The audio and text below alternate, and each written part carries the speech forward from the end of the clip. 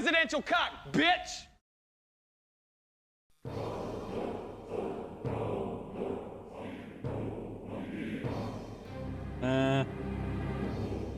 We're back. We're not muted. Claim the microphone's just not connected again. Wonderful. If he's so smart, how come he's dead?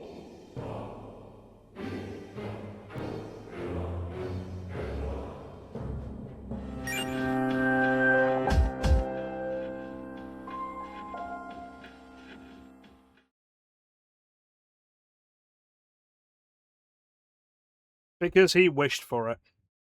Welcome in, guys. Slim, Panda, welcome in. We're back with more Shin Megami Tensei Strange Journey. Let's have a celebratory sound effect.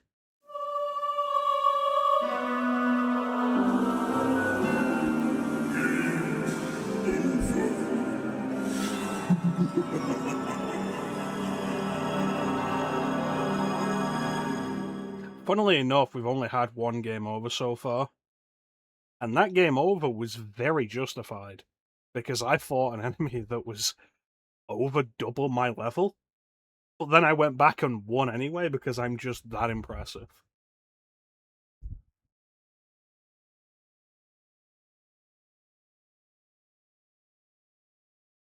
Add it to the list of achievements, accomplishments I've made on this stream over the years. 25 watch stream. Clem, what are you on currently?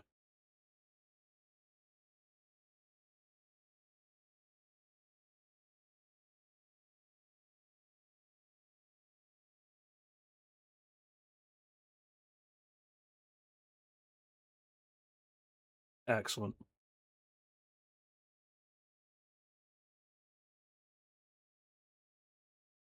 Oh, that reminds me. I should pause the download that is currently being done on Steam.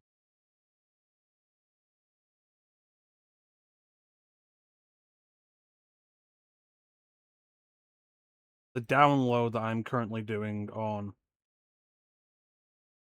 I should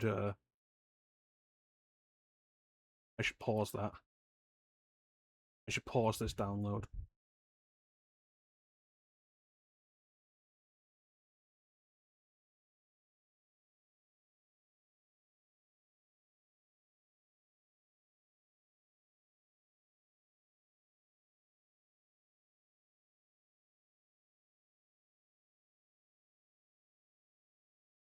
It's actually the second game I've been downloading today. The first one was Cyberpunk. Are we going to do Cyberpunk after this? Who knows?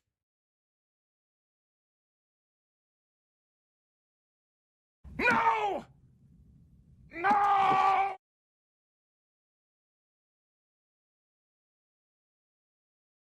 Cyberpunk featuring Clem. I could do Cyberpunk in...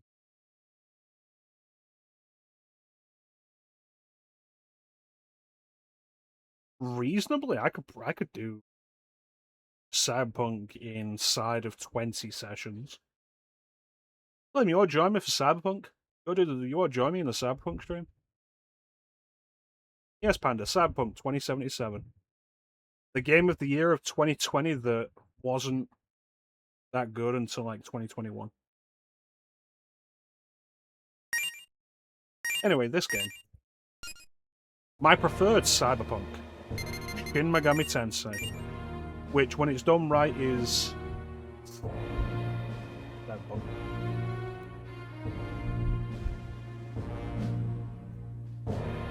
Oh my god, you would be Clemmy Silverhand.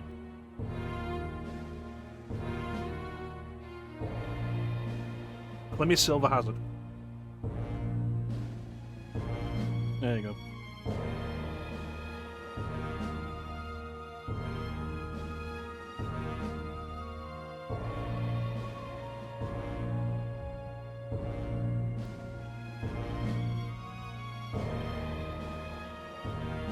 Yeah. We'll talk about this like after stream.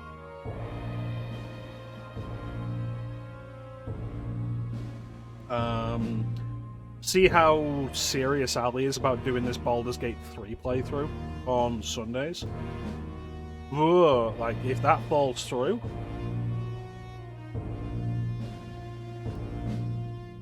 I straightened it because, like, you can actually see what it says. Like, I'm looking at the camera because the camera's bigger on this scene than it usually is. And, like, you can actually see what it says on the top. Shin, Megami, Tensei 2.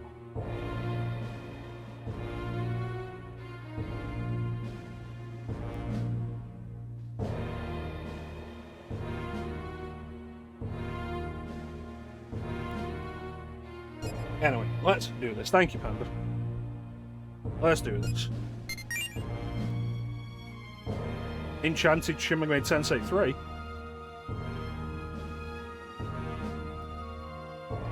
Would I recommend SMT2? Currently, no. Because there's the possibility. Currently, the only way to play SMT2 in English is to play the Aeon Genesis fan translation of the Super Famicom version.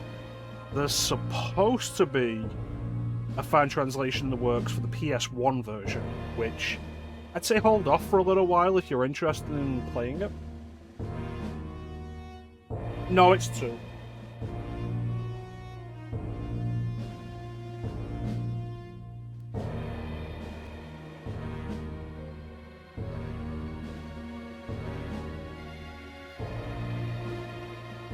Yeah, I would say, like, hold off, because the PS1 version will absolutely be the better way to play it. Just like the PS1 version of SMT1. It's just a better way to experience Shin Megami Tensei 1. For various reasons, mostly quality of life.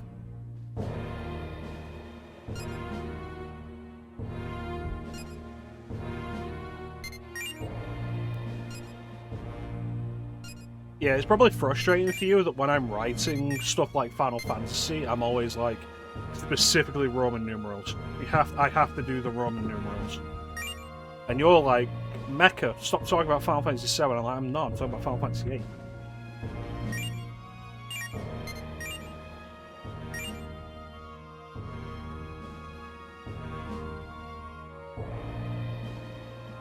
Yeah, like, I would recommend, if you're interested, checking out the PS1 translation of Shin Megami Tensei 1.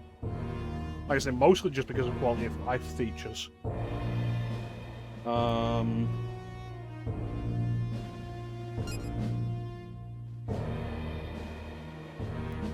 would recommend waiting to see if this fan translation of SMT2 on PS1 goes anywhere.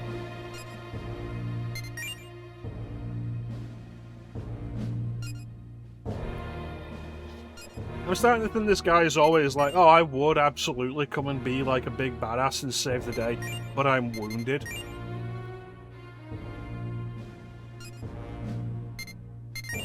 Anything new?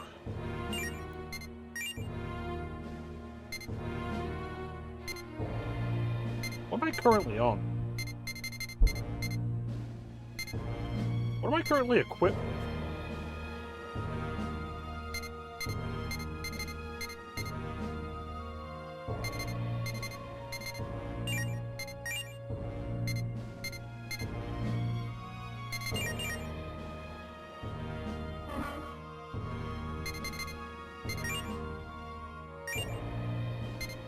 The strike rifle. Why is that? Oh, because it was fire, right. Alright. Because I wanted fire, I remember.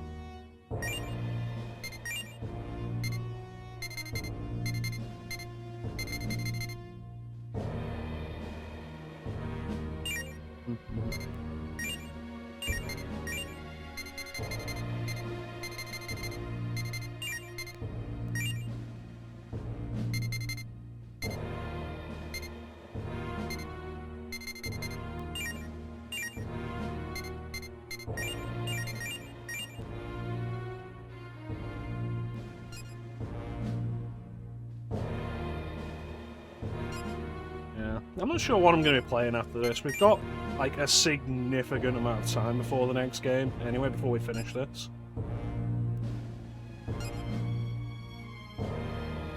I will say I've been kind of eyeing Final Fantasy 13, but I was intending to only do one Final Fantasy this year. Not 13, 13-2. But I was intending to only do the one Final Fantasy this year.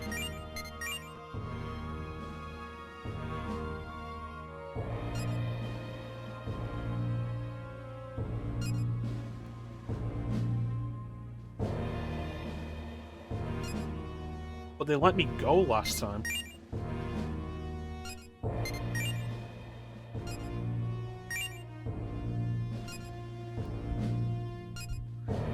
Alright.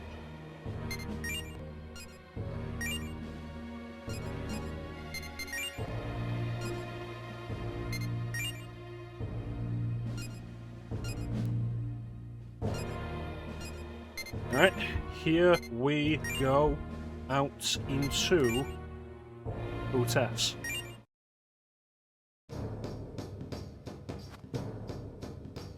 I love having the map just available here.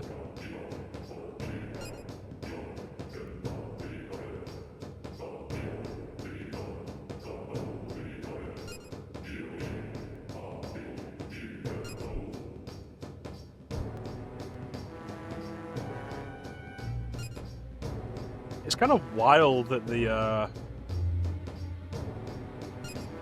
DS didn't get more in the way of dungeon crawlers like this, because so many regular games on the DS just use the second screen for a map anyway, but a dungeon crawler is where it really shines.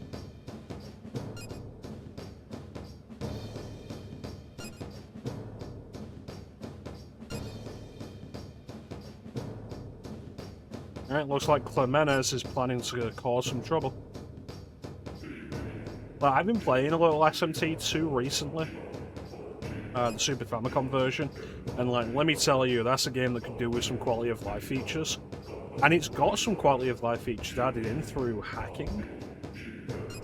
Added into the fan translation. One of which is having the map mapped to the L button, which wasn't originally a thing. So you just press L, and it brings up the map. Prior to that, the map was within 2 menus. You bring up your menu, you go into the comp, and then you look at the auto map. Now you just press L1. Like, having it right here, perfect. Love it. Locked and loaded.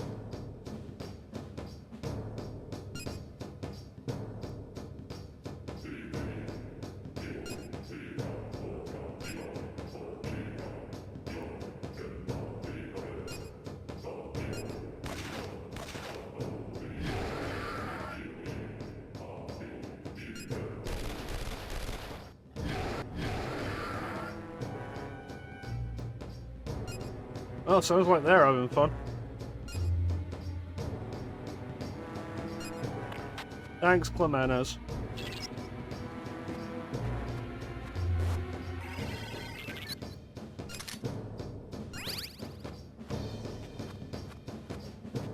Hey, do you have anything for me yet?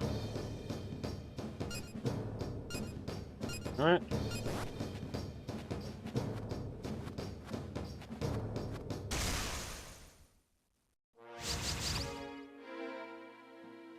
I do have both of these, don't I? Not currently? Oh.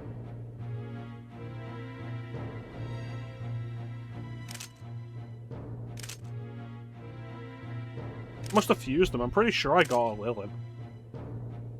Because they're fully analyzed.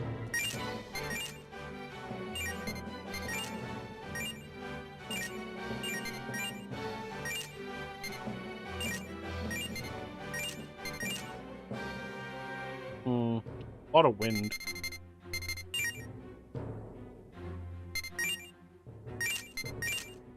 There we go, fire.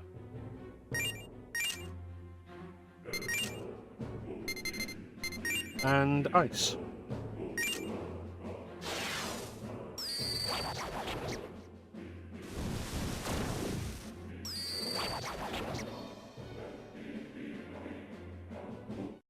Cowards. I hate when enemies run away, because then you don't get the experience from them. man.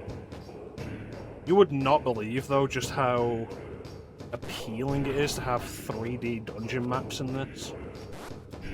Because, like, you go back to the Super Famicom era stuff, and, like, it's cool and it's ahead of its time. But, like, the majority of the screen is taken up by interface stuff to cover up.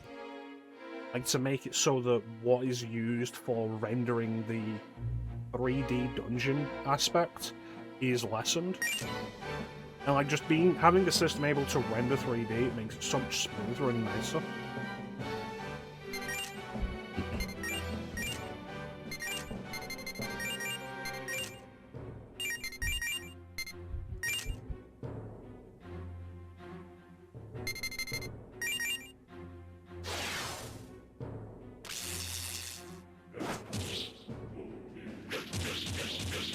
I don't like that.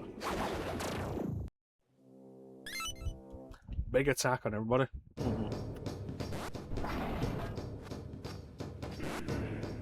Oh, I can't open that.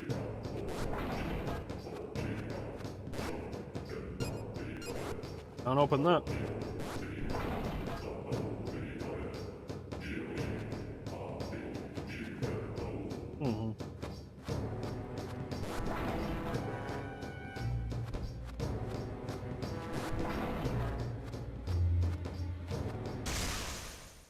Like, it is surprisingly smooth dungeon scrolling as well.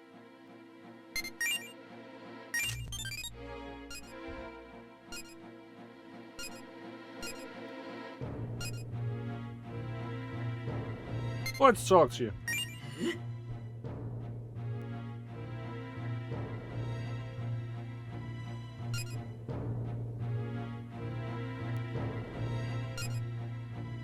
Listen, you stuck-up bitch.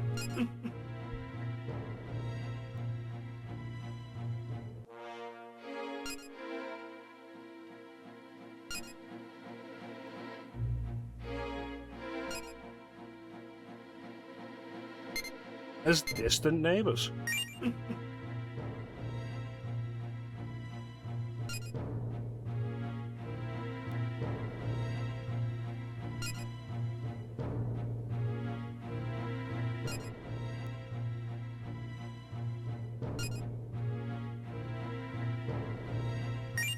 Now let's negotiate. I am a strong enough level.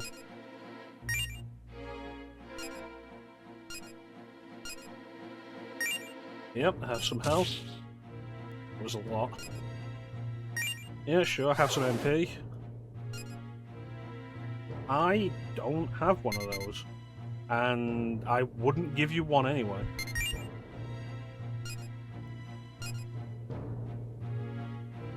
Don't have one of those? I do have one of those. No.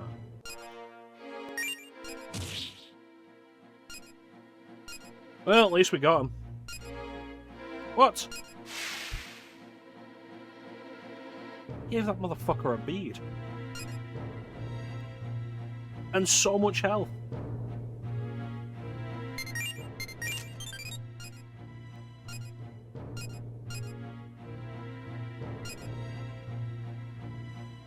A sign from God.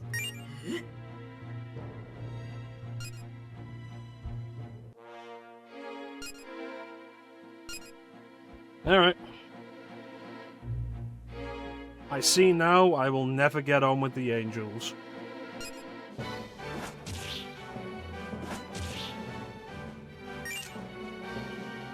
I will always seek to kill.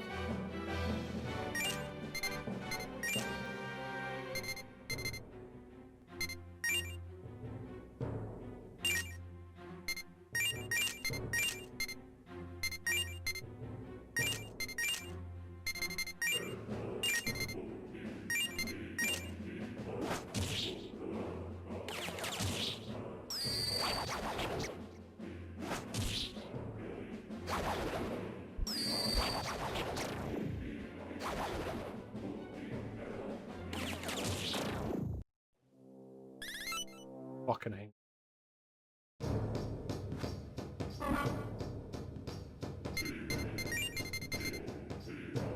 genuinely really annoyed by that.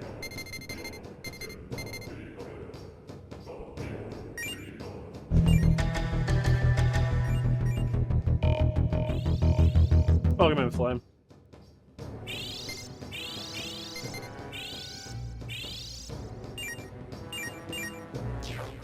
Listen, man. I gave one of those divinities, I gave one of those principalities a bead. And, like, a significant amount of my health. And that motherfucker turned around and said, well, we're not going to be friends, and left. It's not even the health I'm annoyed about, it's the bead. Ooh, a Lanonchi. Didn't look a Lanonchi.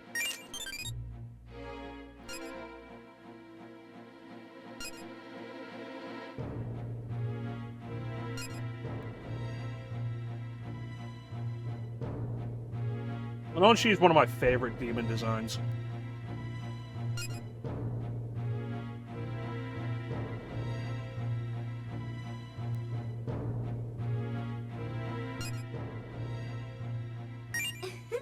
I'm gonna do the Clem thing and move closer because she complimented my muscles.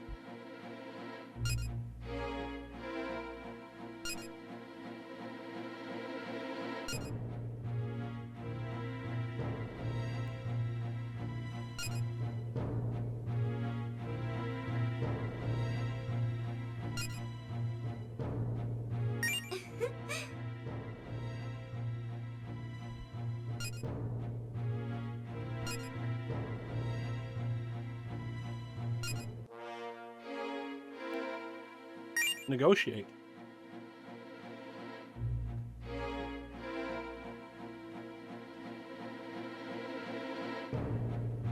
The Lanonchi, of course, is a demon of Irish folklore, I believe.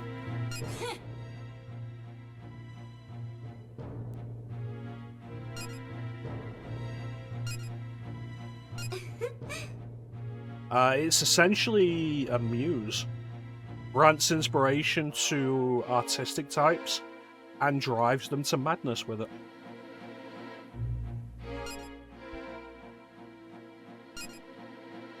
Be my demon.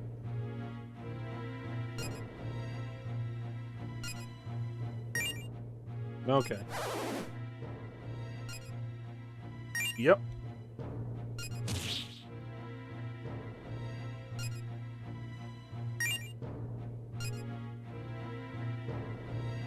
I believe demons will never kill you during negotiations. If negotiations fail and they attack, that's different, but when they take health during negotiations, I don't believe they will ever kill you.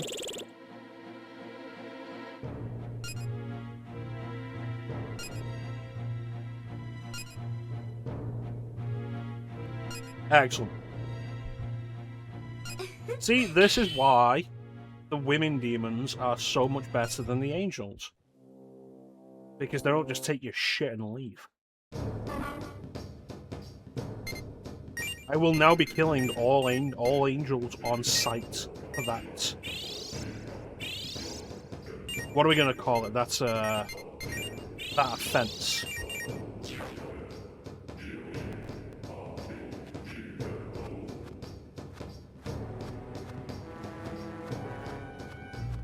How you doing, Flame?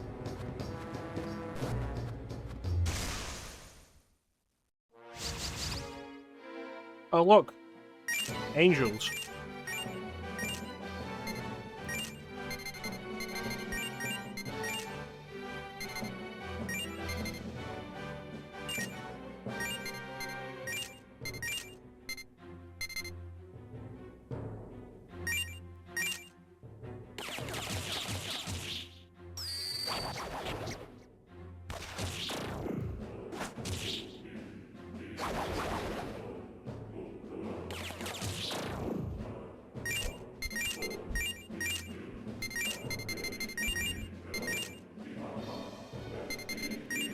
I mean, it's not strong against fire or ice.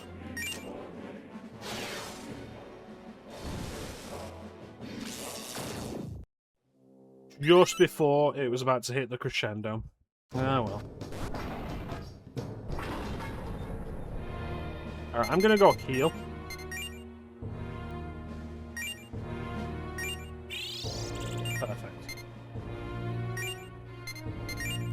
save.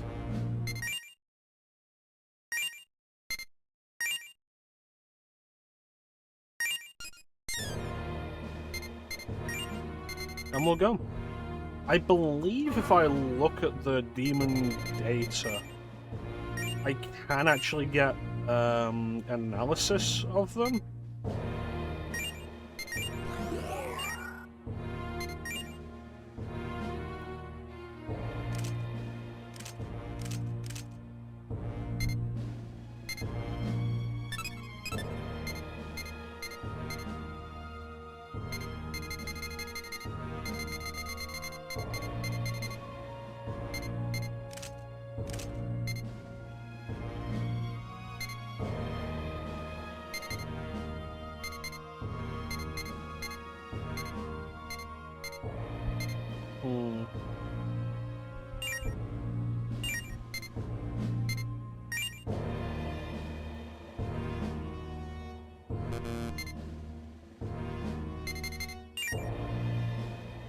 Is that not something I can do in this game?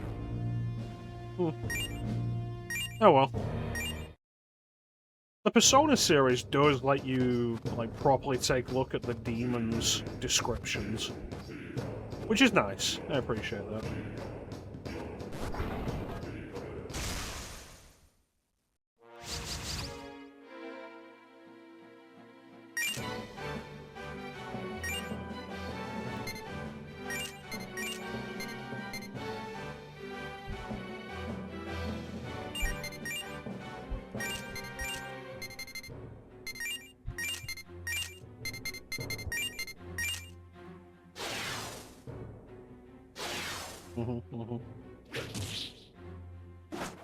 Ooh.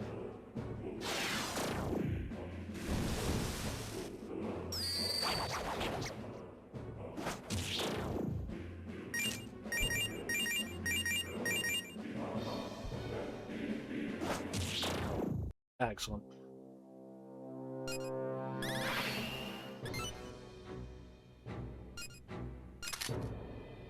Gorilla Stone.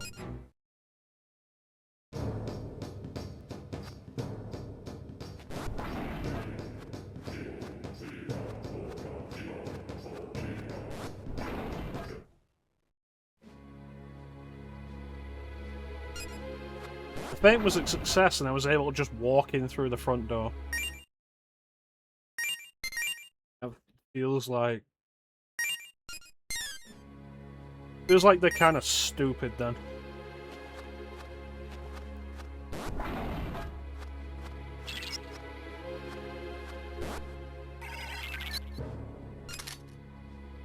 Hold tight. There'll be a point later in the game where I've got, like, way more health and healing functionality, where I will just walk over all of that to get it on the map. But for now...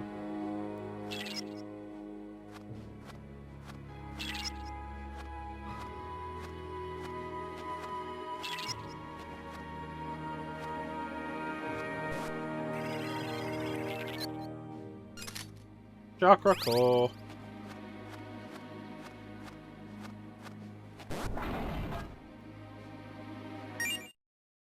Oh, all the demons really are gone. We've had no encounters yet.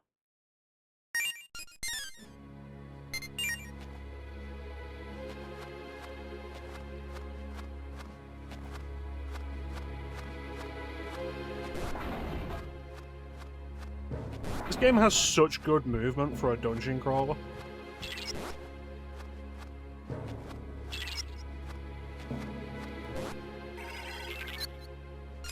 It's so smooth.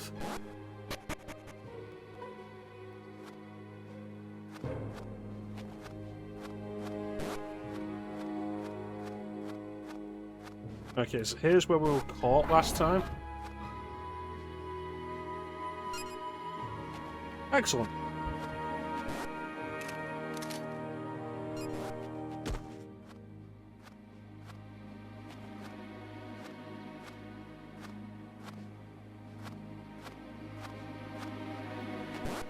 The elevator.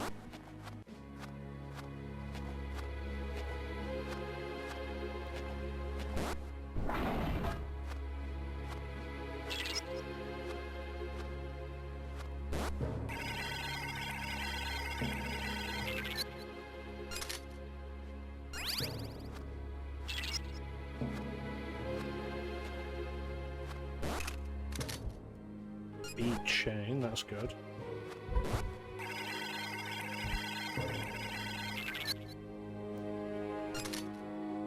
And stairs.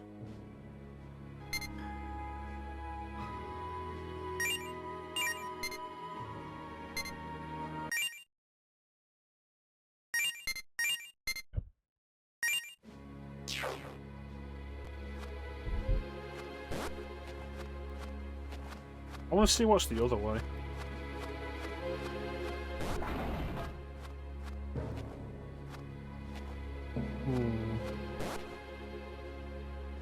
There's something. I think it's more damage tiles beyond that. Let's leave that for the moment.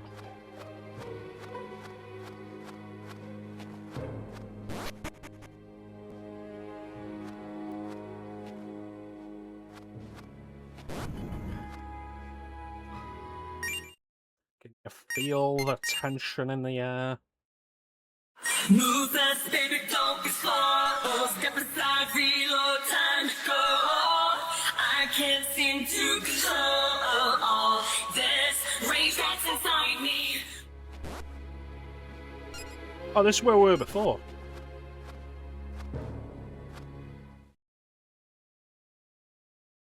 See it on the map. Zelenin.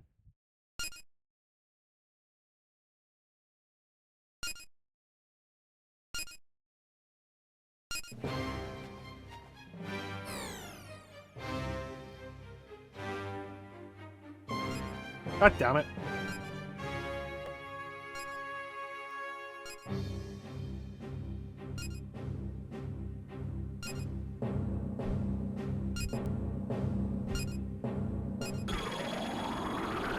Well, this went well.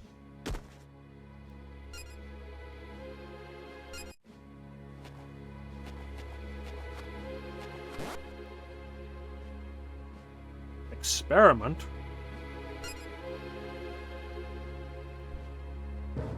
When we cut into his chest, a viscous red liquid came flowing out and he stopped moving.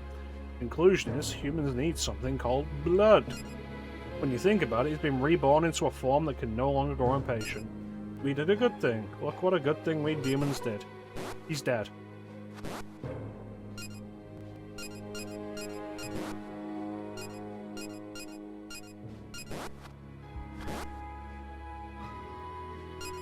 When we covered his mouth, his face turned blue and he started to struggle, but he stopped moving. Our conclusion is, humans need something called oxygen. When you think about it, he's been reborn into a form that can no longer lie. We did a good thing. Look what a good thing we demons did.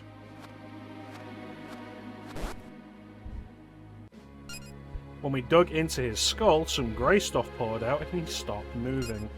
Our conclusion is, humans need something called a brain. When you think about it, he's been born into a form that can no longer feel anxiety. We did a good thing. Look what a good thing we demons did. It's experimentation from a point where they know absolutely nothing about the anatomy. When we made him drink this stuff, brain gunk splattered around and he stopped moving. Our conclusion is these humans have weak stomachs. When you think about it, he's been reborn into a form that can never again complain. We did a good thing. Look what a good thing we demons did.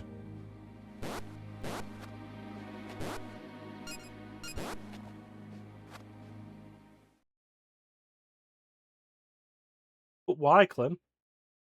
If you were one of these men, they'd kill you simply through the sake of seeing what you're made of and what you can deal with. Can humans live like us? What will happen when we strip them of their weird clothes?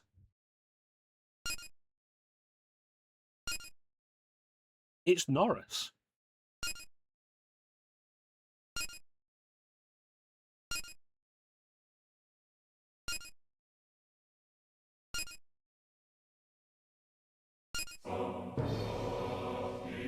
Norris is letting out a silent scream. Gonna save him. I was thrown back.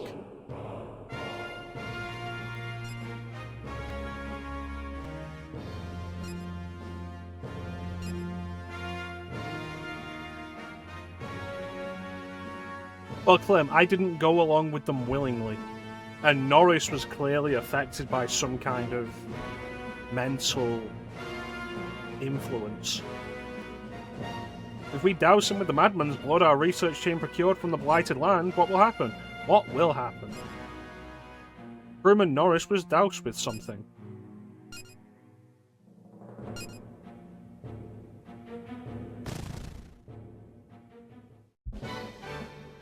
Norris changed into a misshapen horror.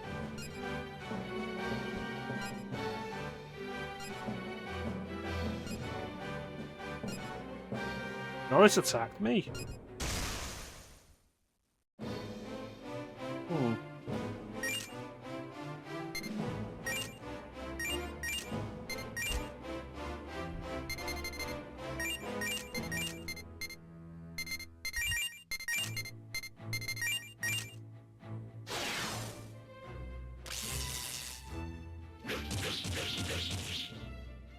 Wish I had giant slice.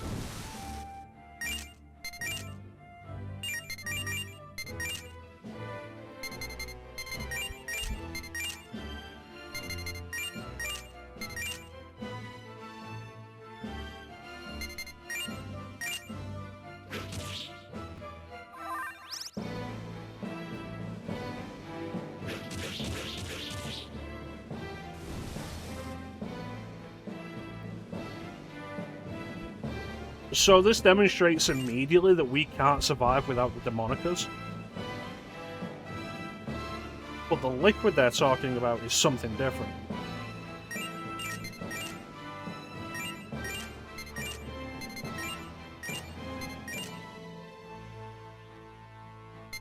I do have Giant Slice. It's worthless against one enemy.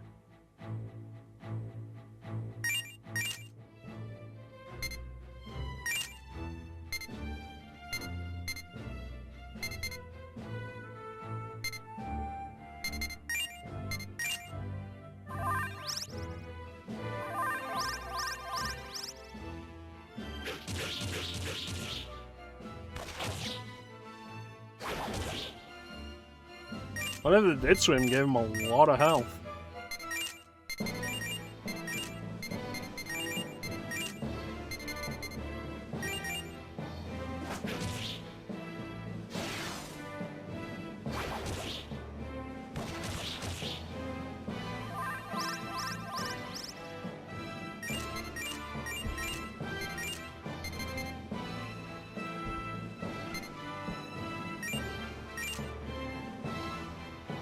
It's really nice that we're at the point now where we've got enough MP to actually use some of it.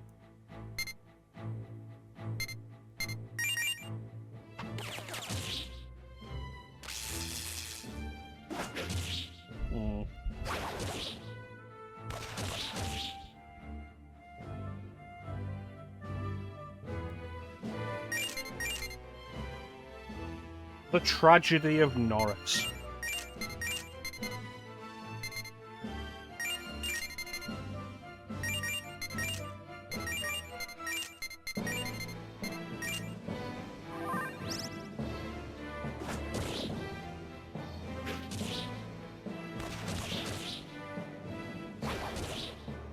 How much health does this guy have?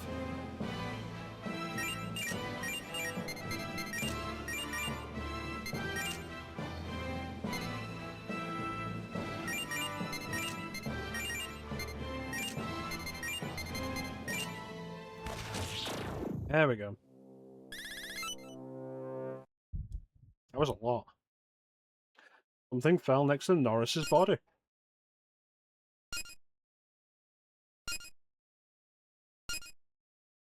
Rock-like thing was taken, and the demon left. That piece of shit.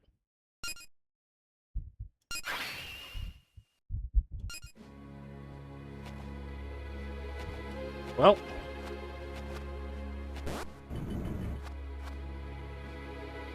That's right, Zelenin. It's me.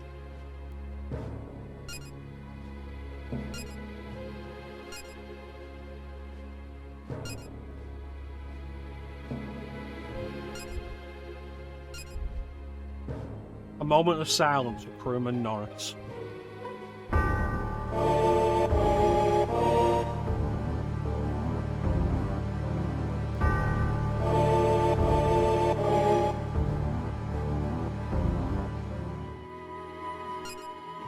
Alright, well, we can't stay silent forever.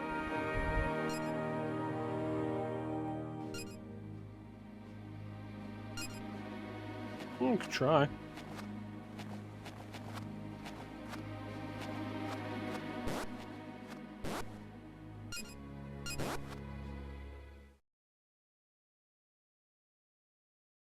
You just stood here the whole time.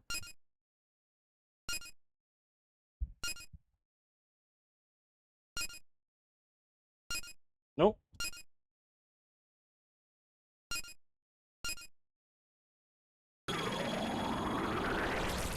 It's an angel, kill it!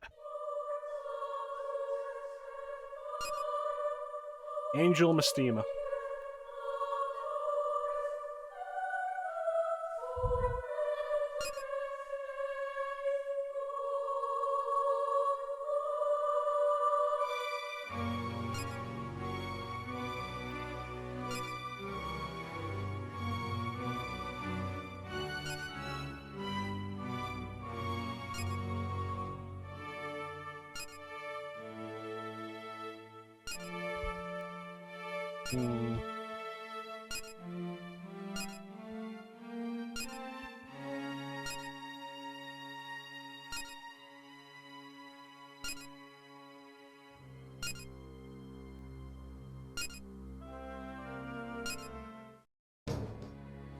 Okay.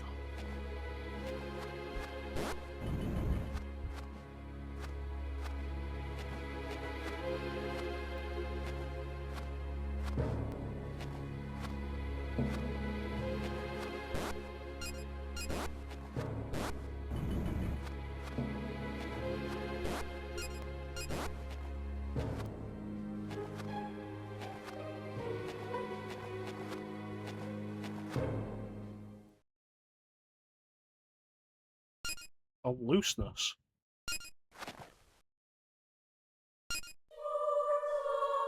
Mistima put his hand on the floor. A lot of energy forms around Mistima's hand. Mistima stuck his hand through the floor.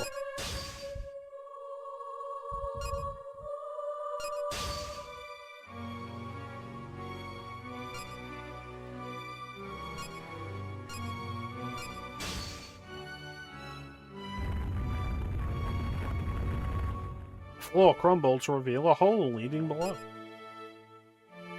Was the floor evil? Is that what you meant by hands to cast out evil?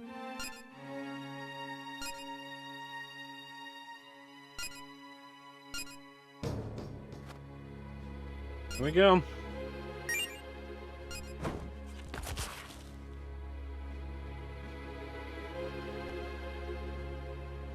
Now where are we? Where did my steamer go?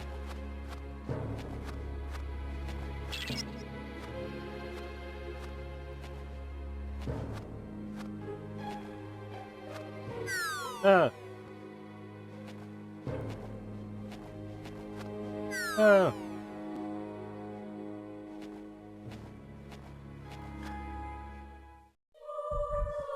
there you are.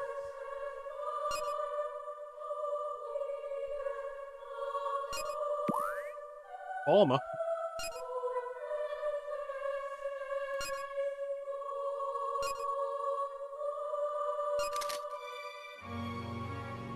Chiasato Mirror. I don't know what that is.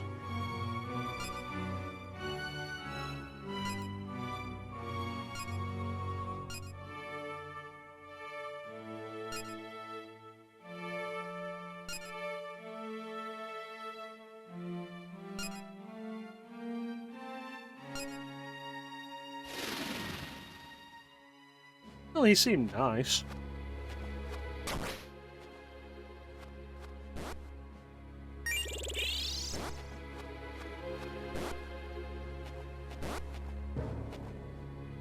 Didn't try to kill us.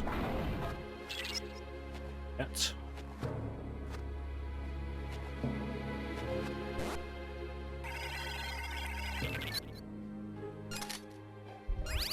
Alright, let's go.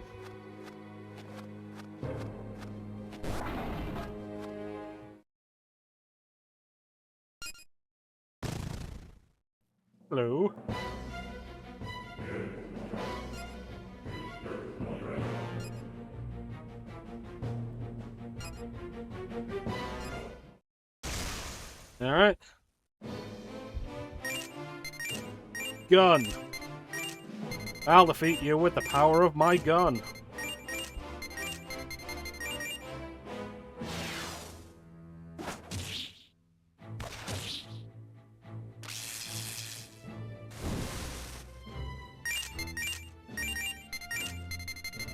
Wind. Try big physical, and I guess just hit him with ice again.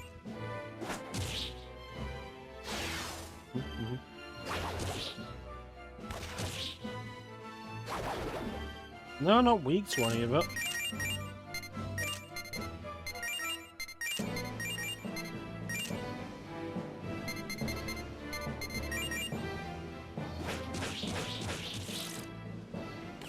You son of a bitch.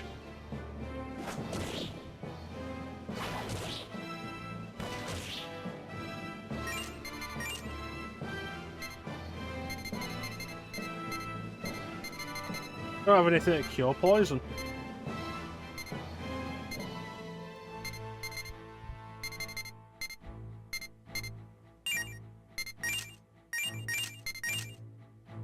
Nope. Nothing to cure poison. That's not ideal.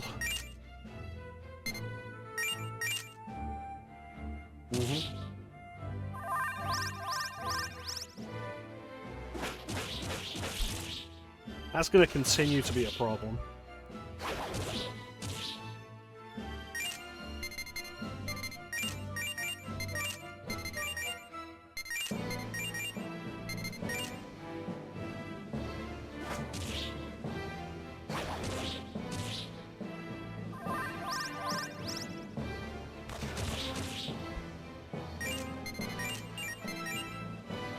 What do we have?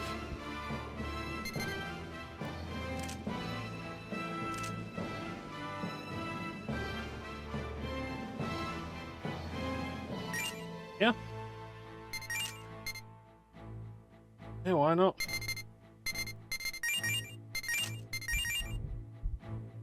Why not, she?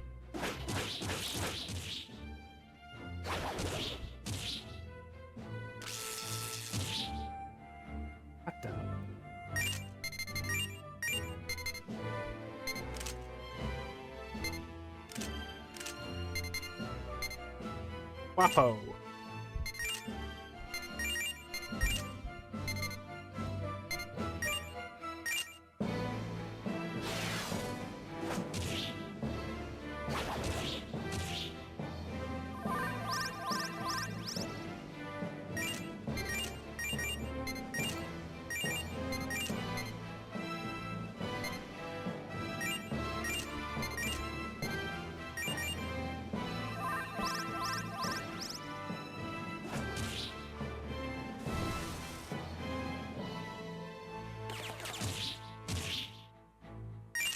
Ideally, you wouldn't miss.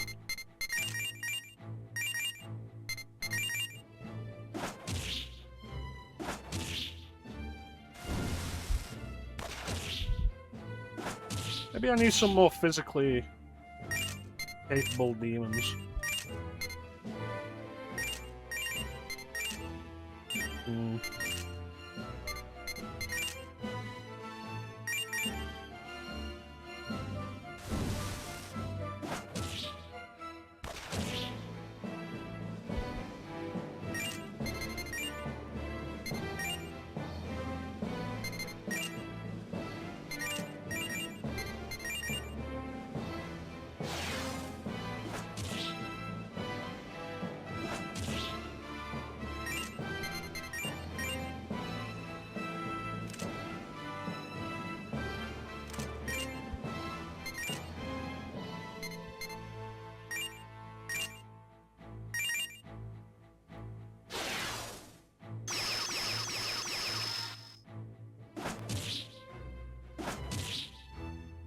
You could die soon, I would take it as a personal favor.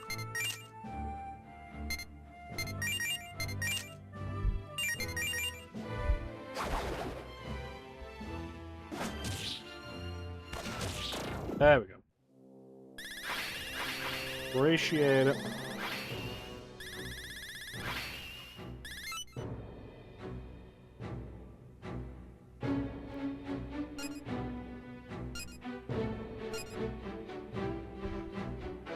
Yeah, go for it. That is so much worse than Bufu.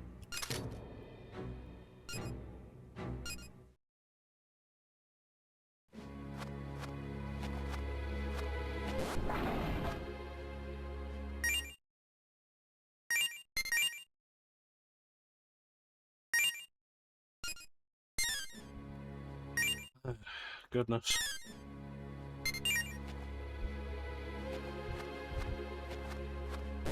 Right, so this is going to be a little dangerous.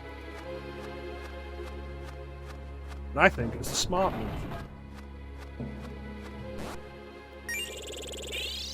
Yep. And now, readjust the entire party. Bam, bam. Hathor comes back.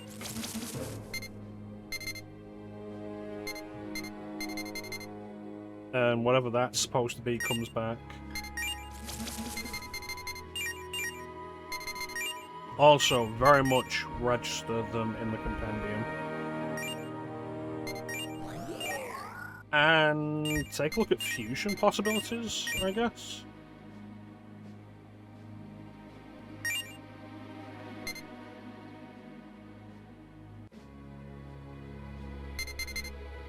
What is Daphne?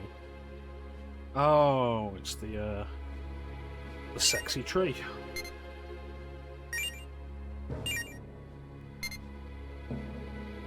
What do you get? You also get the Sunshine.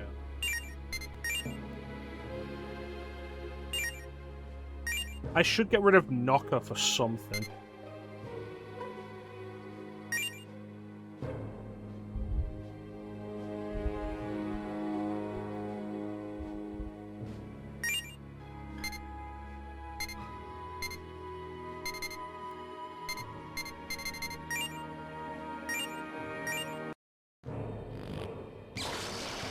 There we go, Earthus.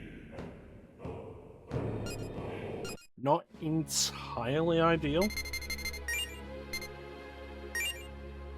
Hmm.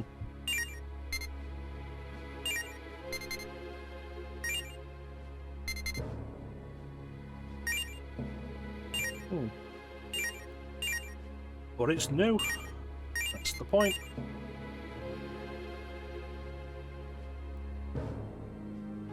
Did I fuse a high pixie? No, because I'm not the level yet. Right, alright. When I do hit level 19, I will want to do that. Want to remember that.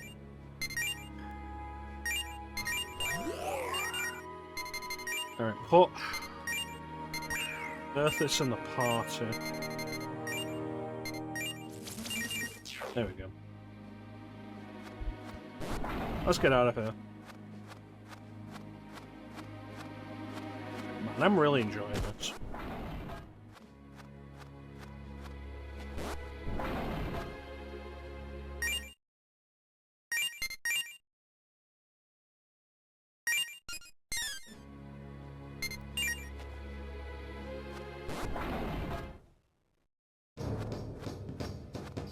Get the fuck out of here.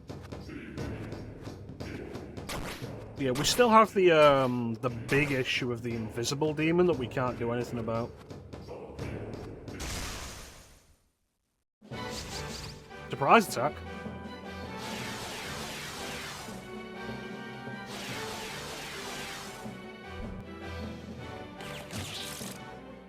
Well, it's a good thing I saved there.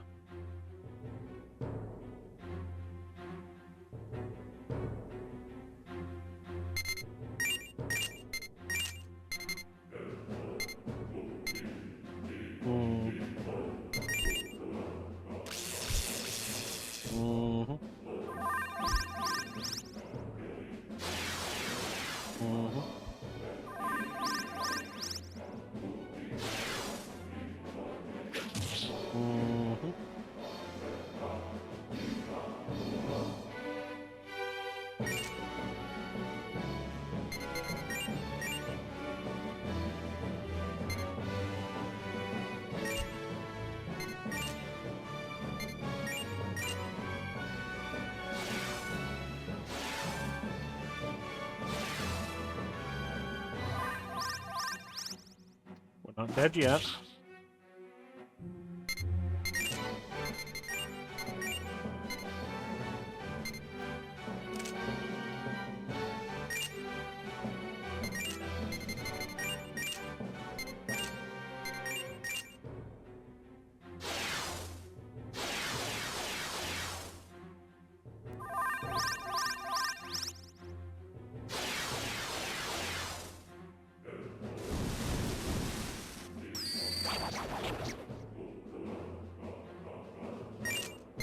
Excellent recovery.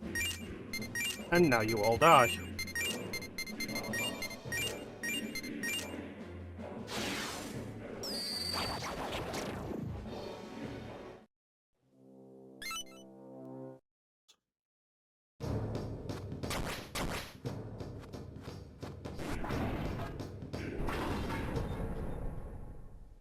Well, I made it back with Zelenin.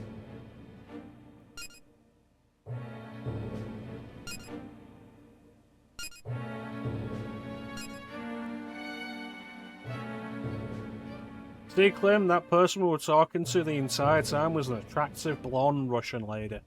Just your type.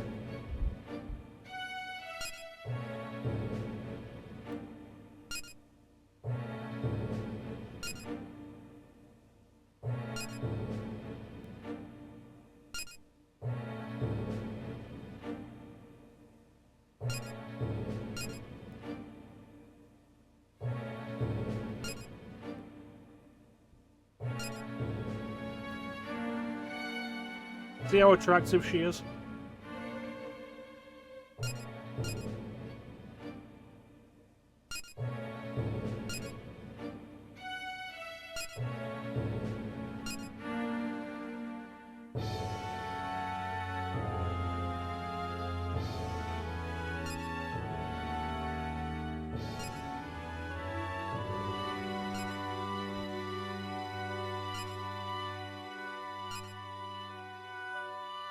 Jimenez, and who's going to represent Zelenin?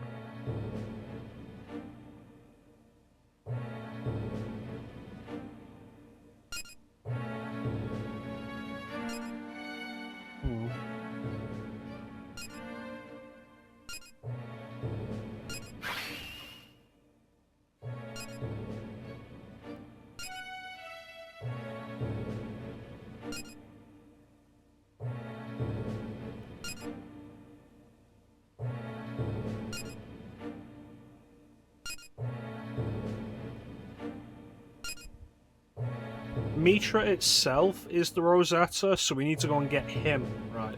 It's like, be consistent with your use of enemy pronouns.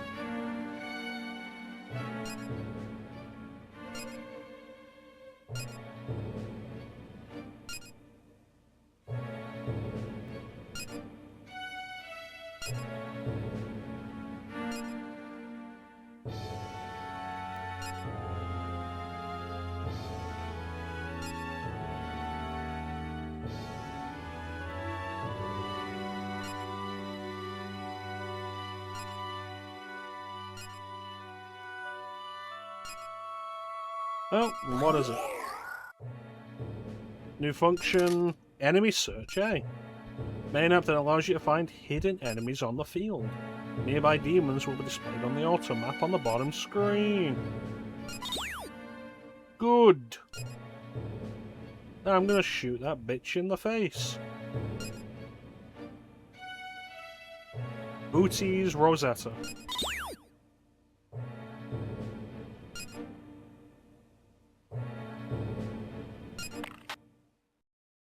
Cool. Can I have like 5 minutes for a smoke break or something? Like, I've also been through a lot, and it feels like I'm doing most of this on my own.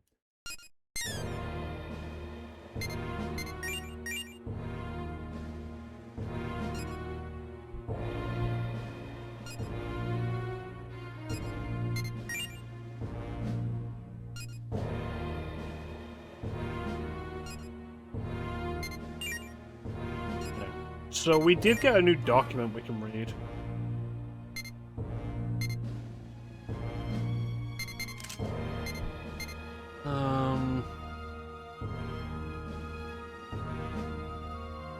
thought I did that.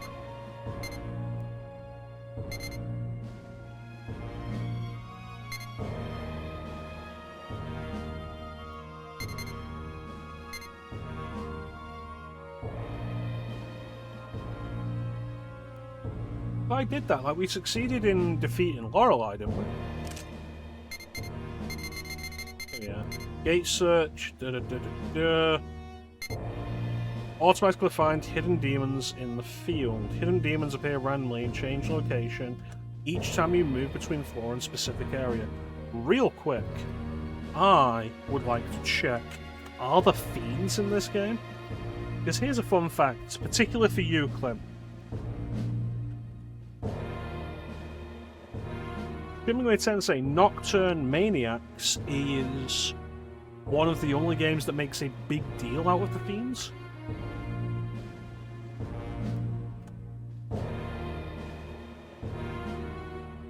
In most SMT games, the fiends are incredibly rare random encounters.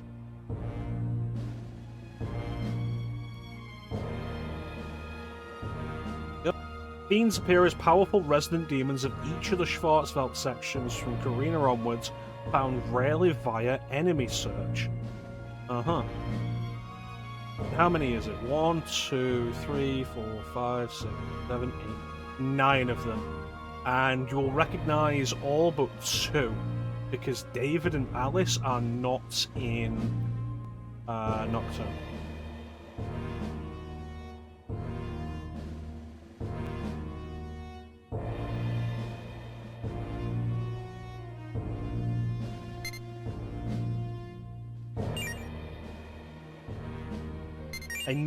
I knew that would be how the fiends are found.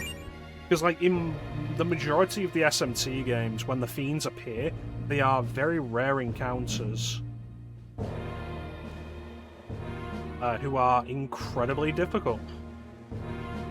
Yes, Alice is essentially Alice in Wonderland. She's a recurring demon in the series.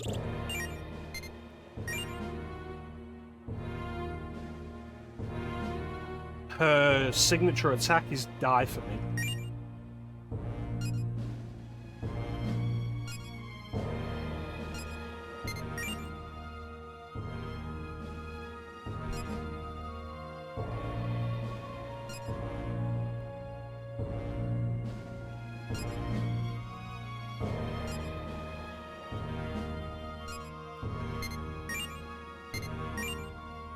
Remember her being amazing?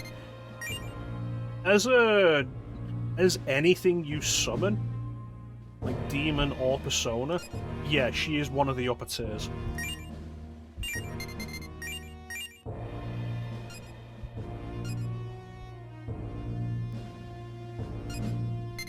And as an enemy to encounter, she is always dangerous.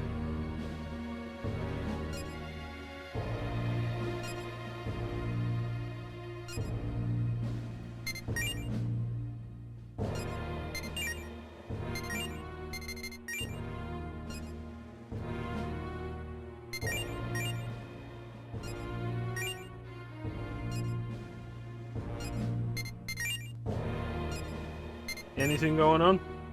Nope. Alright.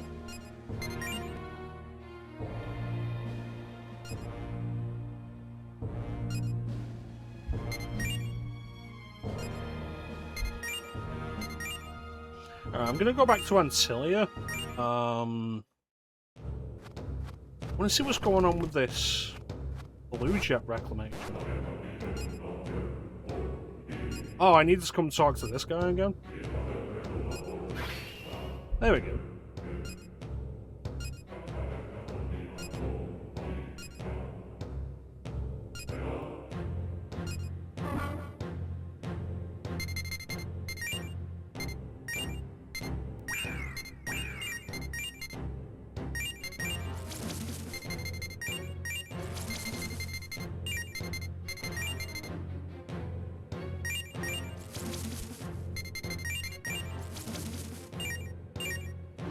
There we go. Yeah, like, I believe in the original SMT, not this way. The fiends are like 1 in 256 chance random encounters on specific spots. And that idea returns in SMT4 as well. Alright. Well. Die.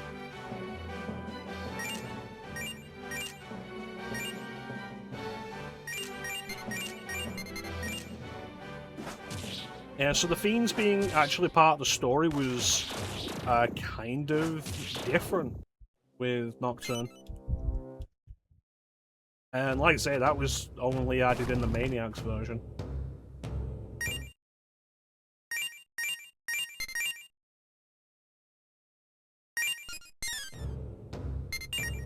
The whole fiends and going for the candelabra did not exist in the original Nocturne release.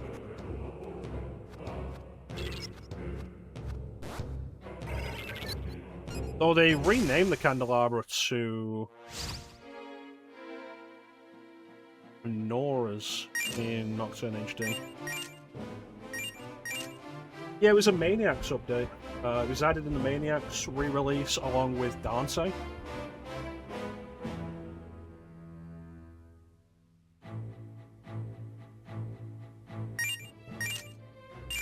I should be hitting this with like various things to test vulnerabilities.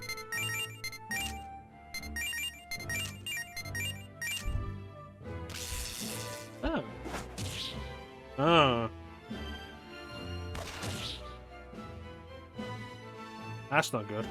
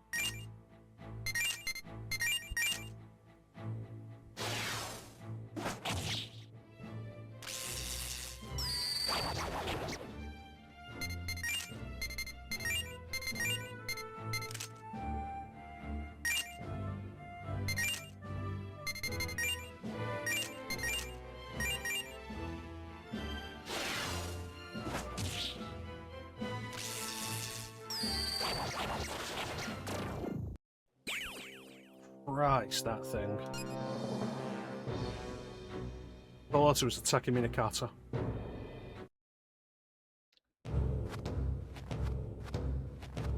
That'd be a lesson to you about just examining random enemies. I am burning through money just on healing right now.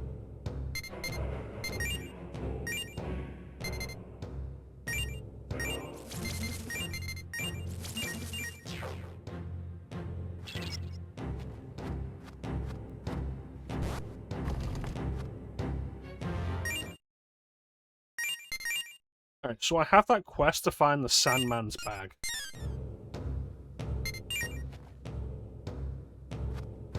And that's somewhere in this sector, so we're just going to look around here for a bit.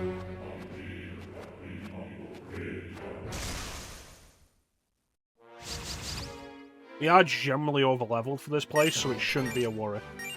That one enemy was an exception. That's an enemy. Because it's an enemy you only find through enemy search, it's an enemy that you couldn't even encounter until now. So...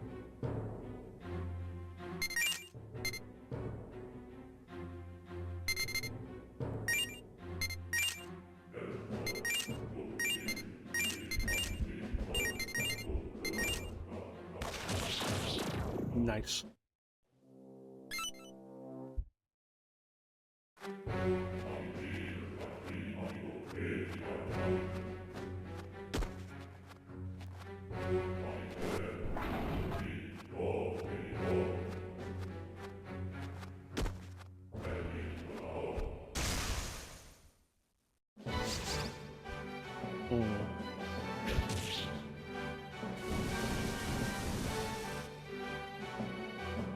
One of you guys want to talk to me?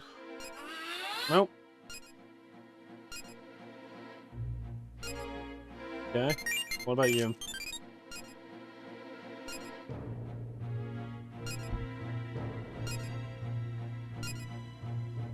It's supposed to be in battle.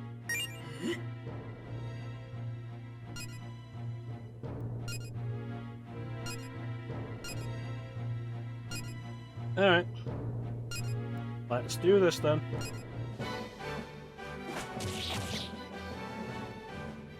Now you have annoyed me.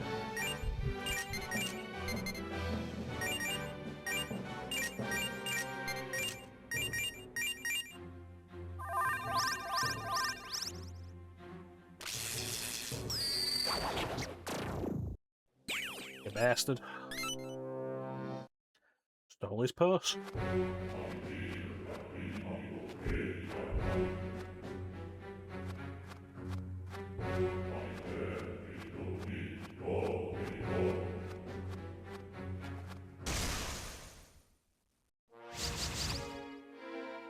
I already got you guys. Nobody has ice on my team now.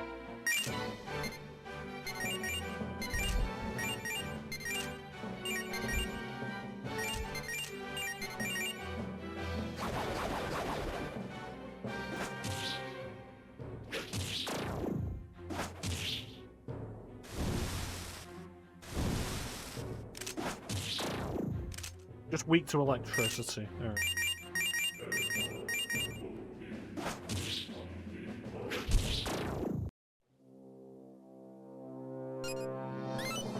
Perfect.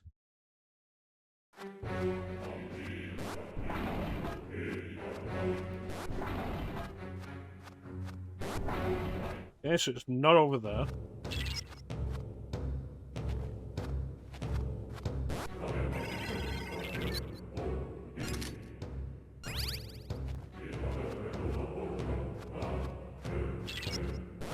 Have a quick heal. Because we're probably going to regret going to this enemy encounter.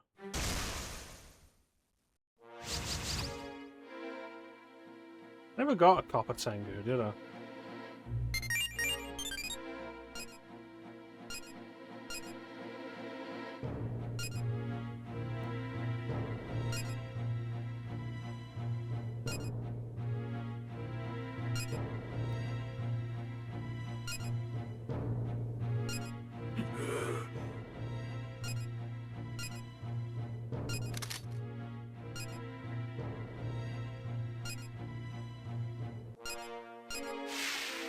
Alright. Well, that's something.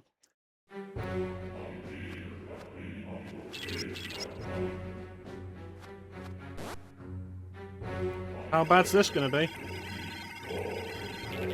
Oh god, it's one of these guys again.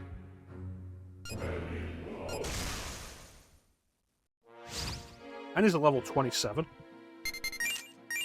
Oh no.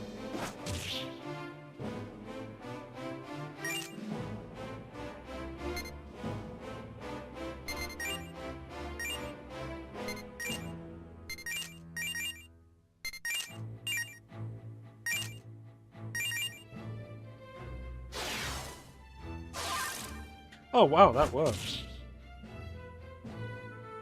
Why would you miss with that?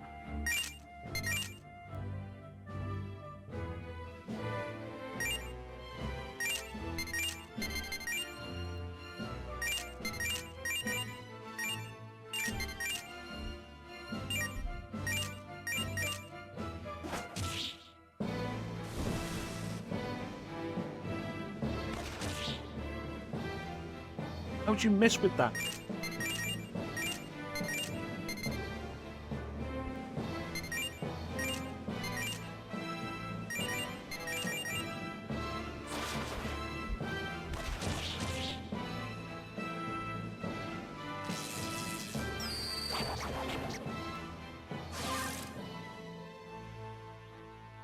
Phew.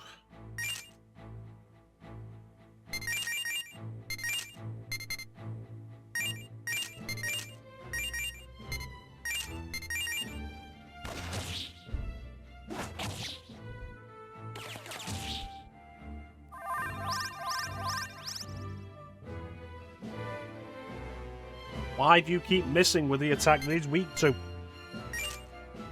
It's be done by now.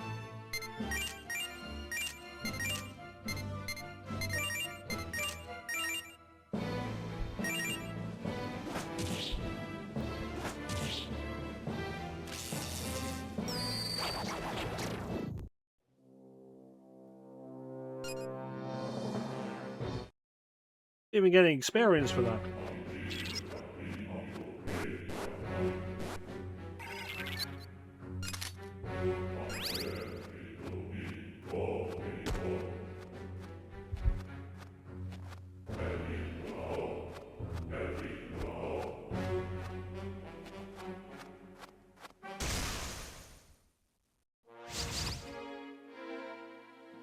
Let's try talking to this guy again.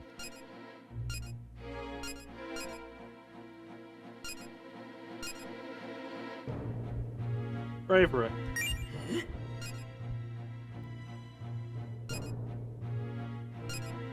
Well, you can talk all the shit you want. I'm still gonna put you into the ground.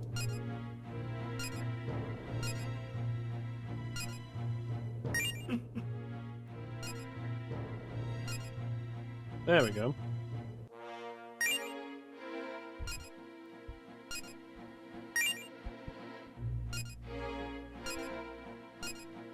No. I guess. Sure.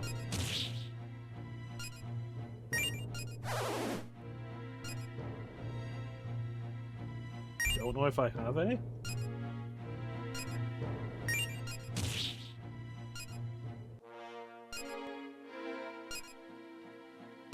Excellent.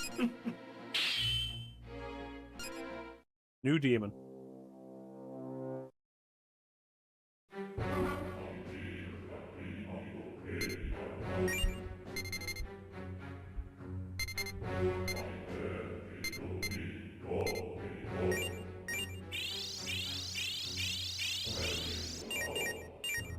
Let's summon it straight into the party so we can try and level up.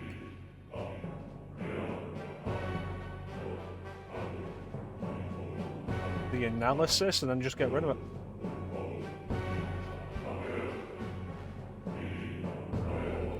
Fallen milk them.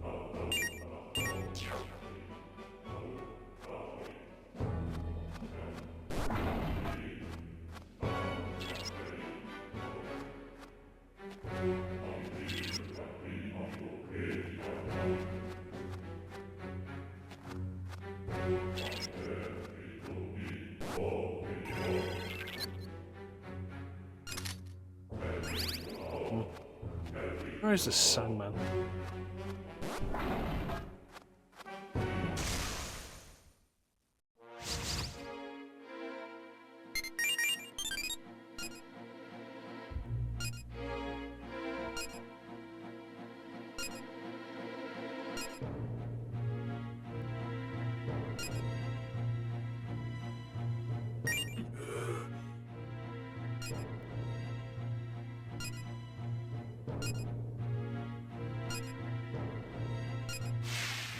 Alright, try with the other.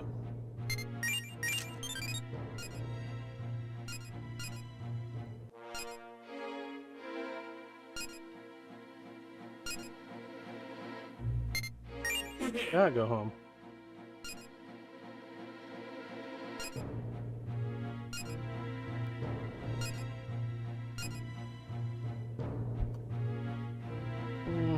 Clear leader.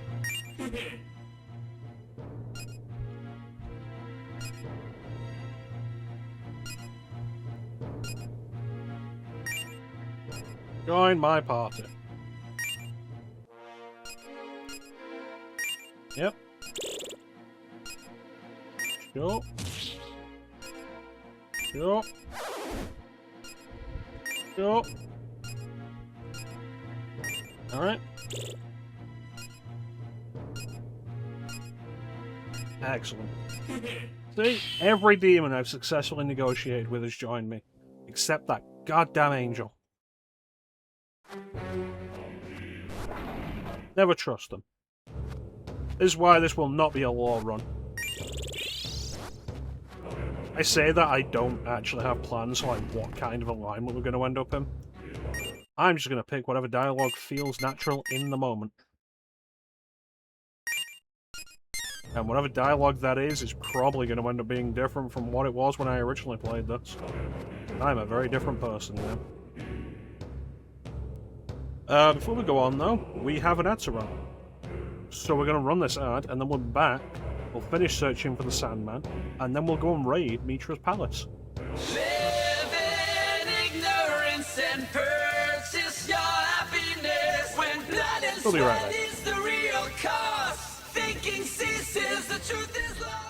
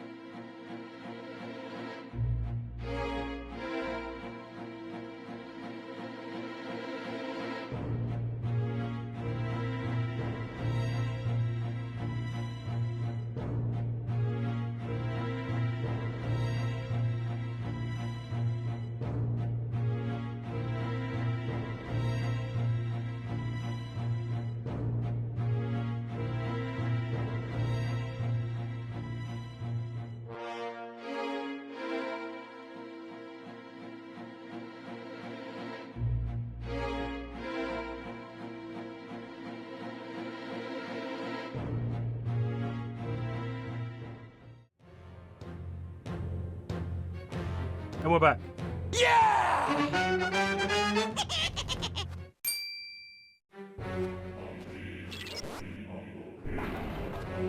Is this going to be the same enemy? I don't want to deal with that.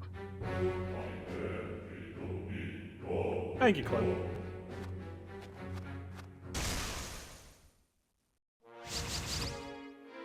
Oni... I did not recruit you.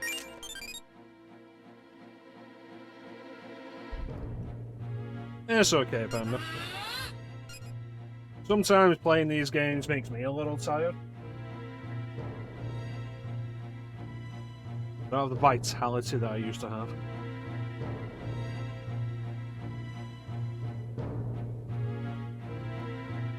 I take all my energy and I focus it into the stream. So I play the games I want to play during the stream where I won't be tired and fall asleep.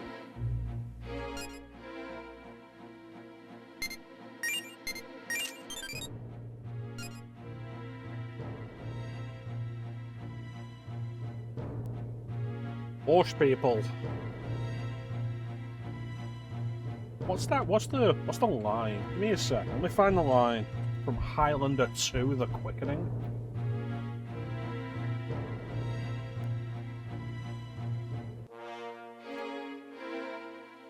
There you go.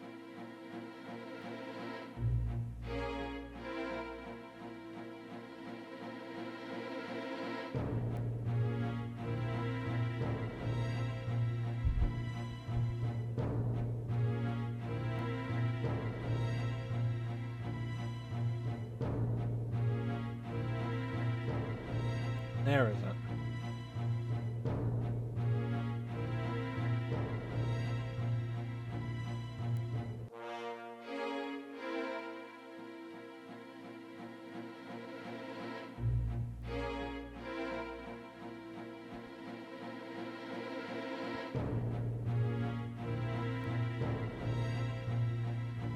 Give me a second.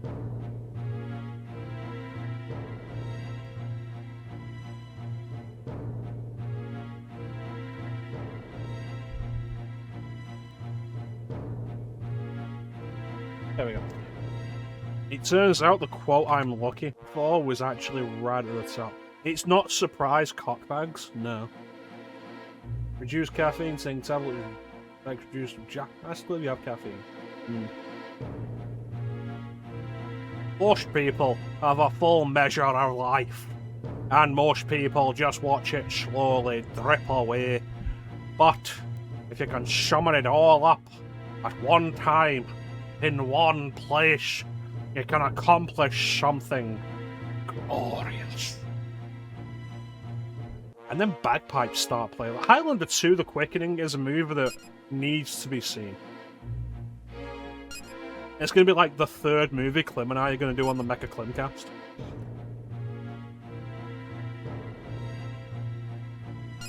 The really tragic thing is, like, you can't really get the original release of Highlander 2 anymore. It was only released on VHS. Every subsequent release, including the DVD release and later VHS releases, are edited to remove any mention of aliens.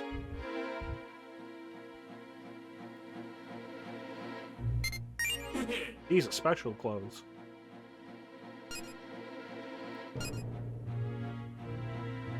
Really?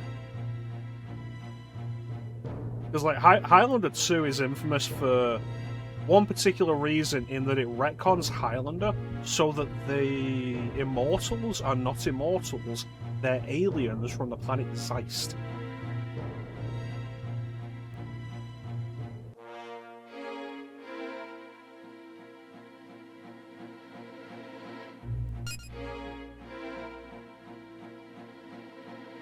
The whole thing's kind of wild, and the craziest thing is to learn that it was directed by the same person who directed the first movie. I think Highlander 2 might be one of the first examples of a big-budget movie that was completely ignored by its sequels. Because, like, Highlander 3 completely ignores it.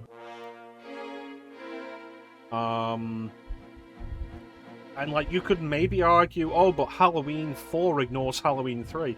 But Halloween 3 was completely separate to begin with. It didn't really matter to the continuity.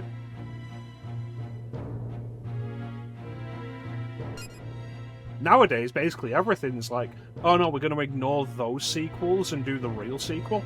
Halloween did it multiple times. Because, like, there's Halloween and Halloween 2, and then Halloween 4, and Halloween 5, Halloween 6. And then Halloween H2O ignores Halloween's 4, 5, and 6, and then had its own sequel with Halloween Resurrection.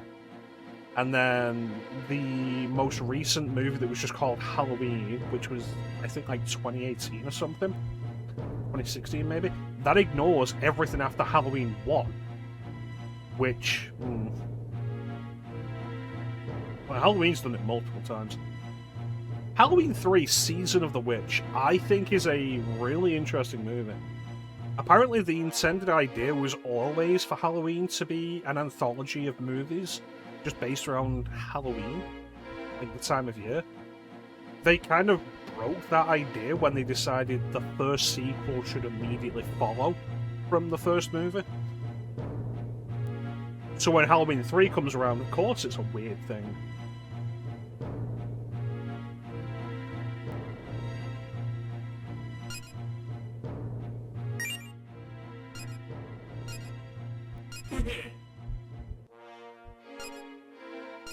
Oh, sweet. Free demon.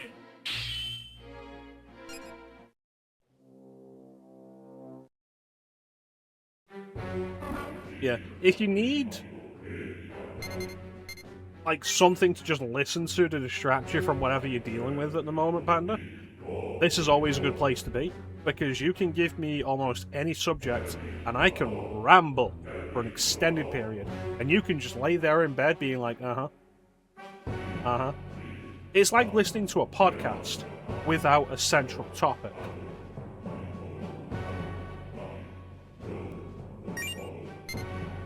Okay, are we done yet? No. Yes. No. Okay, so we'll summon Copper Tengu and get rid of Earthos. Talk about your bowling career. Clem has no bowling career.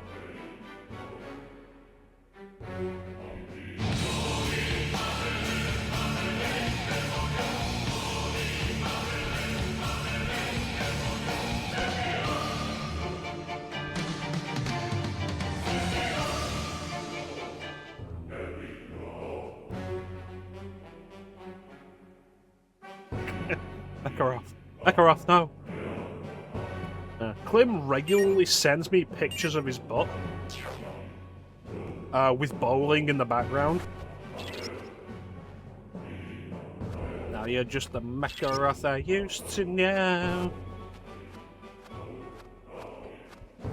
In the last year, he has finally achieved his dream of bowling a 300 game, which is a perfect game. For those who don't know, the 300 game in bowling is a perfect run, where you get a strike every single time. And he has done that twice in the last year. After many years of trying, he has achieved it twice in the space of a year.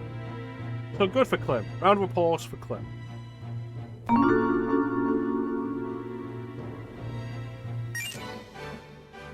He continues to send me pictures of his butt, which he assures me are not specifically about looking at his butt, but about watching his bowling form. I don't quite believe him, but, you know, sometimes you just have to take people at their word.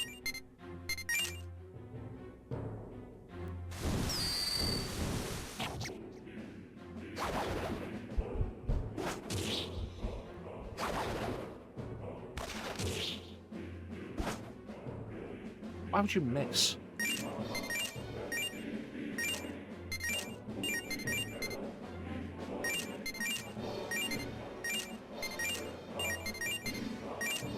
Ba, ba, ba. Ba, ba, ba, ba, ba. Ba, ba, ba, ba. Ba, ba, ba, ba, ba. Ba, ba, ba, ba, ba. We have fully analysed the Lenon sheet, and we know for a fact, without a doubt, absolutely, no question about it, she is not wearing a bra.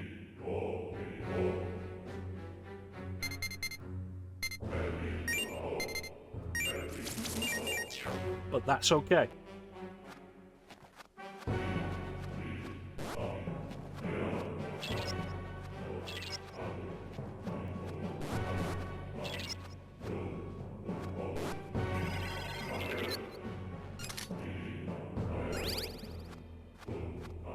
Oh, goodness.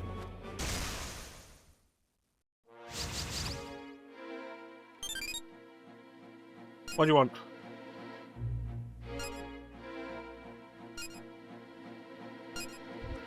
Yeah, come join my party. Well, you thought you were smart there, didn't you? But guess what?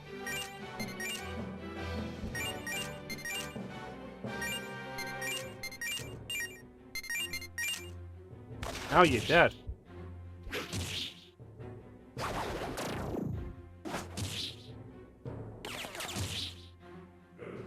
Well, Copper Tengu went down immediately.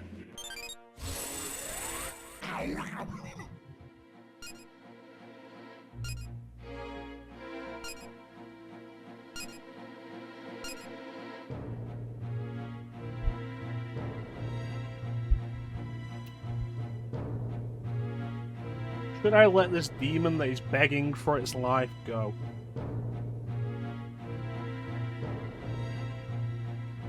What should I do? We'll let the soundboard decide. I'm going to press the random sound button, and if I determine it to be a positive sound, we'll let this guy go. If I determine it to be a negative sound, we will kill this thing where it stands, where it hovers.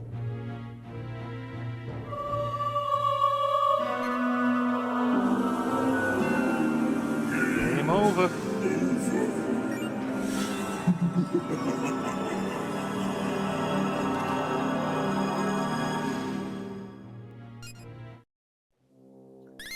I got a revival bead out of it.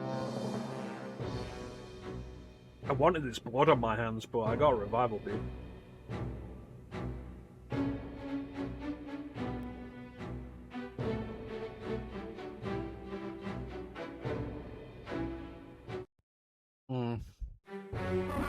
So yeah, I've been thinking about like movies that would be interesting to watch for the sake of like discussion, and like boy, most of them are from the 80s.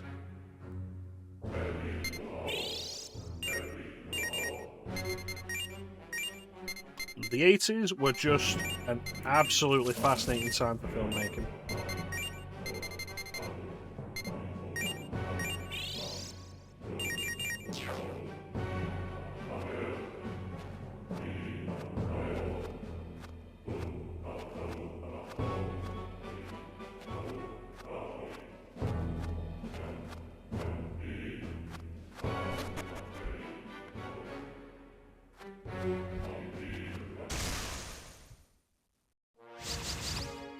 Oh, there we go. There's a Sandman. Will this be what we want?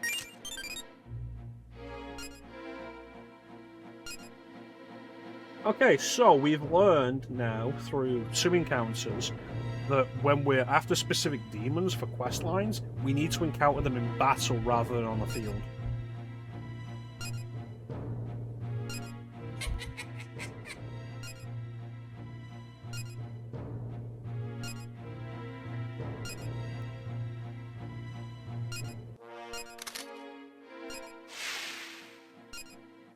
Alright, let's go back then.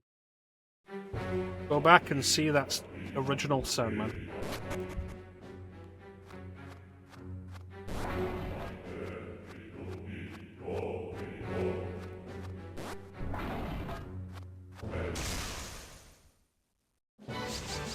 Surprise attack. Not shooting the guy that's weak to gunfire. Gonna shoot you.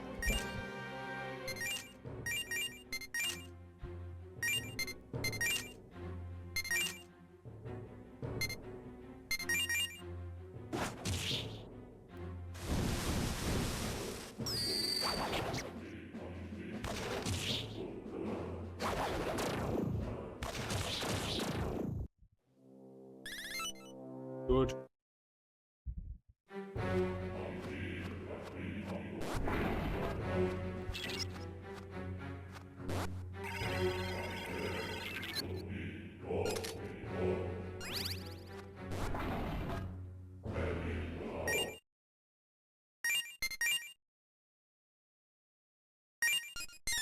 Maybe we'll talk about it when like we're done with this game, but like I did have the list of RPGs I was gonna do for the year. I was intended to go through. And like I will probably still do a bunch of them. But moving away from that list has been like really good for me.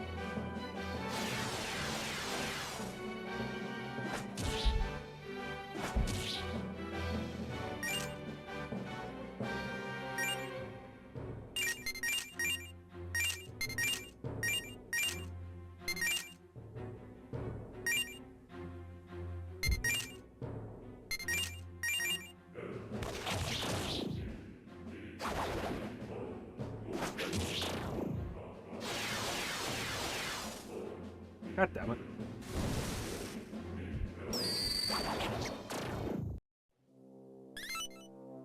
And, like, deciding to just do, like, whatever,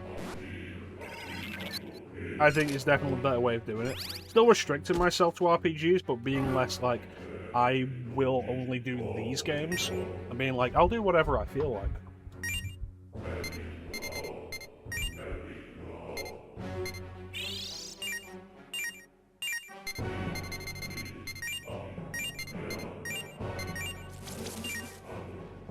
Ever RPGs I feel like. Here I am playing Strange Journey, and I'm enjoying it generally.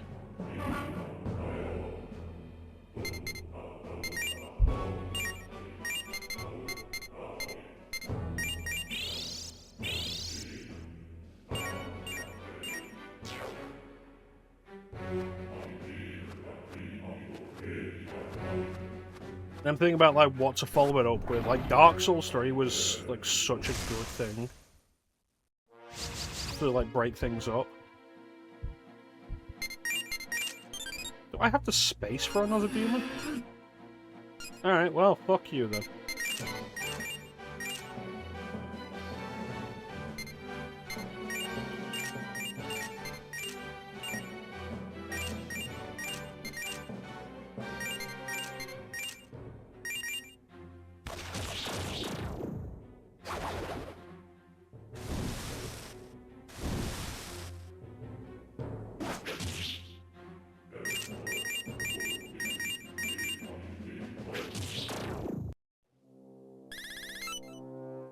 And, like, there is stuff that I still want to do off that list. Like, we spent so long talking about the possibility of doing Dragon Age that, like, I want to do that. And then that could be another game. I could be like, Ali, I did Dragon Age, and you said you were going to be there, and you were never there.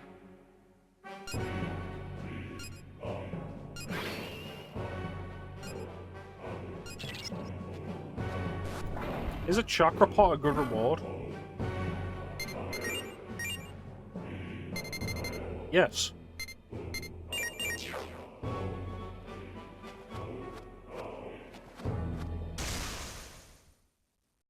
And what else? I do want to do Alpha Protocol and Live a Live. They were both on the list. I'm not super fond of this angel design. They replaced the leather straps with what looks like cloth. It's mostly the same design as previous SMT games, like in Nocturne, but they replaced the leather straps with what looks like cloth. And I think visually it's definitely less striking. I feel like the black on the skin tone is a more striking contrast of colours rather than the blue, and like as well as the blue wings rather than the white wings.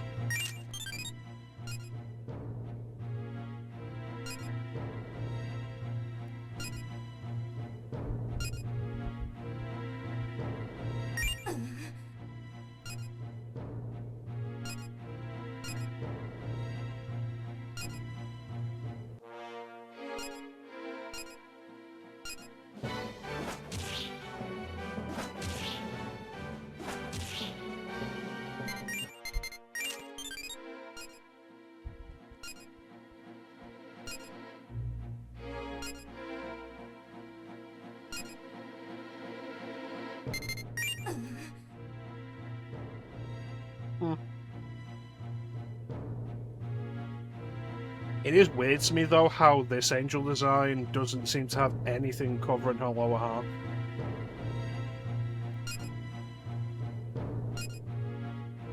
Possibly because, like, it's just a 2D sprite that you would never get to see from a different angle, unlike the PS2 games where it's a full 3D model.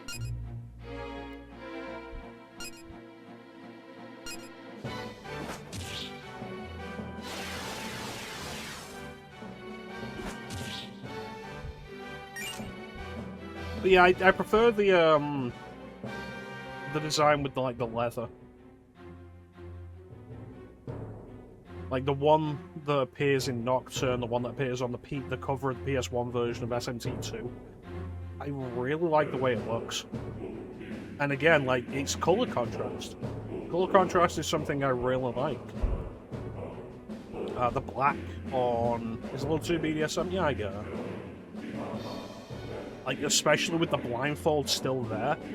Like, the black on the pale skin and, like, the pure white wings, I think just stands out better. They're gonna die now, though.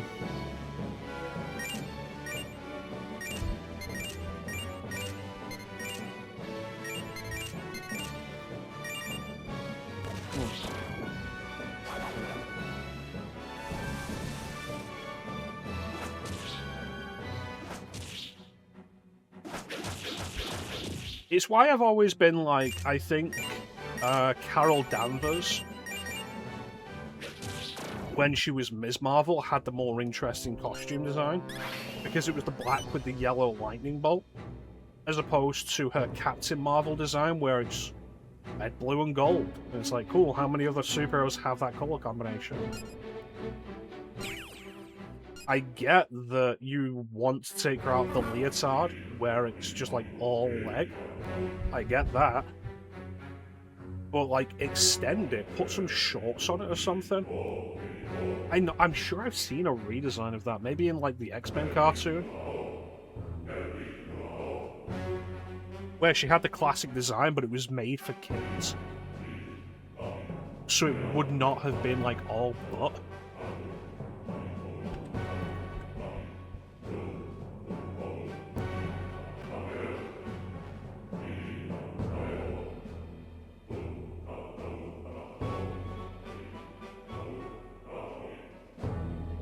No, that's the classic comic design. With some, very, very tall boots. I wonder where I saw that one then, with like, the shorts? I don't know, but like black and gold. It's like when I did, I basically feel like I have to defend myself against accusations of being into the fan service. Which historically I've never really cared about.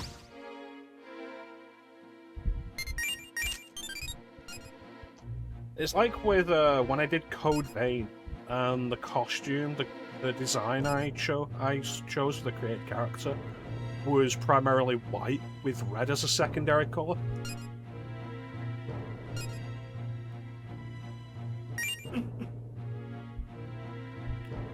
It's like the contrast of white and red. I thought was really cool. Especially with white as the primary colour.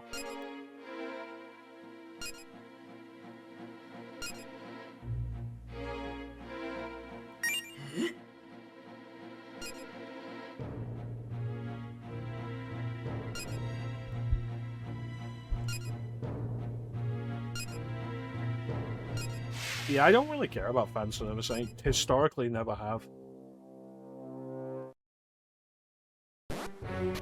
Like, I'll play up a joke a bunch if I think it's funny.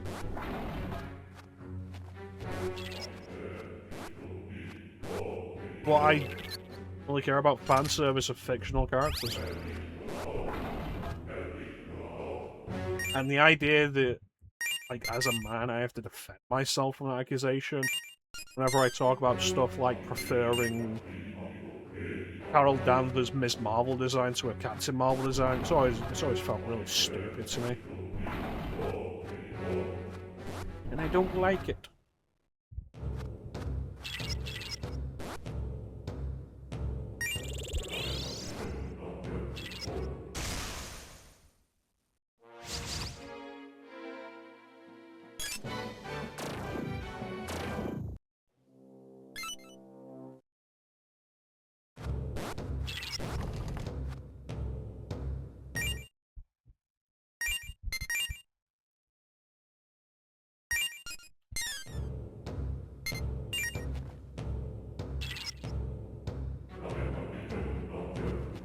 There are just some aspects of comic book design I think look better than others.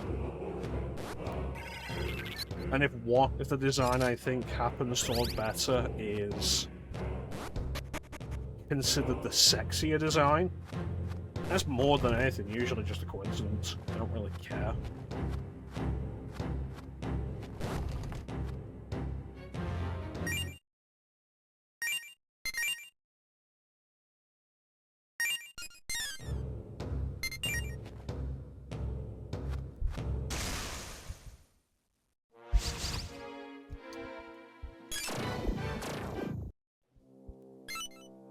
I'm thinking about that Catwoman design that Tensei had for The Long Halloween and Dark Victory. Which had like a cowl with a really strong nose. Which was curious, but it's grown on me over the years, that design.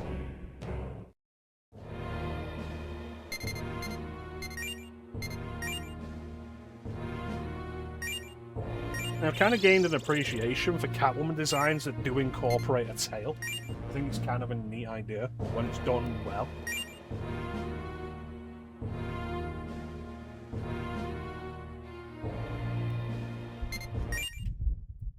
And when that design appeared in, I think it was Arkham City, it appeared in. And it didn't have the tail, I was really disappointed. Not that one.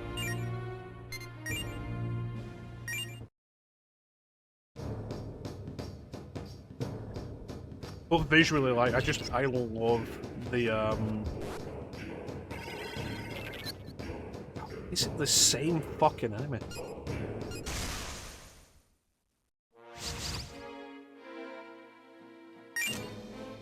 Visually, I love the artwork of Tim Sale for Batman. It might be my favourite Batman artwork, just generally.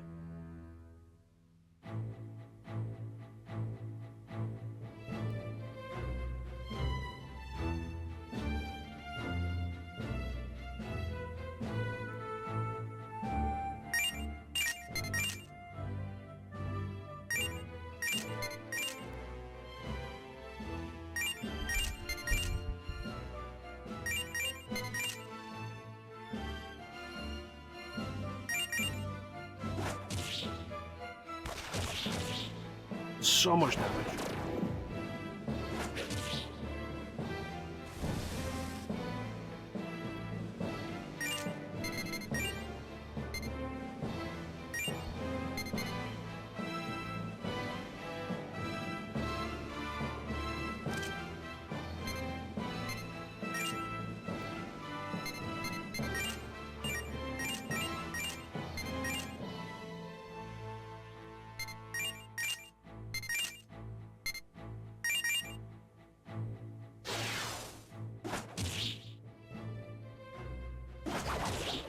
I need to use these weaker demons now.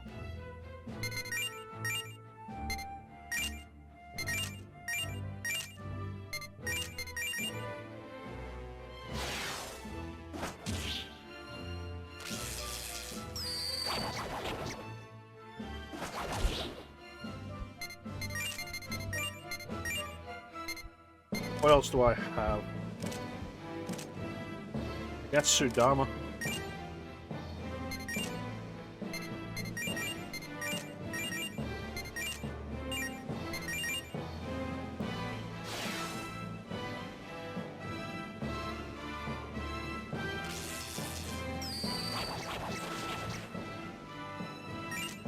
Really not enough of a difference there.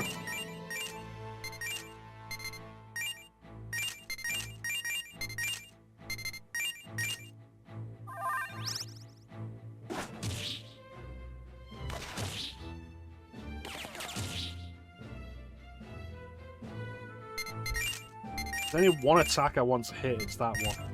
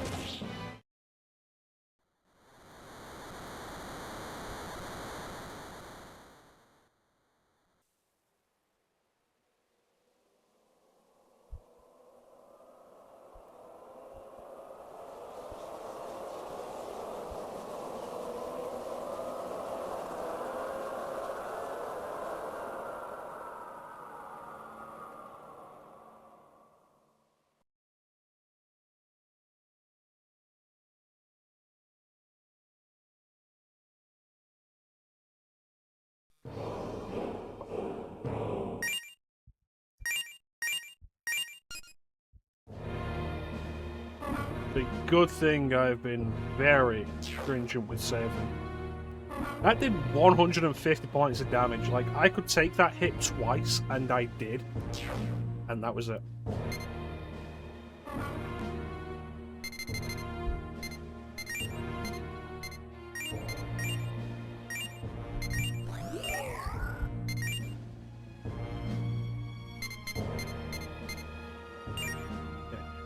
What do I have right now?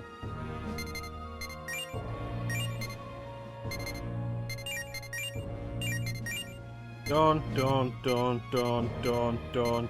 Not done. Done. Not done. Right.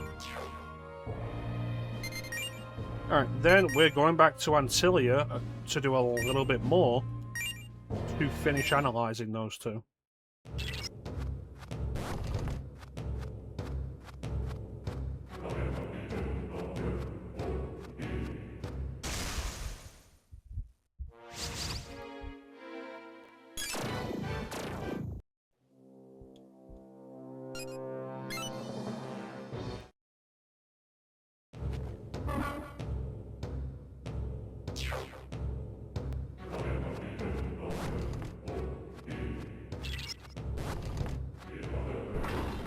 Because I need them to level up afterwards, so they can give me the sources.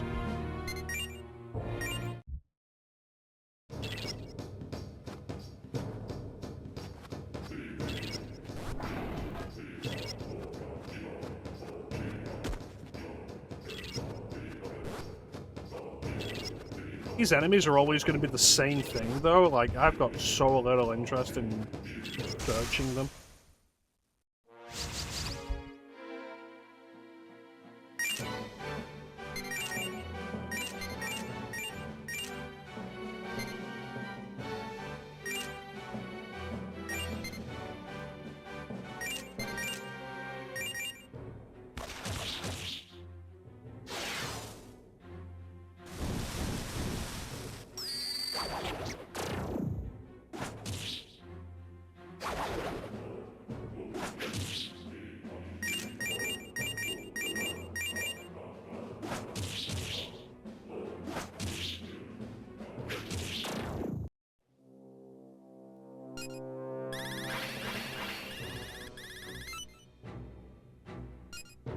So, source. Source. Did I get the source from the Copper Tengu? I haven't gotten the source from Hathor yet. I've got the source from Sudama yet? All the non-Shi. Or Earthers. I have got the source from these three.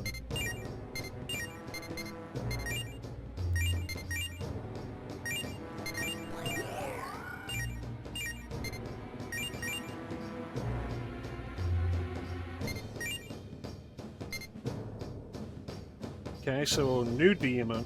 Oh, but I don't have the source from Sudama yet. But I want Pyrojack. God damn it. Bendigo. I already have Lilin though. Megami.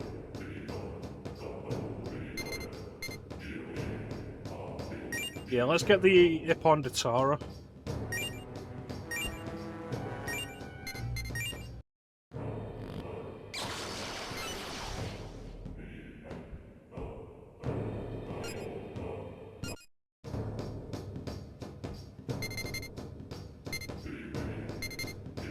So I need these four. What's a mecha-chrono? Really don't care about Principality.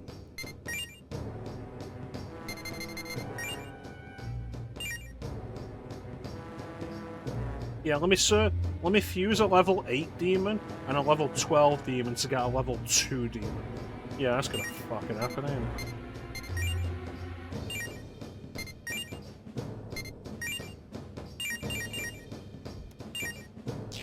Alright, let's go. We're still right by the ship, so we're gonna save. Now we've got the those sources. Well, Clem, I'm glad you're not in charge. I have so many Chaos Aligned demons.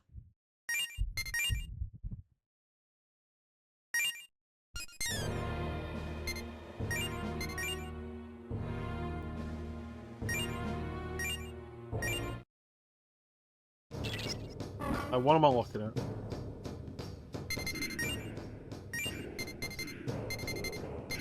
One, two... Oh, I have more than that. Alright. So at their next level up, because they're all fully analysed, they should all give me sources.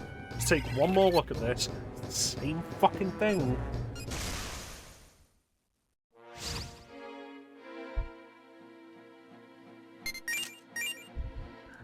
So tired of fighting that stupid fucking thing. Like, I go to a different sector, and I'm just fighting the same thing with it. It just discourages me from doing enemy search. Especially because it's such an awkward enemy.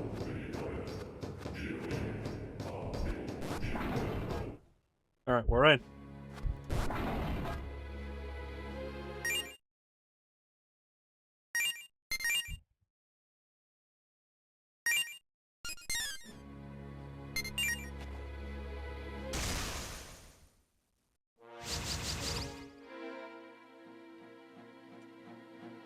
Right.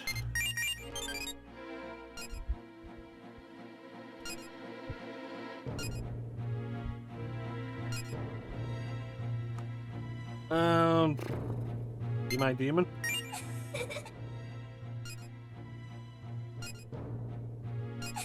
Well, that was really easy. And because I'm right outside a save point, I'm going to turn right around and save again. Because it probably won't be that easy again.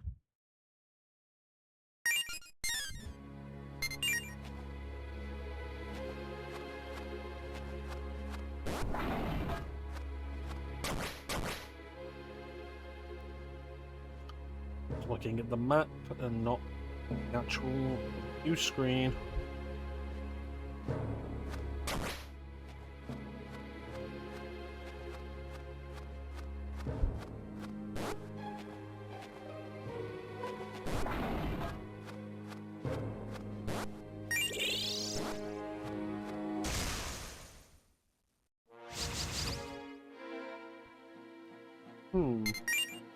Try the goblins.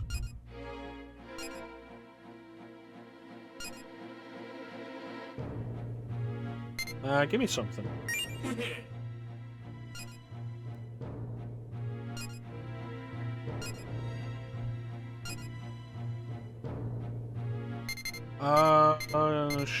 Strangers.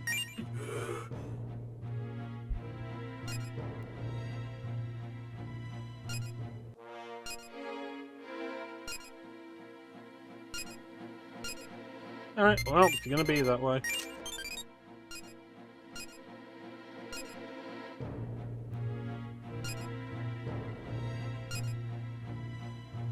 Can't go home.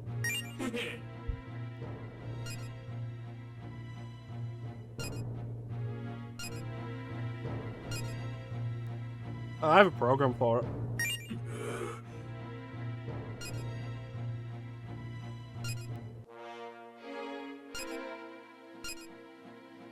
Well, if you're gonna be a shit like that.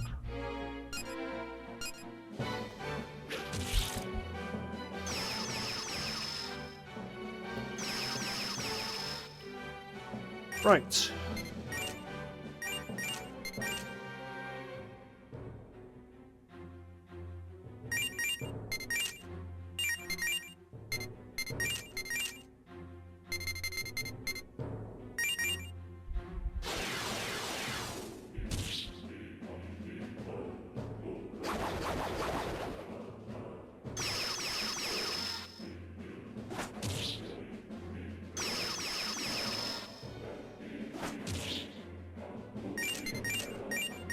Come on, Gon, do your thing.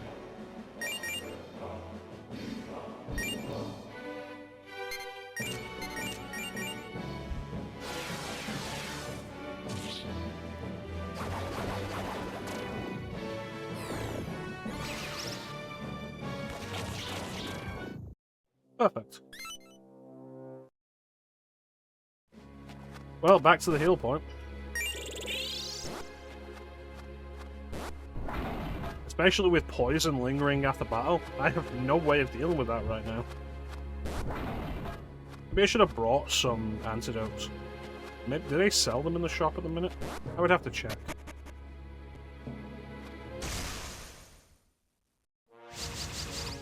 Hello?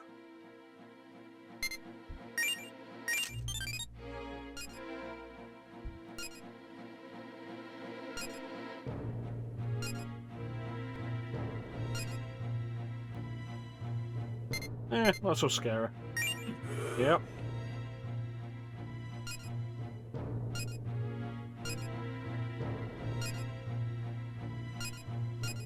Alright, well, we'll try the other one.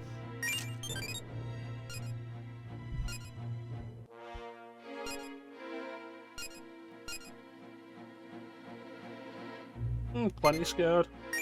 Yep, there you go.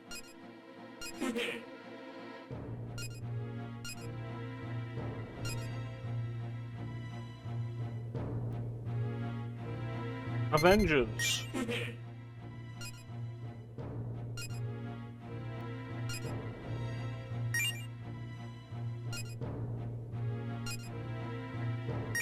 Be my demon.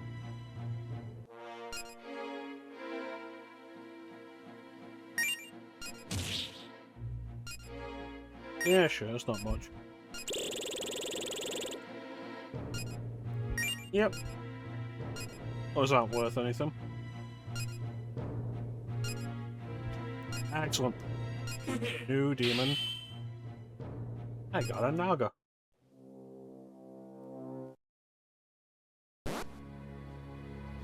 Lamias and Nagas are different in some way that I do not know off the top of my head.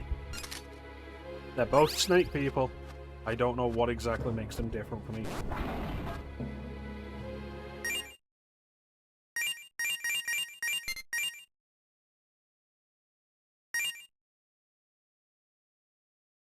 There, we got like 15 minutes till the next ad. Let's run it now so we don't have to worry about it as we're climbing the palace. Memories broken, the truth goes unspoken. I'm vivid, forgotten my name. I don't know the season or what is the reason. I'm standing here holding my breath. We'll be right back.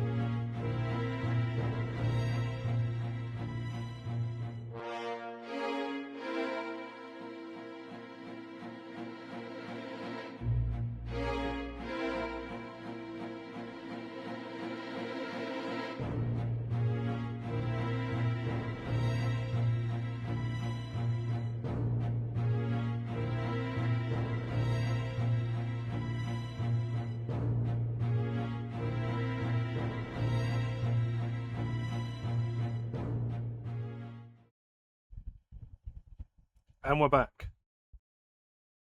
Suck my presidential cock, bitch! Indeed.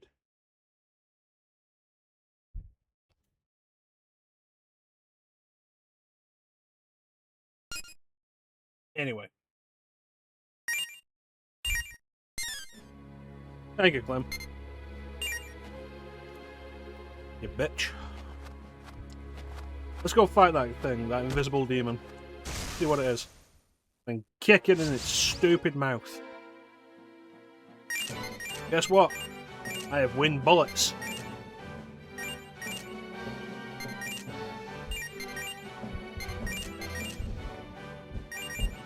It's like, hey, you're weak to wind. Guess what? Wind bullets.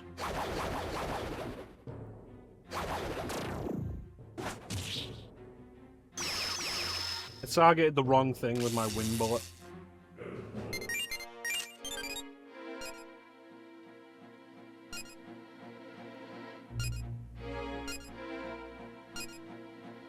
Your face is hilarious.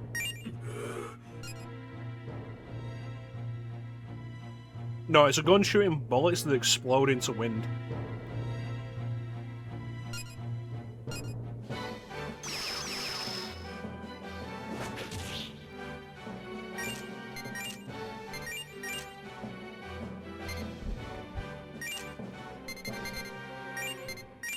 It is neat. I respect the scientists who made it.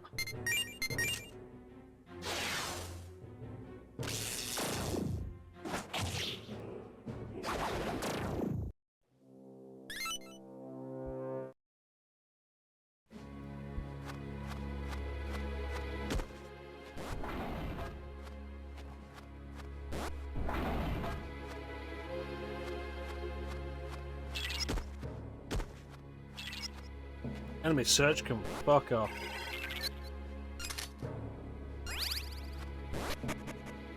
Up the stairs.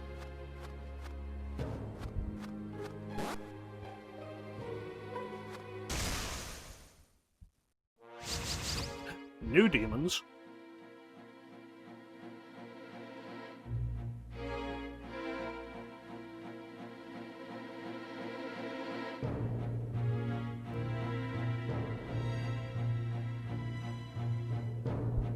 New demons, Clint.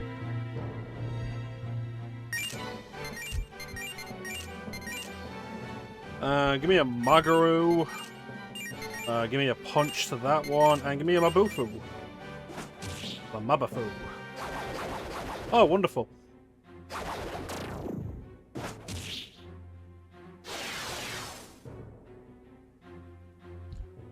So, win for you. And Garu for you, and a Medea for us, and a Needle of Song.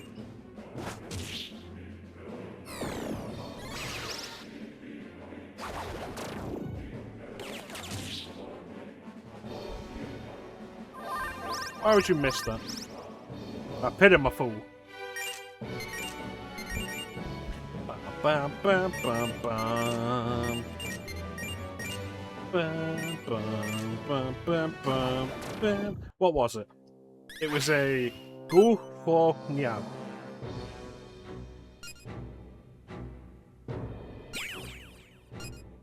Thank you, Lenonchi.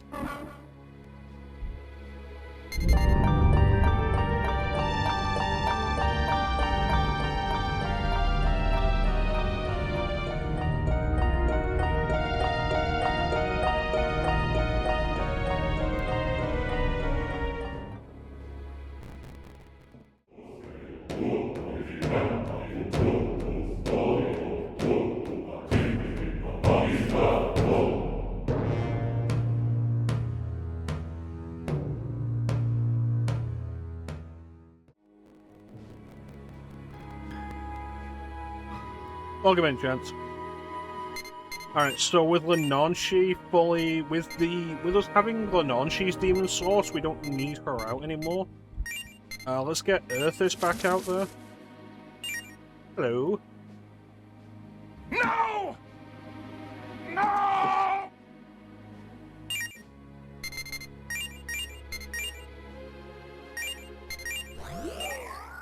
Alright, so we get Earthis back out there, because... Did we fully analyze Earthis? Yeah, so we just need Earthis to level up, and we'll get that source. We got Lenonchi source, so... Unfortunately, Lenonchi has no more real use for us. Which is a shame, because she's so pretty. Still need Sudama, and I still need Hathor.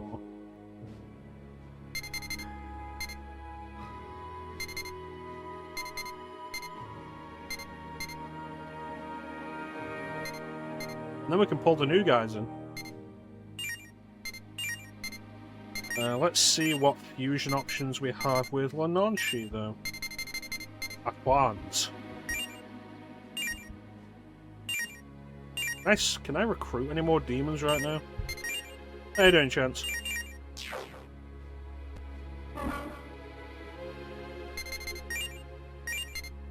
I cannot. Right.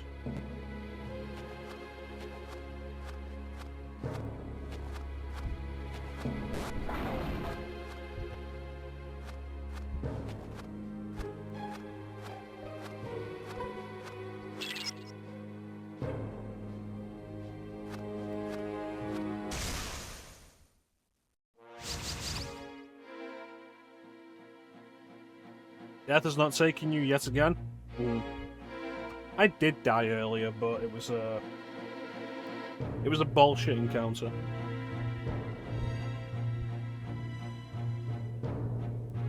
That makes 2 deaths so far. Clem, it's your kind of demon. They're showing their butts.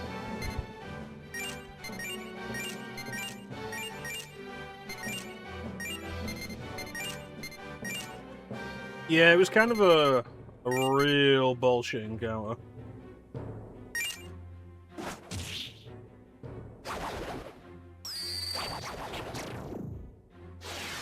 Yeah, look at it. It's a woman that's showing you her butt.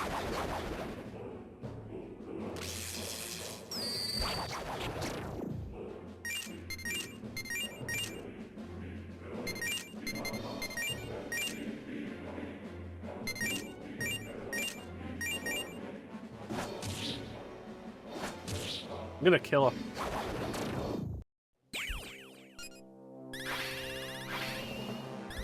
Excellent. Hathor source. And Earthis source. Given how garbage Earthis has just generally been, you would not think that it's a demon that I fused. Once again, I invite you to appreciate Lenonchi.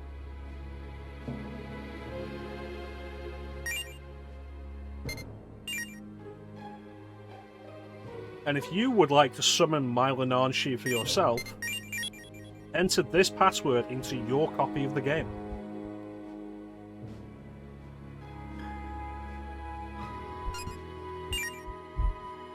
No, seriously, that will work.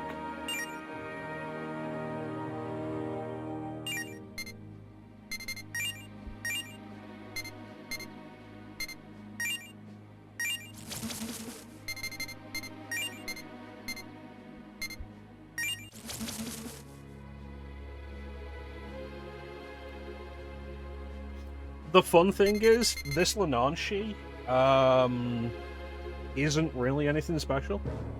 It's not something I've used, it's something I found, and demons in this game do not learn new skills through leveling. So that skill set, not that really amazing. Yeah, I showed it off in one of the previous streams. If we go into demon data in the compendium, and go into the passwords, you can input passwords for up to 3 demons.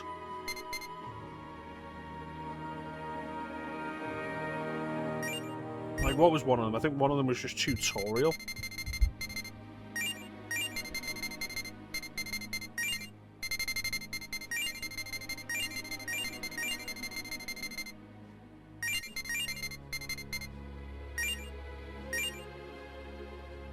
There you go.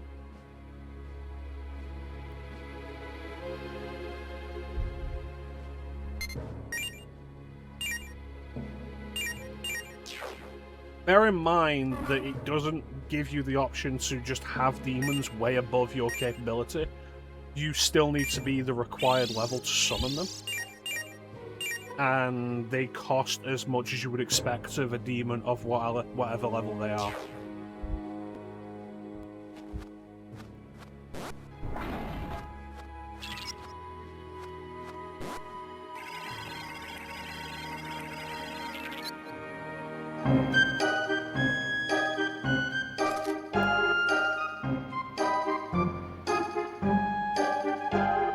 It's Teak, here to derail the stream by directing all attention towards his vacation. Ooh.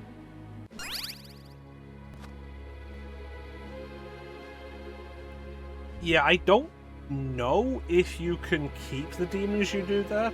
Like, the tutorial demon we did there was a demon I already have, Tangata Manu, and it would have been base level, which is weaker than the way I have it registered.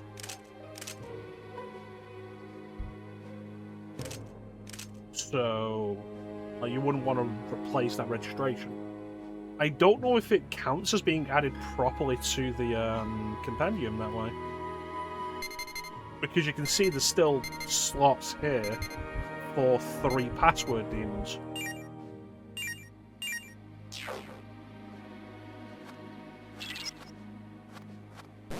How you doing, Teak? Is it general vacation or is it vacation just from work? Are you on vacation from streaming? A new demon.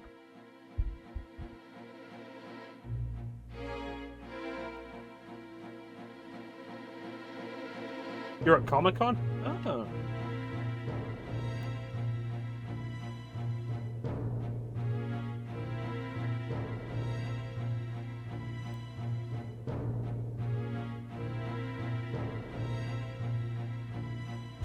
Yeah, Teak's yearly sojourn, should we say, at Comic-Con.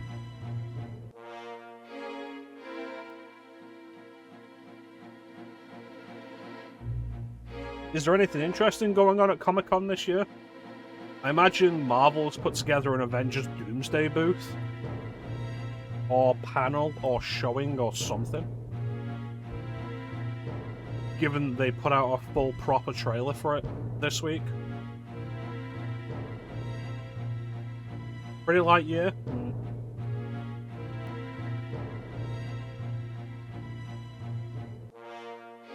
I guess that makes sense. The only things Marvel seems to have coming are Spider-Man, which is out very soon, and Avengers Doomsday that they're not going to do. They're not going to say a whole lot about prior to its release.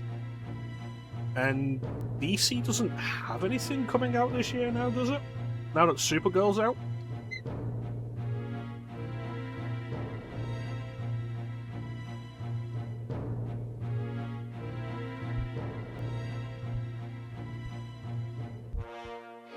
If only because there's nothing else going on. Yeah.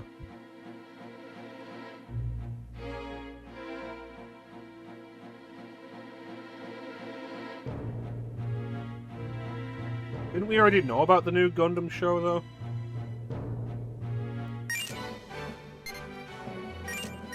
Gun.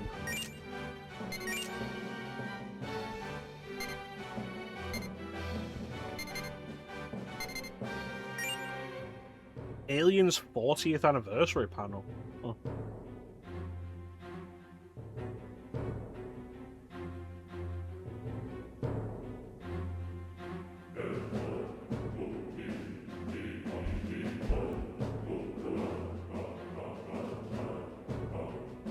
I can't imagine that being very interesting.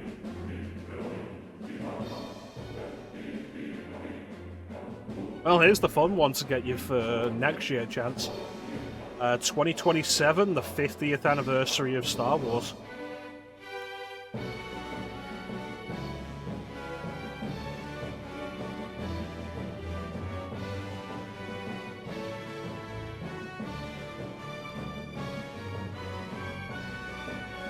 Bunch of the Marines actors. I mean, no Bill Paxton. I can't imagine Michael Biehn. He's all that interested in talking about aliens anymore. Can't imagine Sigourney Weaver is going to say anything really new about it after all these years.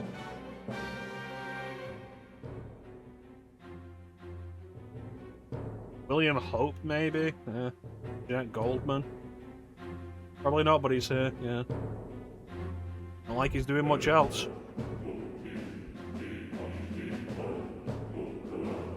Which is a shame, because, like, he's a good actor.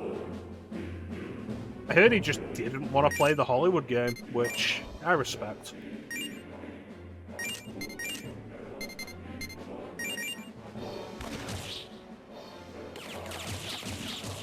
Is Lance Henriksen going to be there?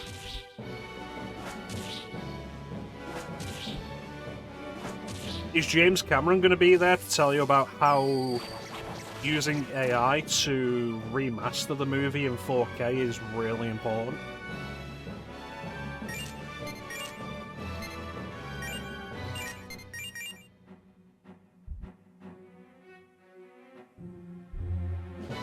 It's kind of crazy to think about Lance Henriksen actually being really old now. Because he's a man who has looked old for a long time. And now he is old.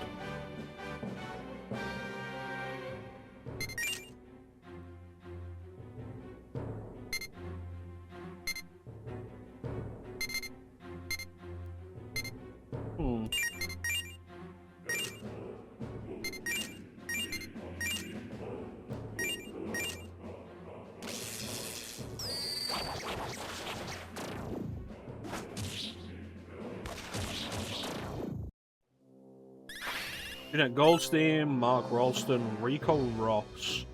I don't know which one Rico Ross is.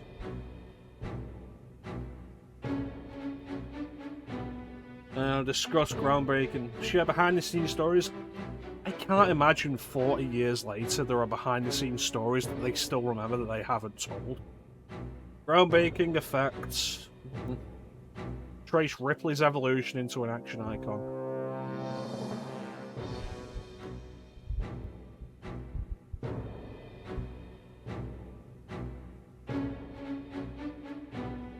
You remember when DVDs were a thing? Does this sound like a lot of what you would just get as special features on DVDs? Is this what it is now? We don't have physical media, so special features are now just Comic-Con panels?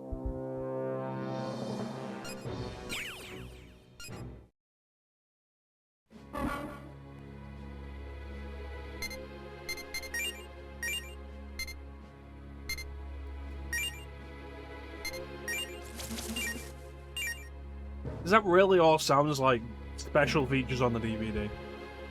Especially the whole Trace Ripley's evolution into an action icon.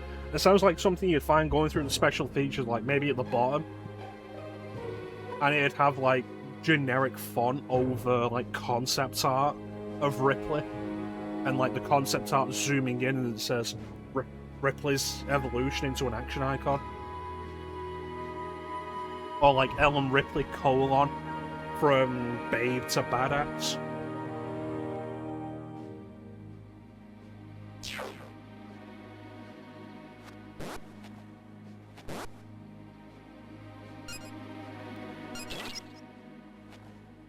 Conveniently forgetting that Ellen Ripley was never really a babe.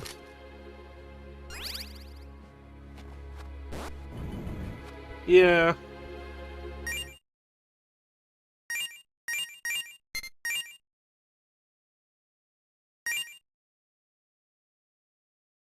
If I had the space, like, I would just get DVD. While they're still cheap. Like, I would just get them, and I would have them, and I would have just a DVD player. And it's like, special features. Not something I cared about when I was younger, but now, like, I could sit down and watch behind the scenes. I could sit down and watch a 2-hour behind the scenes thing on a movie I have passing interest in. I could sit down and watch like a 2-hour behind the scenes special on Batman Forever.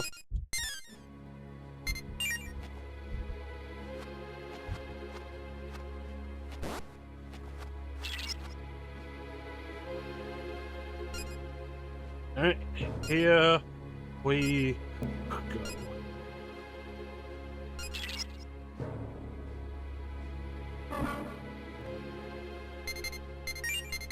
This son of a bitch has caused us so much trouble.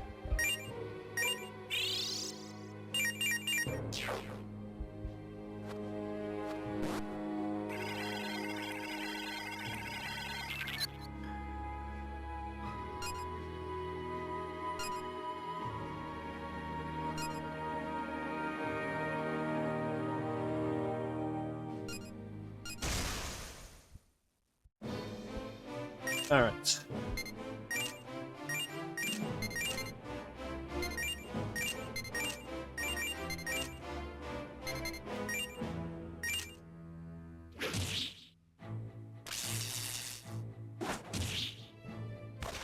That's nasty damage.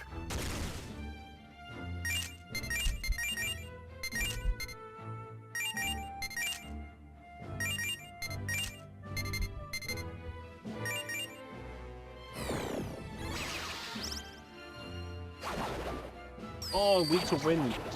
Good to know.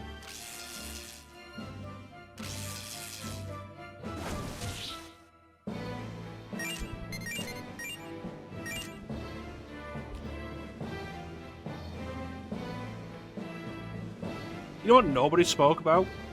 Was how last year was the 30th anniversary of Batman Forever. Where was the Comic-Con panel on that, Teak?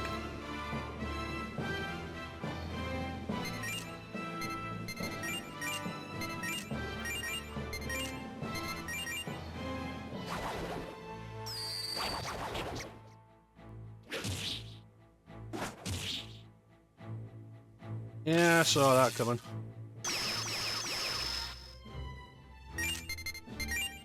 Summon someone who has Garu.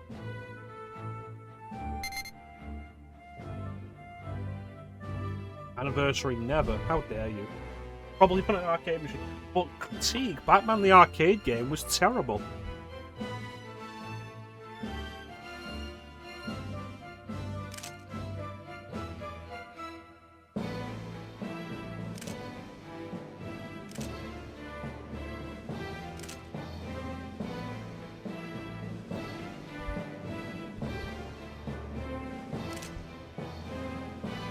Yeah, I guess you.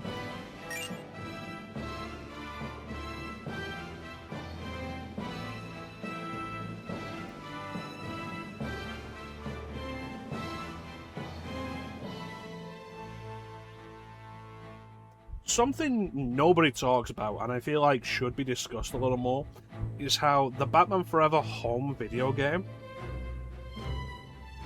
was, at a time when it was very uncommon, the same game for every system.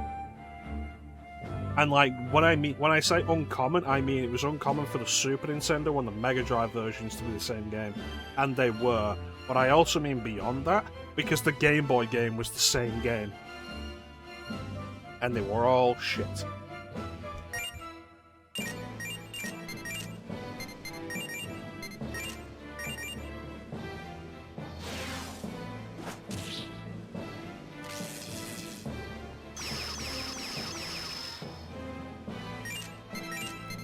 Wind.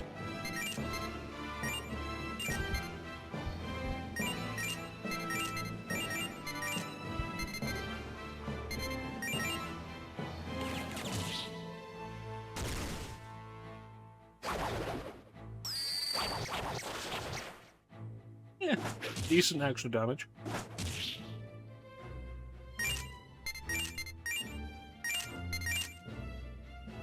Also, Clint, don't be rude. Batman Forever's a good movie.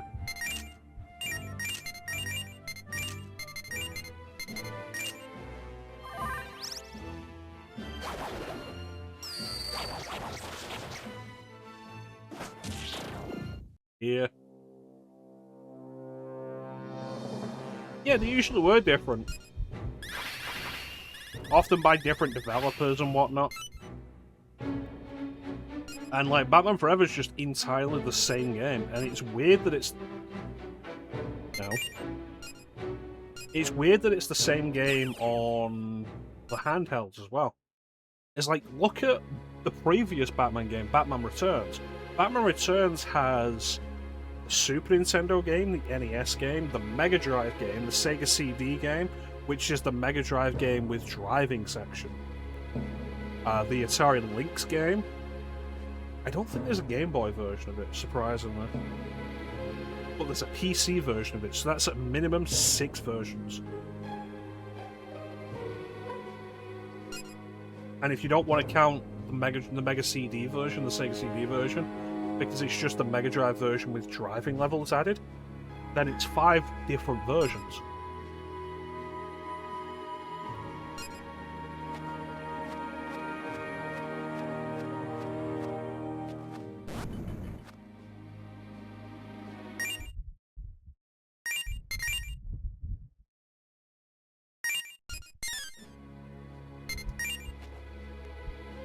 And the weird thing, though, is that the Mega Drive version was developed by Sega. Like, that's what makes it different. Because the NES version was...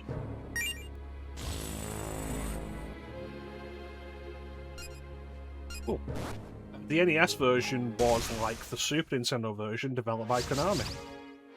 We literally just killed this fat bitch.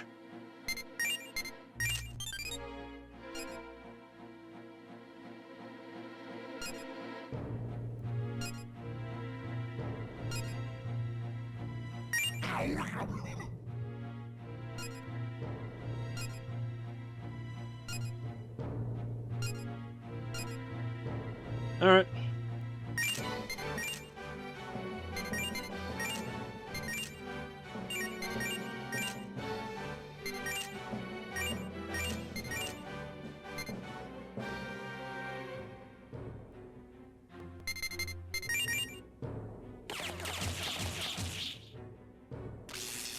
Yeah, I think it's particularly odd.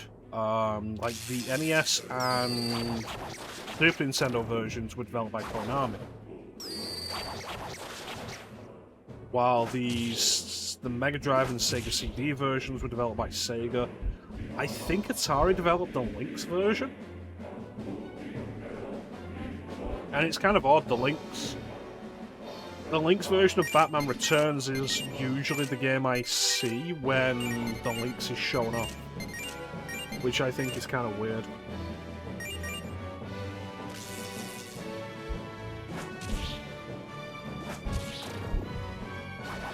Try die, you trinky bitch.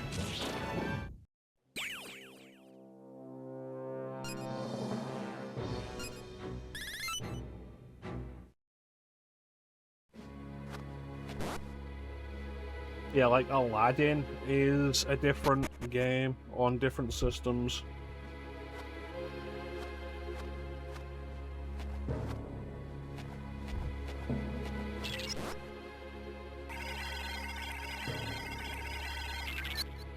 Huh.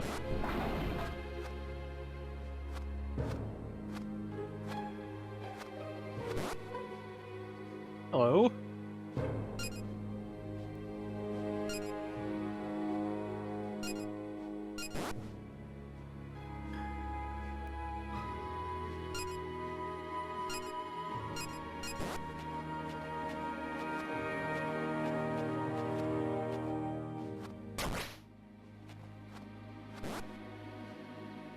Oh my god, it's a duck in a hat.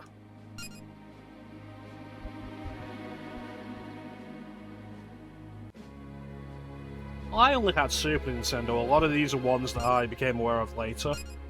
Like, a lot of people... Full moon, huh? A lot of people talk about the Mega Drive version of Aladdin as being the superior version, but I grew up with the Super Nintendo version developed by Capcom. So it's the one I prefer. I also prefer the color palette.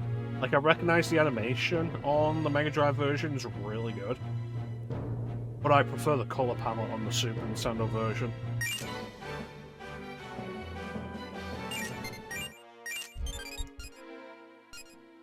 Oh, I can't actually,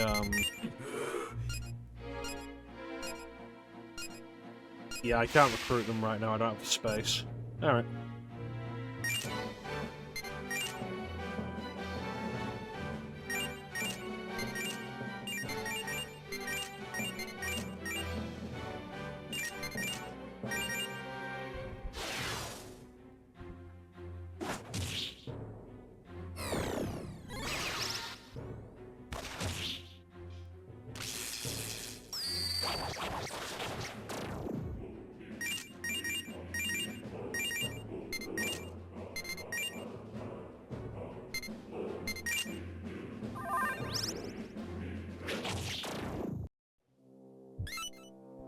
Aladdin, Lion King, Dinosaur, We're Back.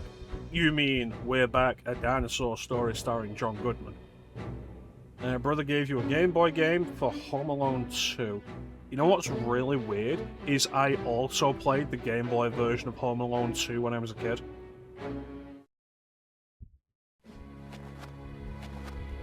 Like, not years later through emulation, I played it on actual hardware at the time. It's like, what a weird coincidence.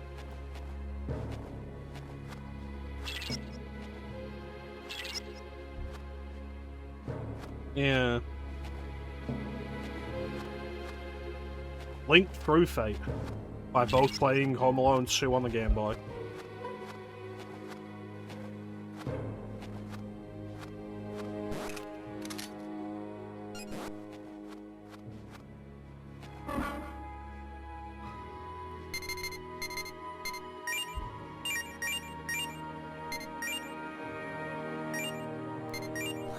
I remember not really being able to make sense of it.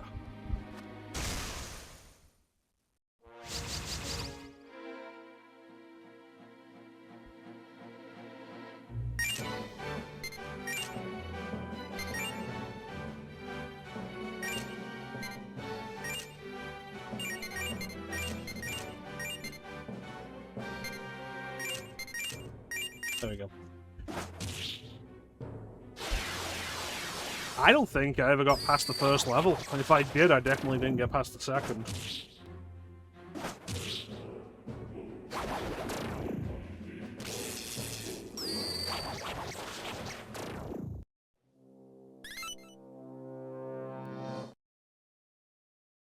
People forget, like, people look back on stuff like the Game Boy in particular with nostalgia. People forget that, like, 90 to 95% of that system's library was trash. And stuff that you just could not understand or work out how to play if you did not have the manual.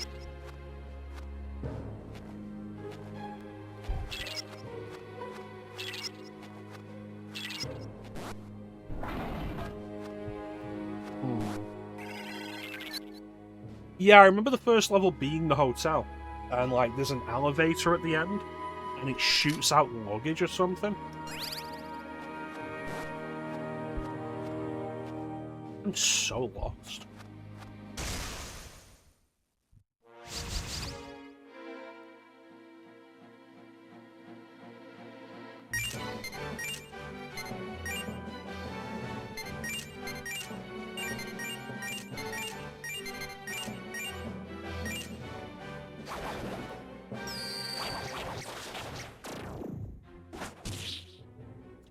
This is my curse.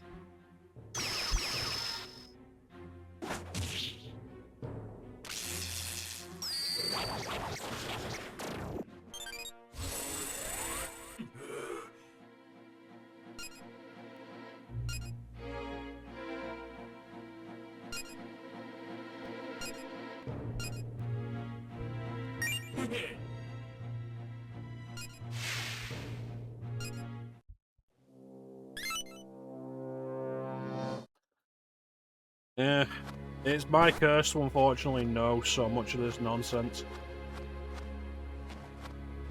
But the fact that I played it when I was a kid, that's the worrying part. Home Alone 2, Chrono, Lost in Schwartz.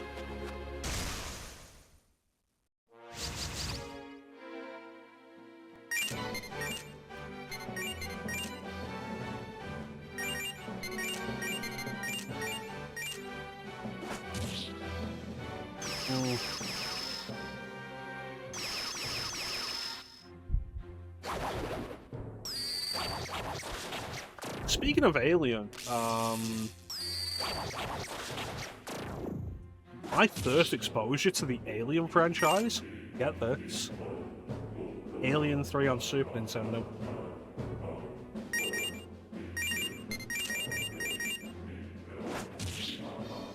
Which we just had when I was a kid. And I never really understood it.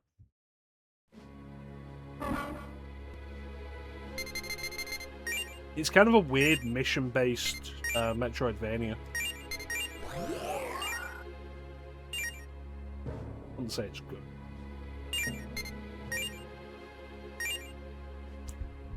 You could maybe say that it's kind of curious.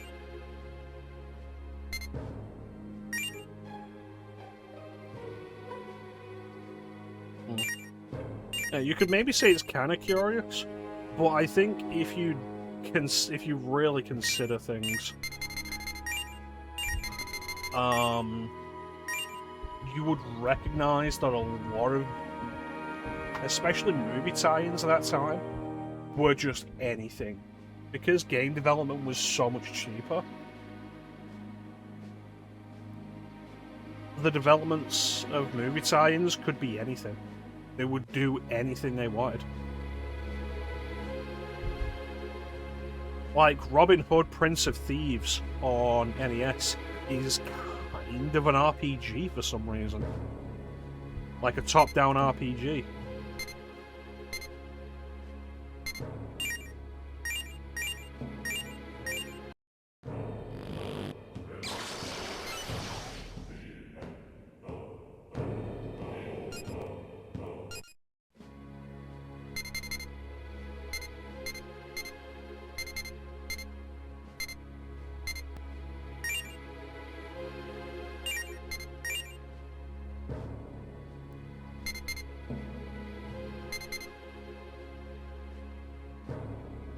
There used to be so many of them. In my early days in emulation, I would gravitate towards names that I recognized. So I did see quite a few movie tie-ins back in the day.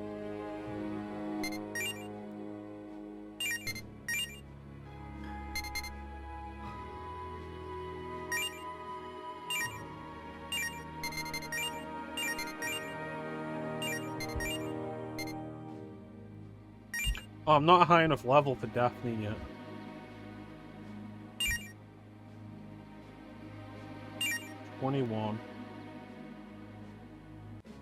Yeah, by that point, they were generally really lower down. The development cycle on them never really expanded, because they always really had to be out for the movie's release in theaters. So back in the days of like the NES and Super Nintendo, you could put out a semi-competent game within that kind of time frame, and sometimes they'd be kind of diamonds in the rough. Sometimes they'd be really good, like Aladdin on Super Nintendo by Capcom. Like, it's really fun. The shortcoming is that it's very short, like doable in an hour. I remember I was showing the game to my ex at one point. I was like, here's Aladdin on Super Nintendo, and I just sat down showing her and played it. And I beat it, and I was like, and that's the end, and she was like, what? It was less than an hour. But then, like, as development went on, when we got to 3D with the PlayStation, and then, like, PS2, development cycles became longer because of just how things had to be that way. They became much more commonly shit. One day, I may show you guys the Little Britain tie-in game, which I'm hoping none of you know what Little Britain is, because it's... I think it's a point of shame for Britain. And I think anybody who is British who isn't ashamed of it should be. Because that shit won 2 BAFTAs. 2 BAFTAs for Best Comedy Series. And, like, it's awful. And it got a PS2 game. And it's awful.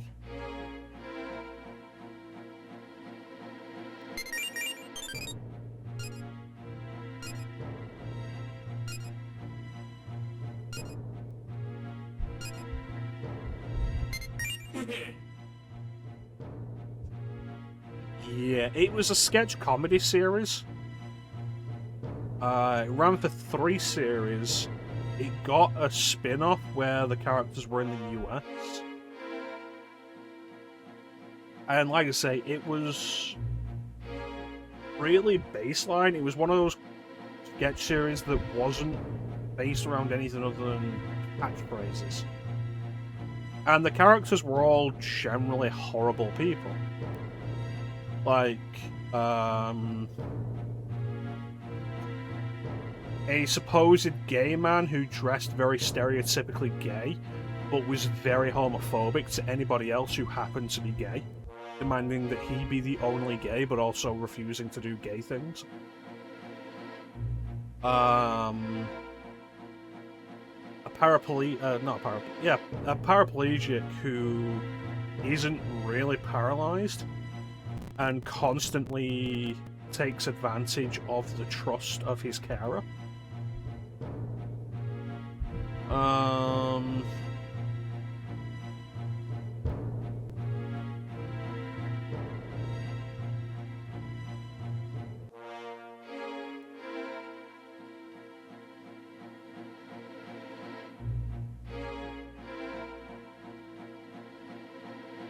An old woman who seems really nice, but there was always some sort of setup to get her to eat food, and then it would be revealed that the people who made the food were anything. Like, oh, they're black, vomit. They're gay, vomit. They're not English, vomit. Like, it was really kind of a horrible series when you look back on it. And it won 2 BAFTAs.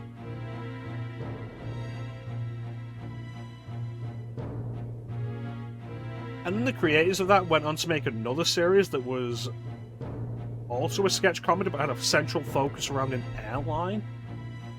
And was quite racist. I think that got 2 series.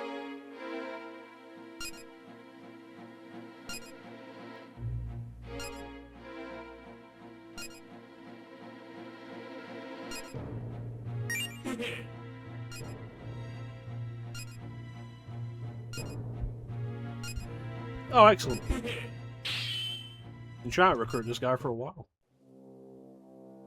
Yeah, the video game of that. Awful. Awful on PS2.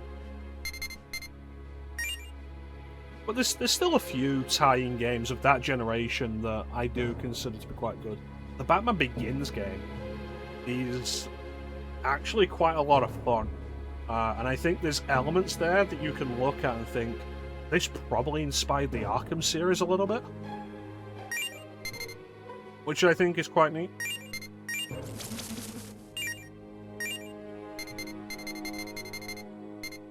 I've already got it for Sudama. Don't have it for Iponatara. There you go. So like that's pretty cool, I think. The Buffy game on Xbox, I always quite liked. I've been wanting to stream that for a long time. It requires me setting up my Xbox 360. Because it is not playable on Xbox One. But that was a pretty good game. The second Buffy tie-in game, Chaos Bleeds, was quite good. The Star Wars Episode 3 game, I thought was quite fun. I streamed that and still enjoyed it all these years later. Like, there were still exceptions to the tie-in game idea of things being, like, good or bad.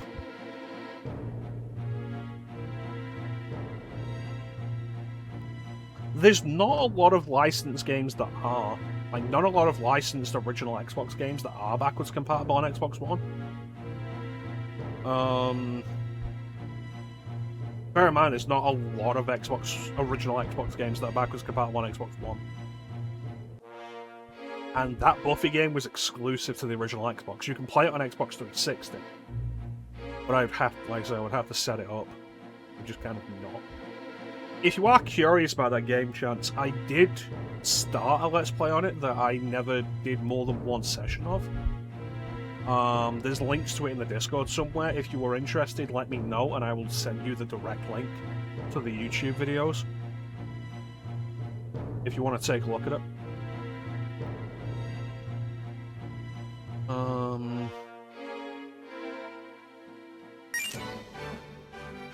That does also bring up the only Star Wars game on original Xbox that isn't backwards compatible on Xbox One. Star Wars Obi-Wan. Which is one of the few Star Wars games I've never actually played.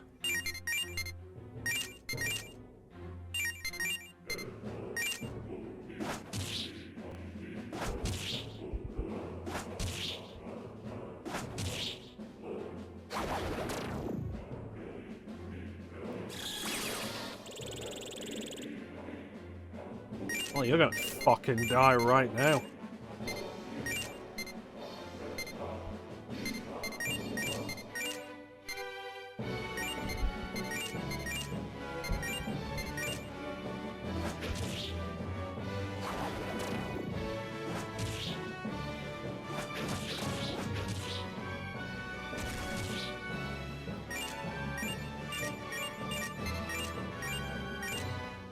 Yeah. It's got a weird cover, the Obi-Wan Xbox game. Because it's... the cover is very green.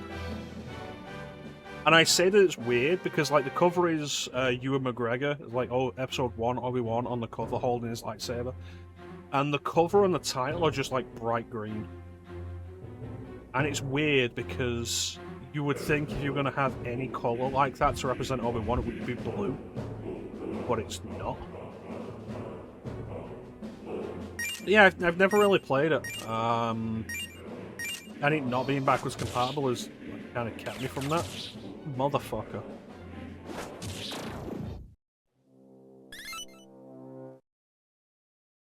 Would I want to play it? Honestly, for the stream, yeah.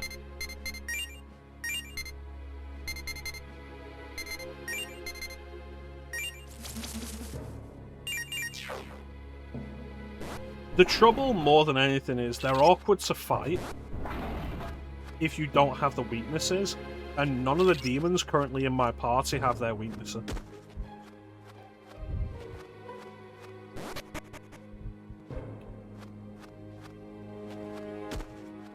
But I knew it wasn't going to be pleasant just going into it.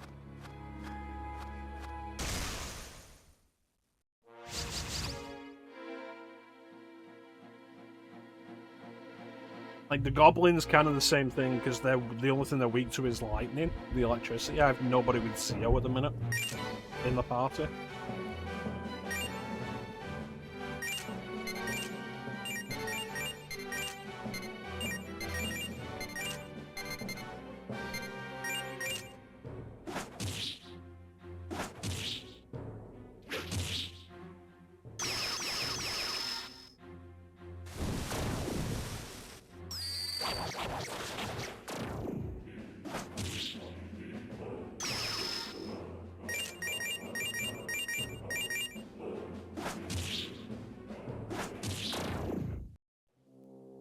Yeah, I don't think there are really a whole lot of Star Wars games I'm just like, I will not do this on stream.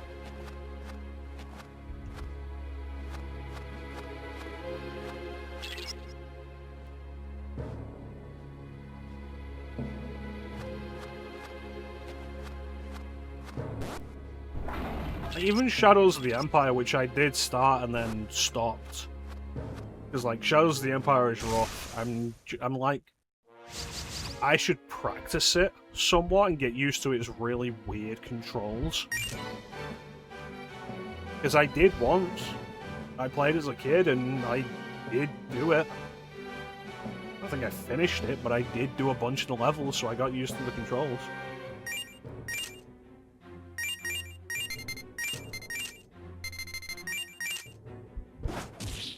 Like, I do want to go back and do Shadows of the Empire all the way through.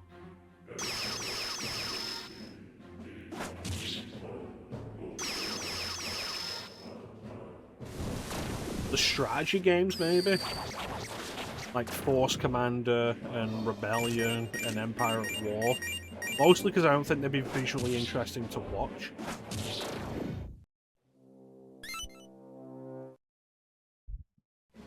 Though there is something that was kind of interesting to me about Empire at War's expansion, Forces of Corruption. I can't remember what it was.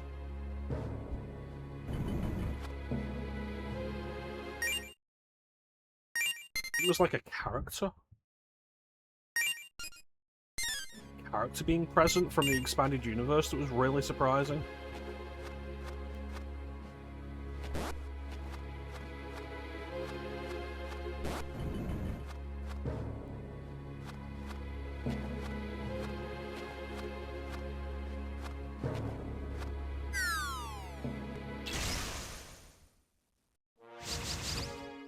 Oh, that was awkward.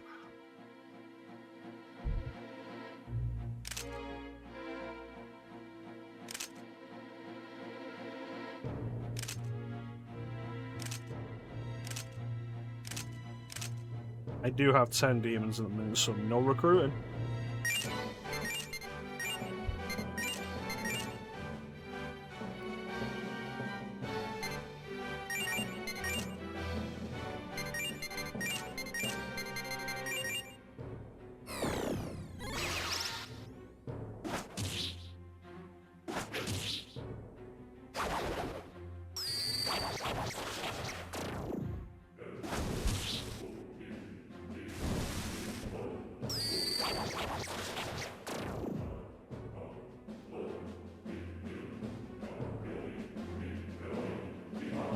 There's definitely a curiosity to how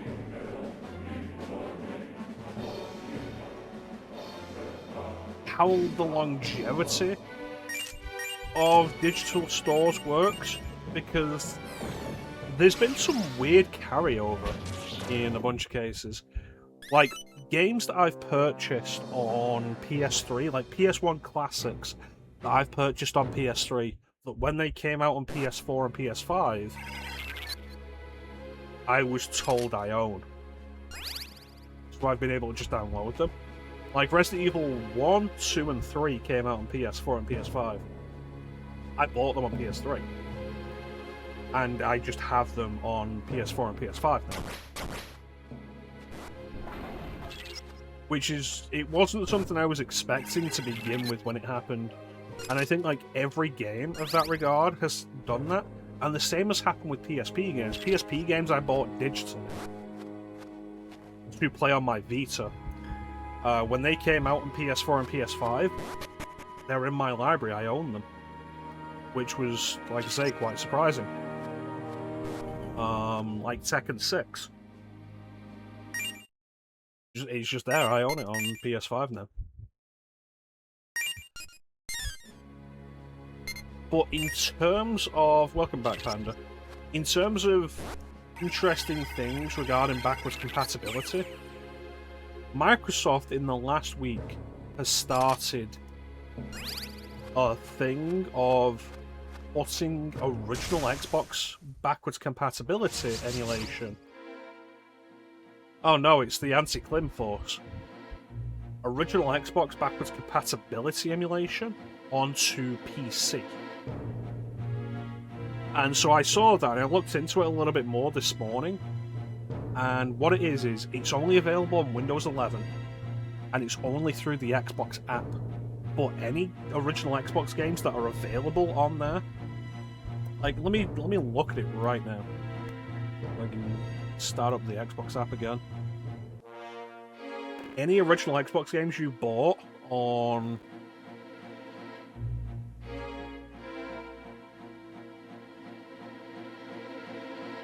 Xbox One or Xbox Series. Like, let me go. Installable and platform Xbox games. Yeah. So games that I have on original Xbox on Xbox One for original Xbox that I can just play on PC now through backwards compatibility. Link's the Time Sweeper, Psychonauts, Conquer Live and Reloaded. But it also seems to be cross-buy with a bunch of other things. Battletoads, the remake, Immortals, Phoenix Rising, Crackdown 3, Minecraft, Just Cause 4, Forza Horizon 3, Recore Definitive Edition, Shadow of War, Arkham Knight, Shadow of the Tomb Raider, Just Cause 4. So it seems like Xbox is doing kind of something interesting with that again. But the idea there, just generally, that they're making original Xbox games backwards compatible on PC via emulation, is really fucking interesting.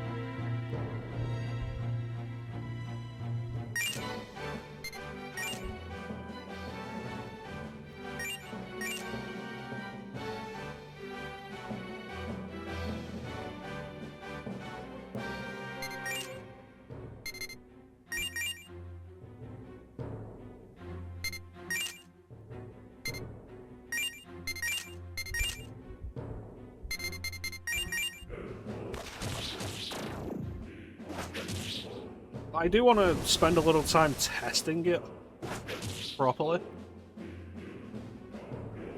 And, like, it's a weird set of random games to put on there, like Conquer Live and Reloaded.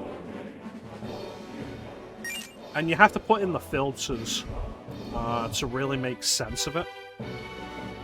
Like, let me bring it up again. Because if you just say, like, oh, games that I own, they'll be like, here are Xbox One games that you own. Cool. I have to do this through the cloud, it says. Which, I'm not doing fucking cloud gaming, it's my dick. Like, Xbox games specifically.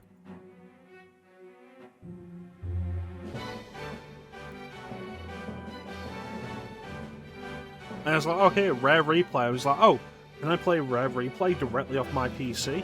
No. Subscribe to Play in the Cloud. Fuck off. So, like, click on Play State, go into Installable, and there's like, oh, these things. I could install Blinks the Time Sweeper, which was really odd to me to begin with, because I don't own Blinks the Time Sweeper digitally, I own it physically. It's not currently at the front of my shelf, but I own it physically. Did I buy it digitally? I don't remember. I don't know. Like, it's a curiosity, and if they expand with that, I think it'll be really neat. Because backwards compatibility has been the best thing Xbox has done for years, really. And it's the main reason I own an Xbox One. The main reason I would not get rid of my Xbox.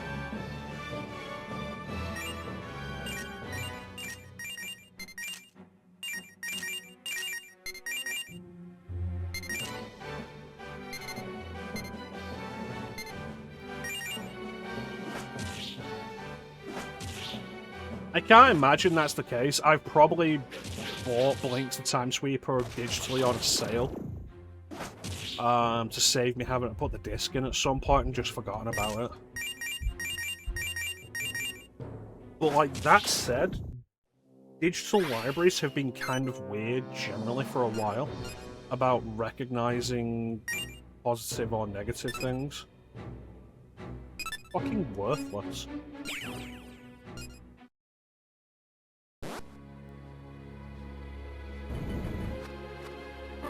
But yeah, they've been really weird for a while about that kind of thing. Like, I am sure there are games I've gotten through PlayStation Plus that PlayStation on PS5 says that I now own.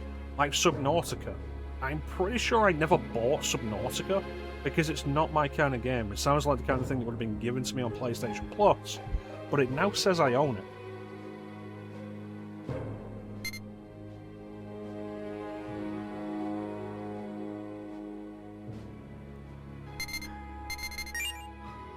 Well, I don't know.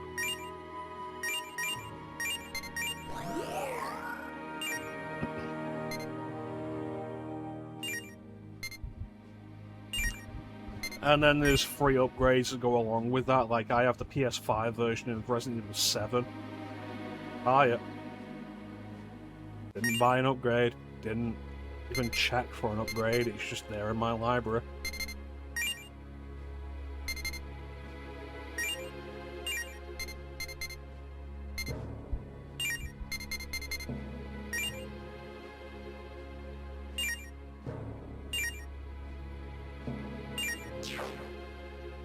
I don't know. But as far as backwards compatibility goes with these things, like, what was your original question?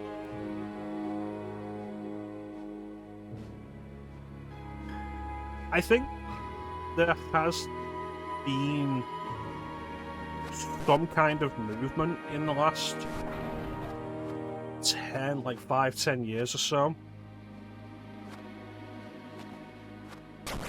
to, like, carry over digital purchases between generations. Whether that will continue is its own question. Especially once physical goes completely out the window and consoles can do whatever they want. But you also have to remember that consoles need to provide a reason for you to engage in those consoles. And it's all well and good saying, like, oh, well, Sony's doing so much better than Microsoft. And yeah, it's been like that for a while. For a lot longer than it probably should have been. Microsoft should have bounced back, but they haven't.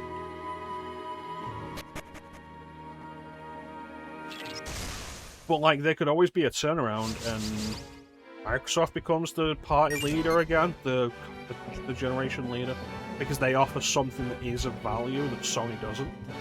Especially now, given that third-party exclusives are becoming rarer and rarer. And as physical goes the way of the dodo, which, regardless of petitions and arguing and people saying whatever, it's not going to stop. The companies will just completely phase out physical. And we're definitely at the point now where if they just stick with it, it'll happen. There'll be nothing that we can really do against that.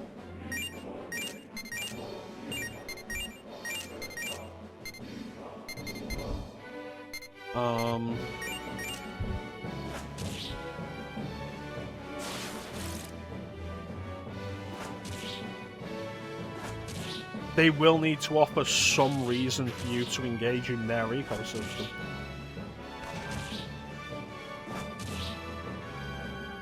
Like I say, persistent digital purchases could be that.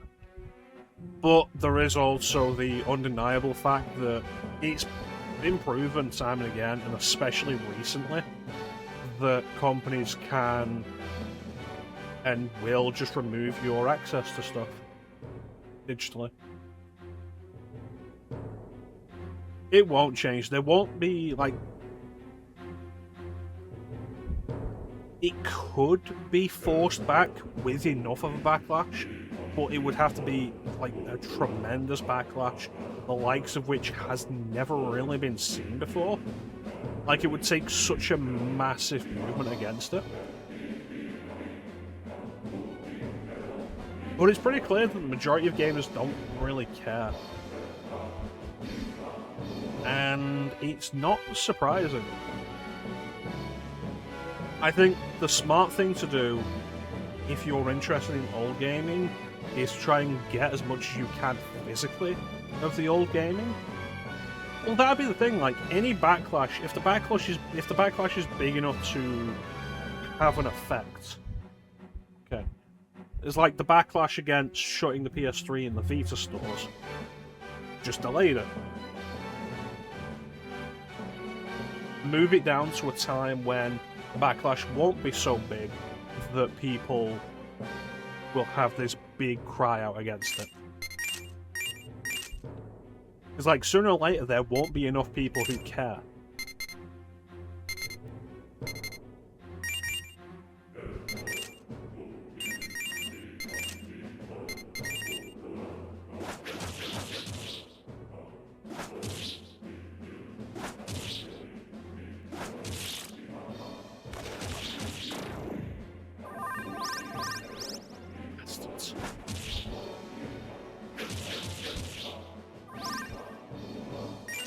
Focus up.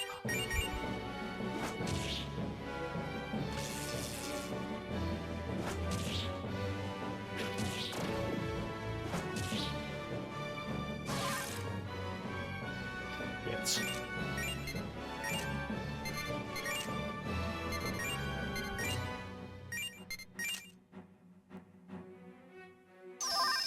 Why am I glad that hit first?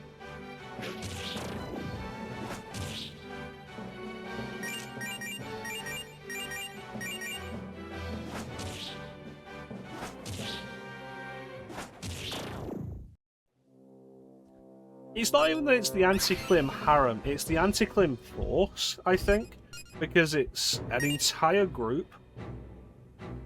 I didn't want to do that. It's an entire group of demons where they're all women, and so Klim will immediately fall prey to them.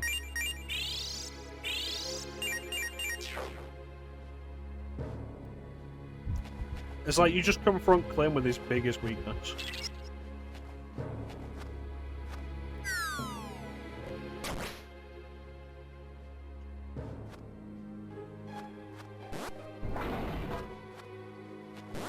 This isn't the way I want to go.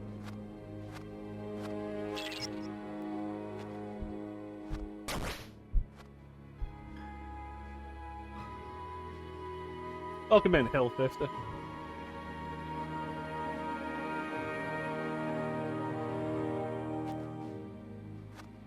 It is, yeah, at the end of the day, it is all about money. And they save money on manufacturing costs.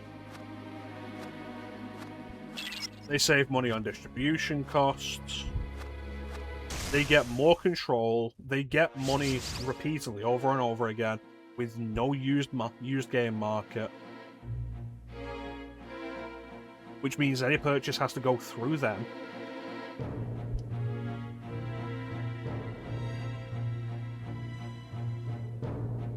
And the two big issues with the whole thing is they can do what they want because they're the only market for it, and they can choose to take the games away from you. Yeah, Strange Journey is great. None of our savings are passed on to the consumer. No. Have you seen the Nintendo thing lately? About Nintendo sued to recoup losses from the tariffs, and are now fighting against any suggestion that any of those refunds that they get for that would be passed on to the consumers.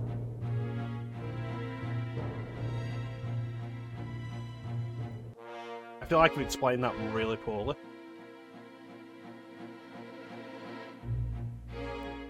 We need to run this ad that's coming up, and I could do with stretching my legs anyway. So contemplate that on a Tree of Woe. And we'll be right back.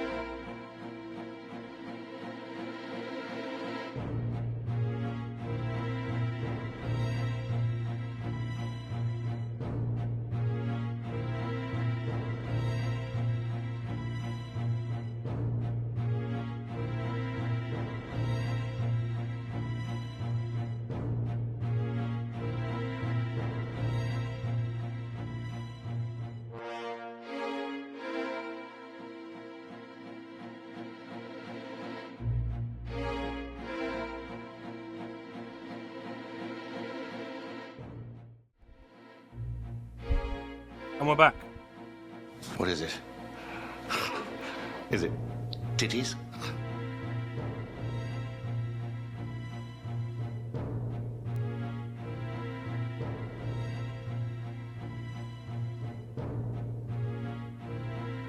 Remember when I thought I was going to be done with this before the next ad break?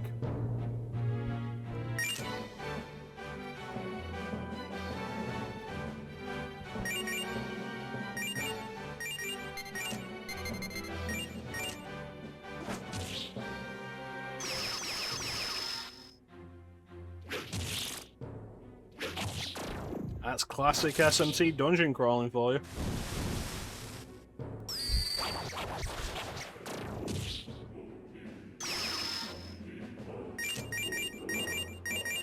Yeah, I do generally think, like, given that all of us here, as far as I'm aware, are all willing to play older games anyway, and, like, old graphics aren't something that deter us. God damn it.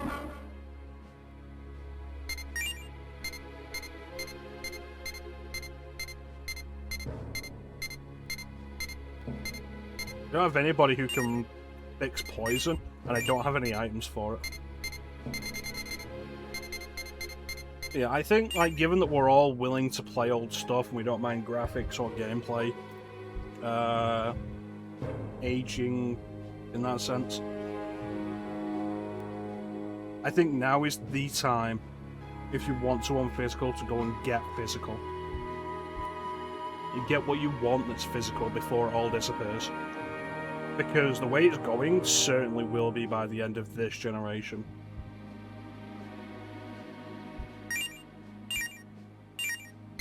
And then also start, like, pirating shit. Do it. Do it.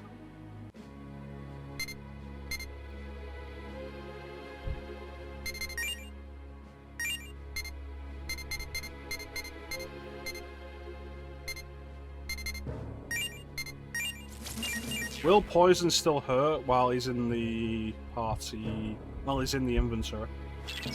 It won't. Excellent.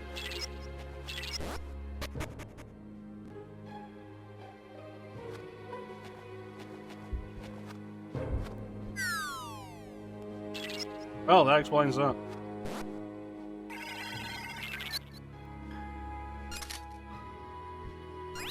Like, ultimately, when it comes down to it, fuck them all.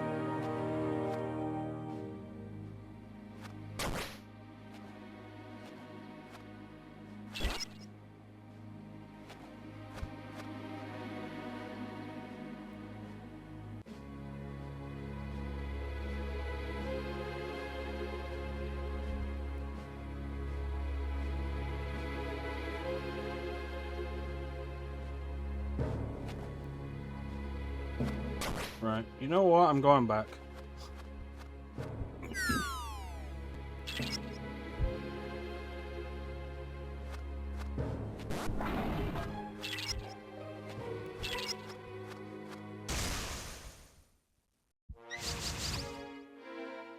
Didn't I bring that up?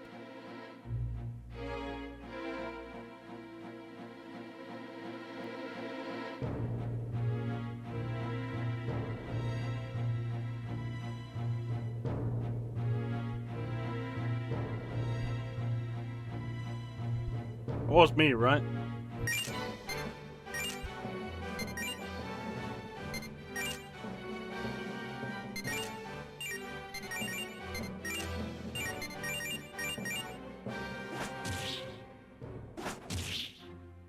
Yeah. Yeah, and said like Nintendo going to court for the refunds from the expenses incurred by the tariffs and refusing to pass any of that on to the consumer. I specifically brought it up. Oh, I brought it up after you said save money, but none of that savings passed on to the consumer, and then you said your internet died, so you probably missed it. Silly chance.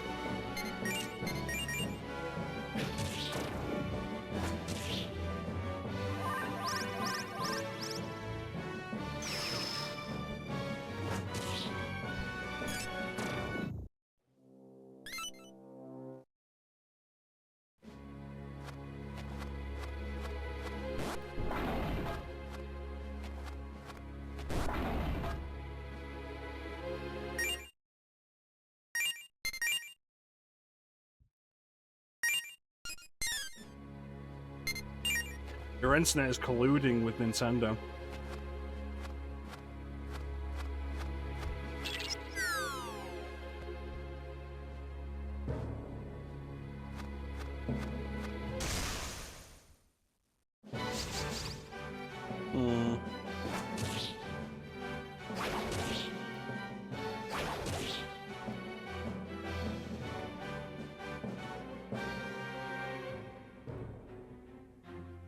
But ultimately, this is what capitalism is. This is what the goal has been the entire time. And with no real pushback to keep it under control, this is what has resulted. Minimize costs, maximize profits.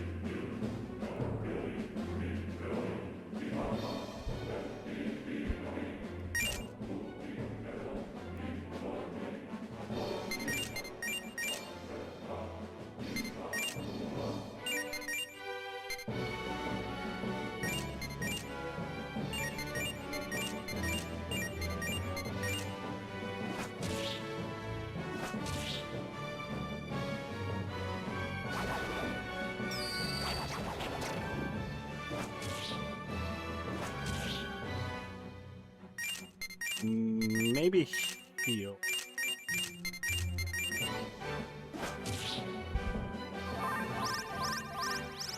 And like, it's the minimize costs part versus maximize profits part that bothers me.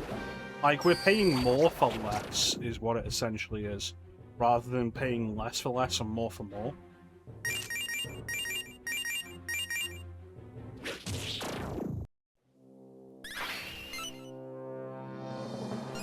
Ooh. 3 points entirely into strength. That's beautiful. I love it.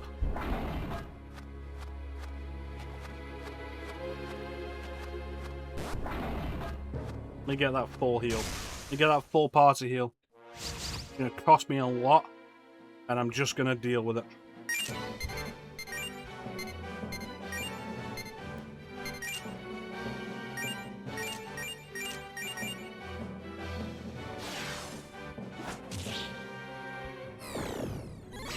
I remember, like, that being the reason I even bought a bunch of amiibos, because they were cheap, reasonable quality figures of characters that I liked.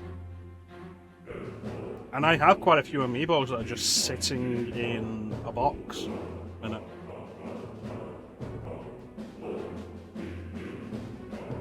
Because they're reasonable quality figures for a reasonable price of characters I liked. It was always the thing that really annoyed me with the Ocarina of Time amiibo. And, like, you knew this was coming because it happened years ago. And it just kept happening.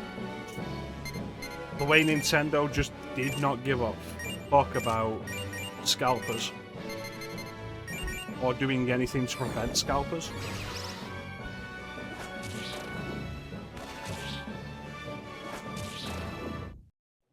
The bonuses were always something I didn't like. Like, them being limited edition physical DLC, I always hated as a concept. It's like, we go back to the first example of it that I was really aware of that really bothered me. Metroid Samus Returns on the 3DS. If you want to play the hardest difficulty, you've got to use an amiibo to unlock fusion mode. I own that amiibo. It's still bullshit. Breath of the Wild, if you wanted the classic tunics, you had to have the amiibos of those links. And the only ones I got were the Majora's Mask one, the Majora's Mask link, and the Twilight Princess link. I don't think I got the Skyward Sword link, I don't think I cared. I wanted the Ocarina of Time link, but I didn't pre-order that. So it was gone, and then it was £35, and I'm like, I'm not paying that for this. Probably way more.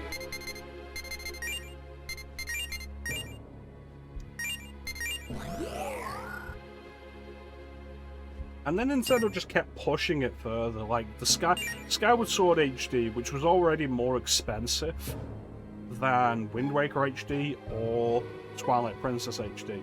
more expensive than either of those, and it seemed to do less with what the game had than either of those. But also, hey, buy this $25 amiibo for the ability to fast travel.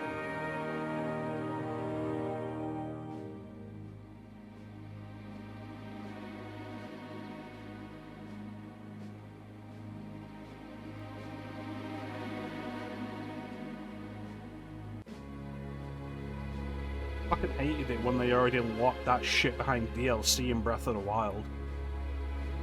But hey, you want to be able to summon your horse to you to make them actually worth a damn? Buy the DLC. Want to be able to travel to anywhere other than these specific locations? We've got maybe a useful location you might return to a few times. Buy the DLC.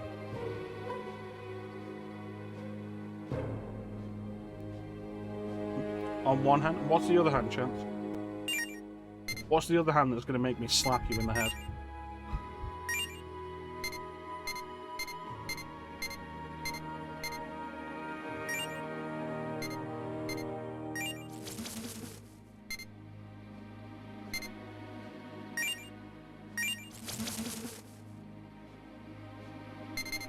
No, I don't think figures ever needed to do more than look nice on the shelf. That was always the point.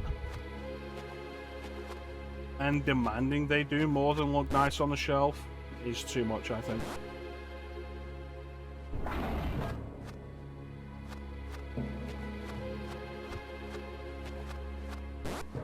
Like, look nice on the shelf and, like, glow. Okay, that's a thing.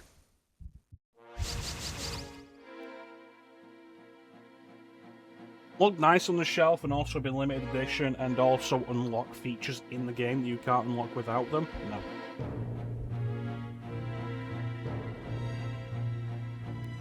No. Do not want. And you can see that the amiibo bubble is absolutely burst. Nintendo put out so little of them now. Which is good. The whole thing was shit.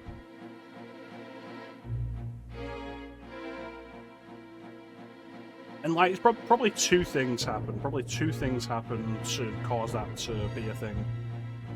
People probably stopped buying enough of them. And people figured out how to clone the NFC chips in them. So it's like, we look at my Breath of the Wild save on the Switch. And I have all of the tunics. Do I have all of the amiibos? No.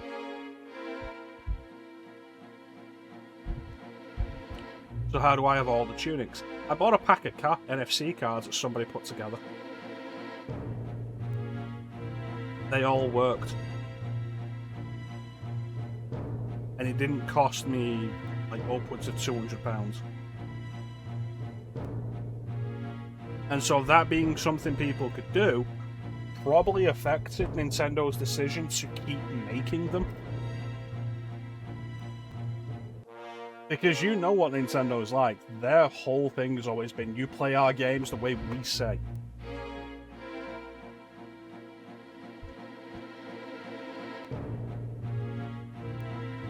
Don't have the limited edition figurine that will allow you to unlock this one feature, then you don't get to have that DLC.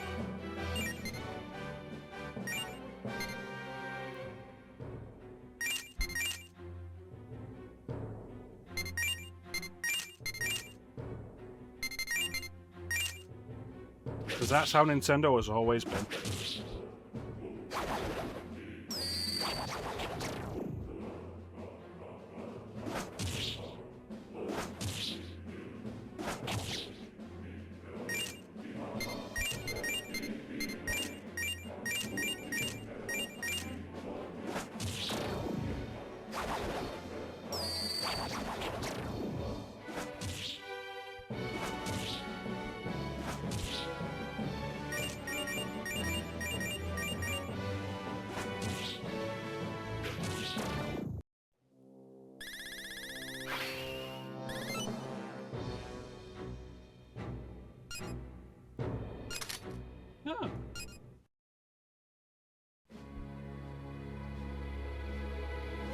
And here I am, still having not played more than...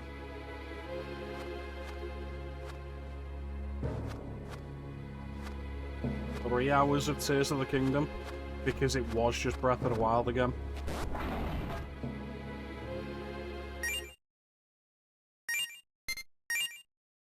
Man, until I played Rebirth, I don't think I had put as much time into a game that I ended up hating as Breath of the Wild.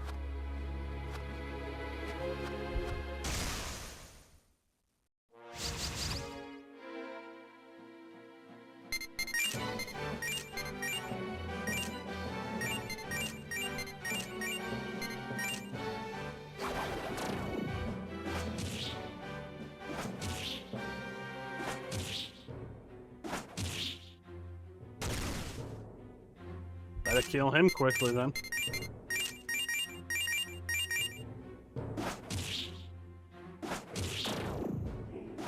God damn it.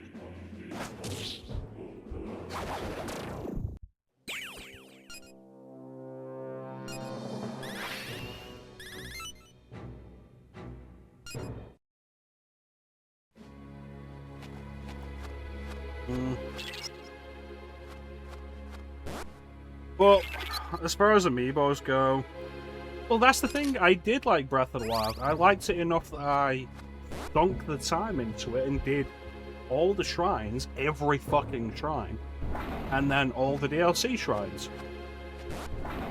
And the DLC shrines really pissed me off with the reveal of, like, it's just more of the same of what was already too much. And then Tears of the Kingdom comes out 7 years later and is mostly the same fucking game again. To the point where the entire intro is basically the same intro. Barring the prologue, the entire intro is basically the same thing.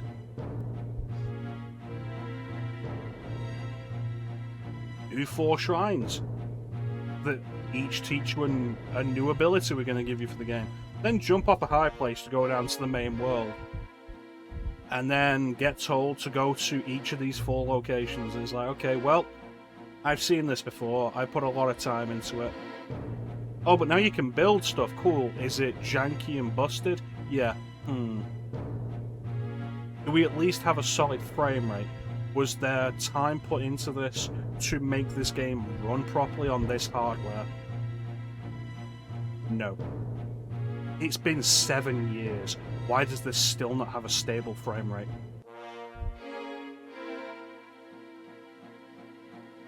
That's the problem with, like, the gameplay. It's bland open world bullshit. And Nintendo got away with it in Breath of the Wild because it was the first time they'd done something like that, and there were charming pieces. And then when Tears of the Kingdom comes along 7 years later, it's like people give Bethesda shit for re-releasing Skyrim all the time. Like, they re-release Skyrim so much. Imagine if... yeah, dedicated to making the same builds. How much time does it take to fit those all together in a way that works? It's like, you imagine every time Skyrim has been re-released by Bethesda, imagine that those releases were full-priced sequels that were essentially the same game again. With all the same problems, exacerbated in some cases. Like, imagine Elder Scrolls 6 comes out, and it's Skyrim. That's what Tears of the Kingdom really was. And then the cherry on top, the Switch 2 version. Hey, give us more money to play a version of this game that functions as it should have. I don't think I will, no. I fucking regret buying Tears of the Kingdom. If I'd known to what extent it was just going to be Breath of the Wild again, I would not have bought it.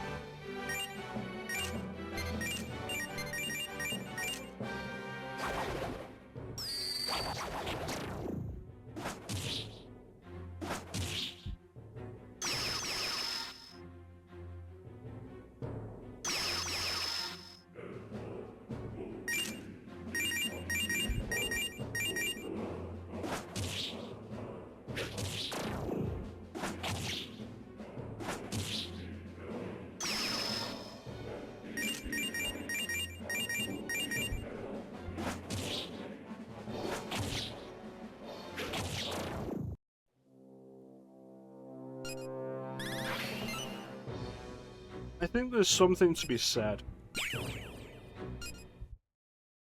for my willingness to do... Like, for the Legend of Sundays that we're doing, I think there's something to be said for my willingness to do some of the weirdish shit of the series. Like, I'm genuinely debating, am I going to, on Sunday, do Four Swords Adventures or Hyrule Warriors Definitive Edition? And, like, I'm planning to do both of them sooner or later, and yet Breath of the Wild, I have no interest in ever doing on stream. There's something to be said in that regard.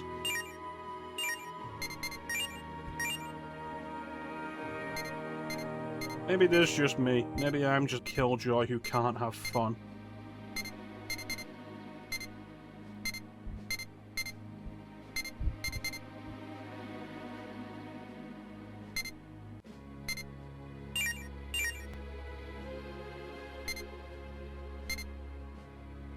Yeah, Four Swords Adventures. You know what it is? Fun.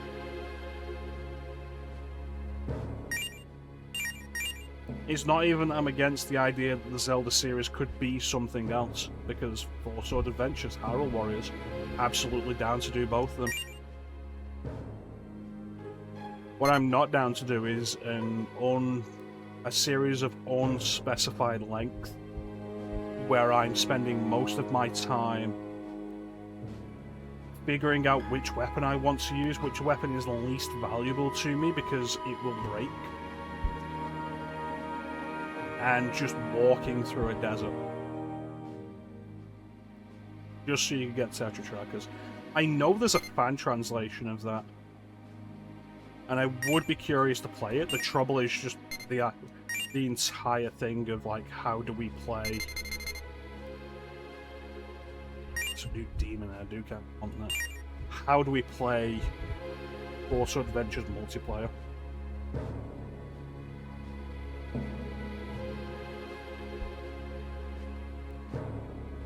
If we lived local, like, could absolutely do it. It's like, hey, let me work out a setup that costs us under $100 to play Four Swords Adventures multiplayer, and the answer will be a Wii, link cables, the cheapest GBAs we can find. The trouble's recording it.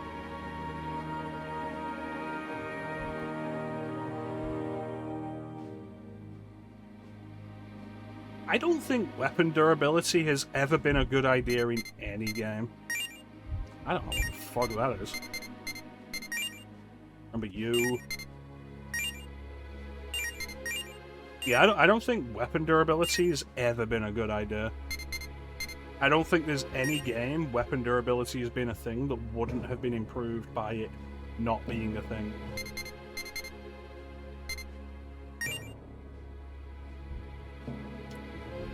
Tier 2 win magic.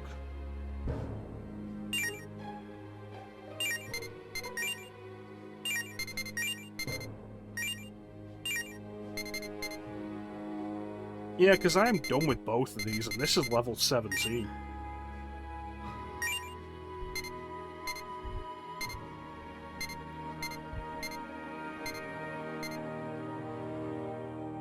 Pretty much, like, every time I switch weapons in Breath of the Wild, I'm picking out my weakest weapon, because I've got the mindset of I need to save my good weapons for a genuinely really dangerous situation.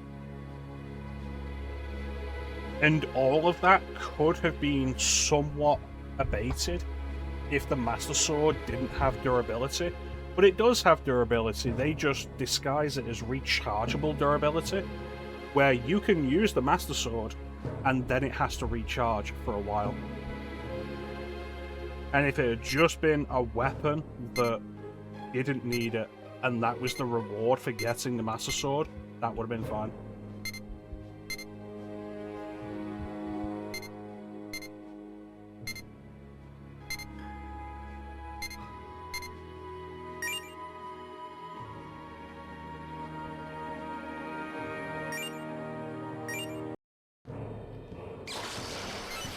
Perfect.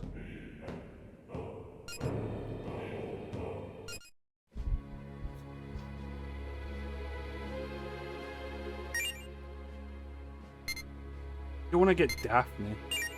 They are close to it. I'm not against having Aquans here, but I should wait until Akari we have the demon source for it. Against Apis either, but don't have the demon source for either of these. Yeah, so back when I was considering generally streaming Breath of the Wild, my intention was basically always to do it through Simu and have one of the cheat packs on that either removes weapon durability or like reduces it so much that it's not really a problem anymore.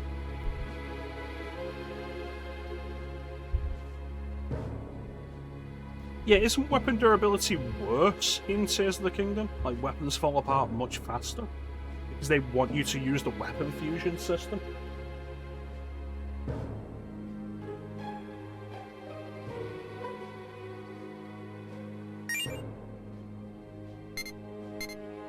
I am done with Goblin, yeah.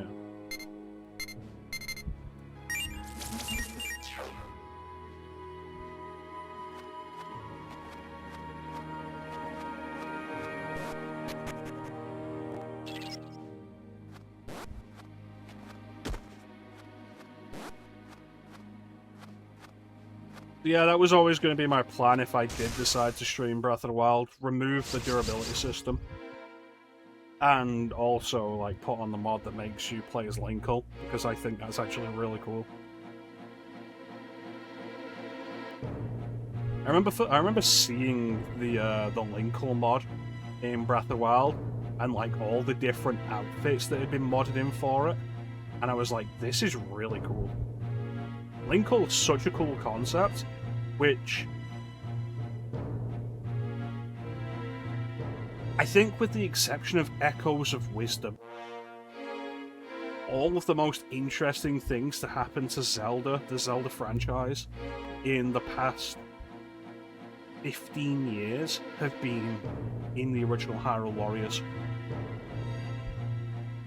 The Hyrule Warriors Link design, the Hyrule Warriors Zelda design, Linkle.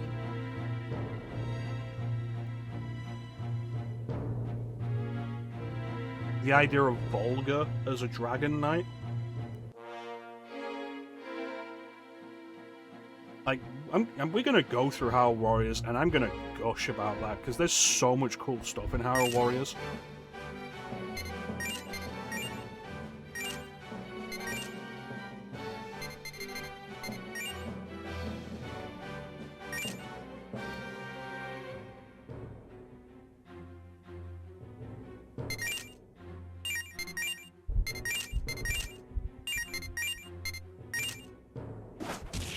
It was a cool idea. I think, given they... Koei Tecmo or Omega Force, like, whoever was in charge of a lot of the design of that, clearly realised there's not enough Zelda enemies to set up reliable concepts of enemy forces, enemy officers. So creating, like, making Wizrobe an enemy officer, alright. Jirahim and Zant both returning as enemy officers makes sense. Adapting Volvagia into Volga.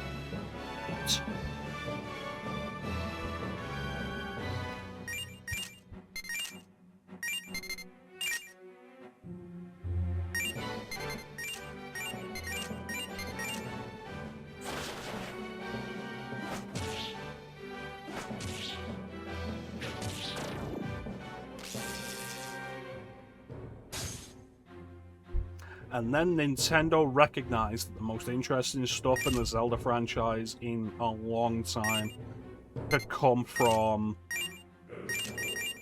Hyrule Warriors, and so they decided, we need more Hyrule Warriors, and we need them to be the blandest shit you can possibly think of, so people forget. So what do? They tied the new Hyrule Warriors to Breath of the Wild.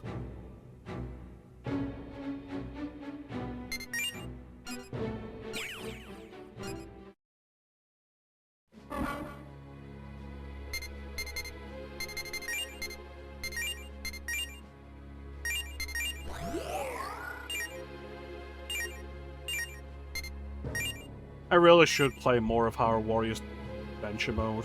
Especially if I'm going to stream it, because like that's where you get all the costumes and stuff. And 80 hours of that game, and I've still not finished a single Adventure Mode map.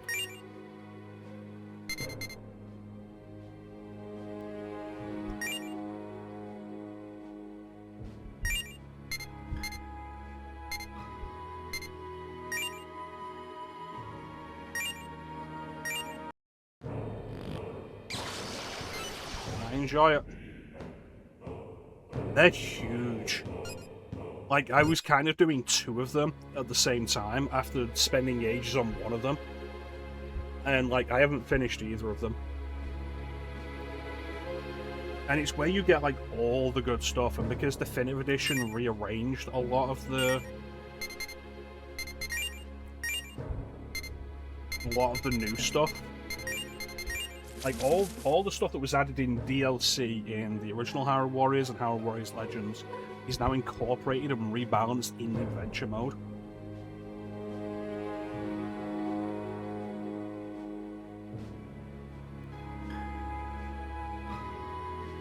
So everything that was originally DLC, costumes, weapons, characters, all of it, found in Adventure Mode.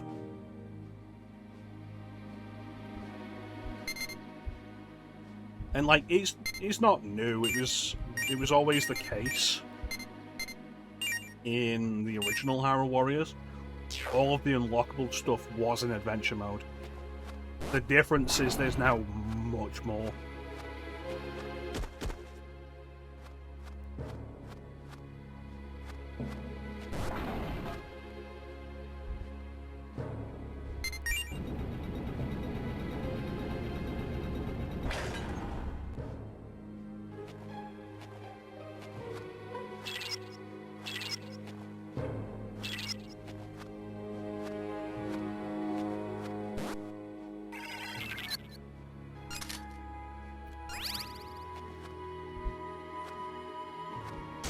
Really surprised. I expect that to be a hole. Yeah, Hyrule Warriors is great. I love Hyrule Warriors Definitive Edition.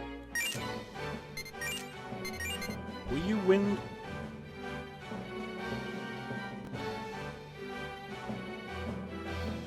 At this point, Chance, I would say that the opportunity to get Twilight Princess HD has long since passed.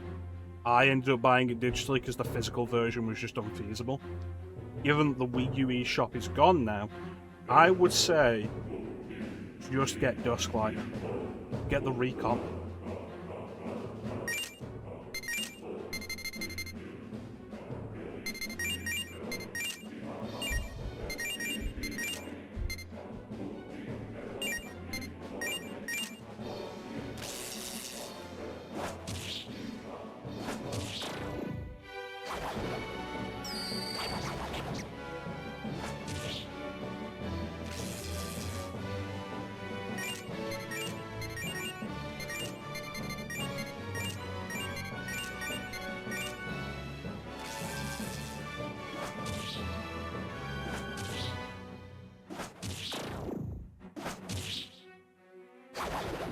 I was actually really happy to get Hyrule Warriors on Switch.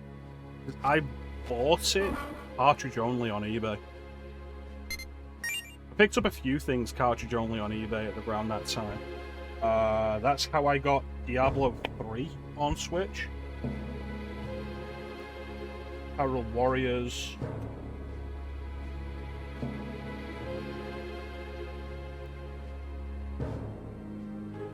I think Luigi's Mansion 3. That's how I got that.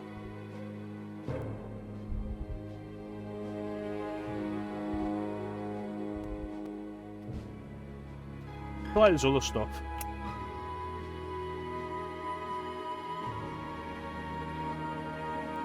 Yep. The second-hand prices are stupid, and Nintendo's never going to re-release it. Never going to re-release Twilight Princess HD.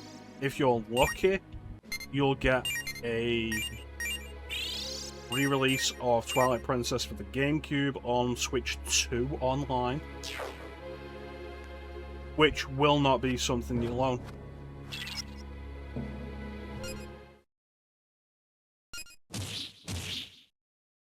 Clemenes.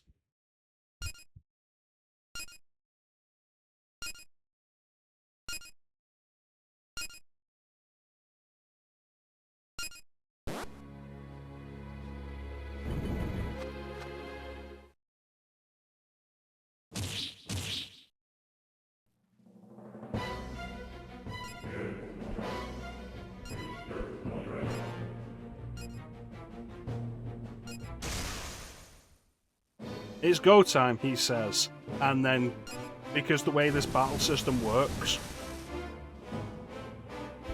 we don't both fight. But you notice Clemenes is Chaos aligned?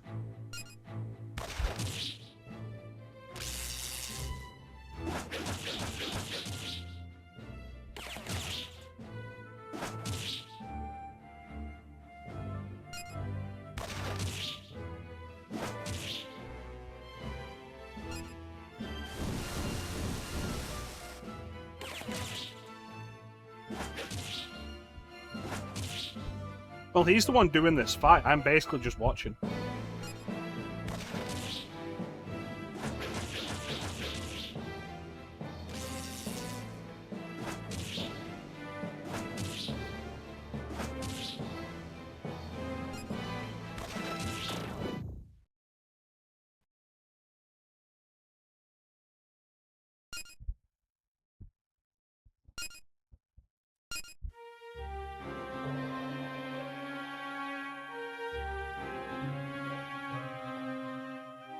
I believe this is the first appearance of this demon, but I'm pretty sure it has appeared since.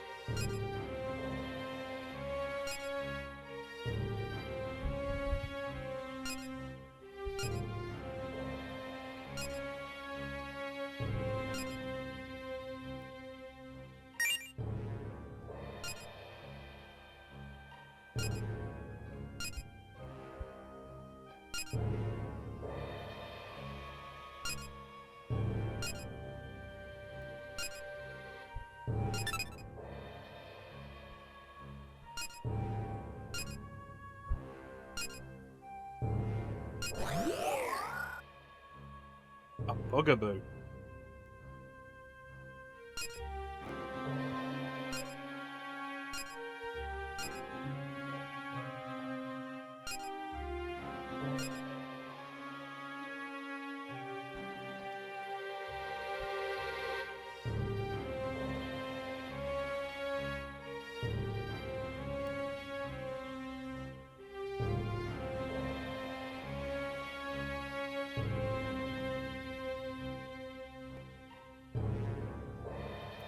Fascinates his ass.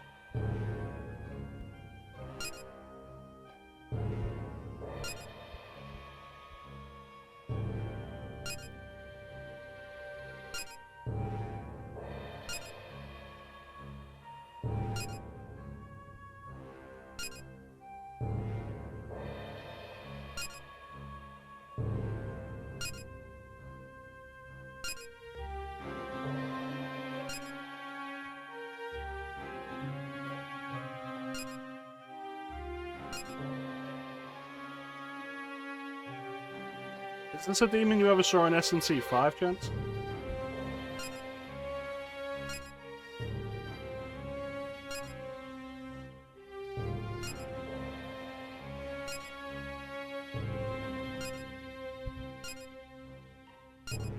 I think so.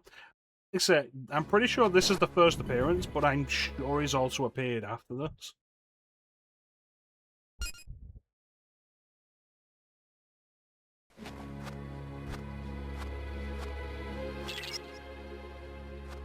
But Clemenes got a friend.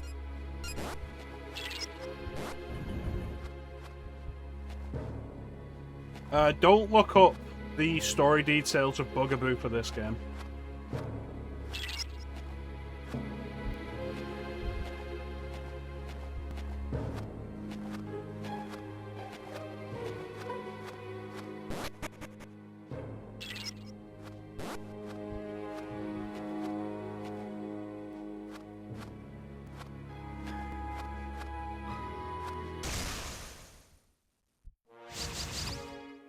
Epon Datsara.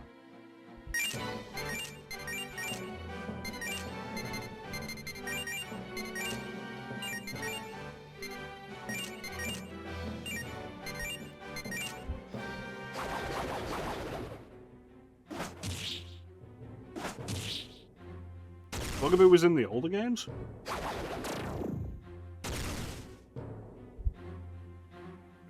They definitely want you dead next.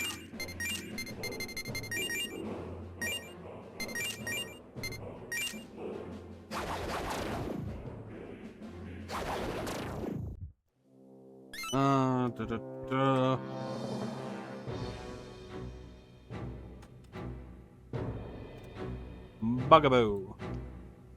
Oh, another name for the boogeyman. Bugaboo, also known as Buckaboo. Does appear in SMT 1, a neutral Guardian in SMT If. Guardian system was weird. In Imagine, but then is an important character in Strange Journey. And then doesn't appear in this. Although, chance you should recognise him, Bugaboo appears in the third force battle in the game, as well as a common enemy, for Digital Devil Saga Avatar Tuna 2.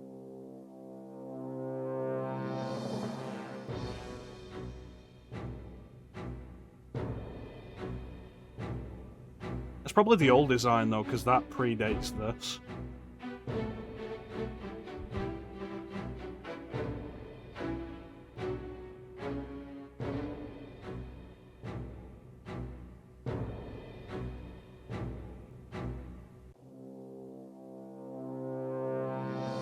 Doesn't have any pictures for Digital Devil Saga 2 though.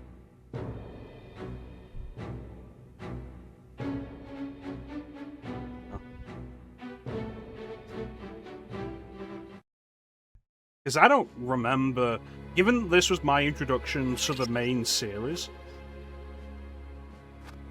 you'd think anything as important as Bugaboo is in this, I'd recognise when he appears elsewhere. But I did not recognise Bugaboo when I went through Digital Devil Saga. On a circle.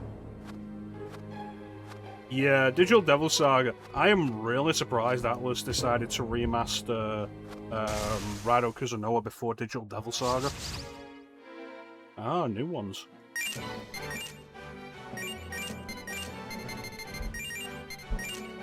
You really would have thought they'd do... Really would have thought they'd do Digital Devil Saga before Raido, if they were going through the PS2 games.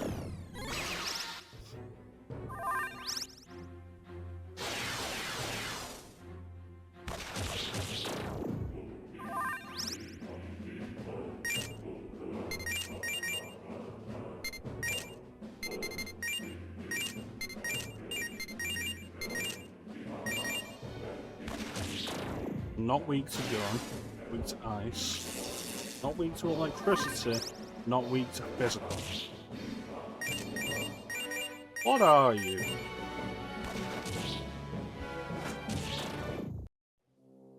Apsaras. That's a very fair point, being able to link them with Nocturne.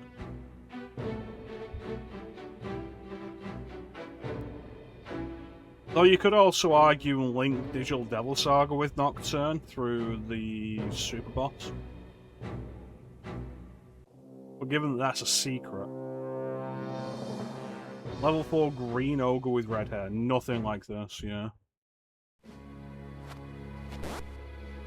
It's kind of funny that they would go with Raido, though, after the Nocturne remaster, given the trouble that Raido's design gave them in Asia for the remaster. And that's the entire reason why you have to get the Raido stuff as DLC separately on PC.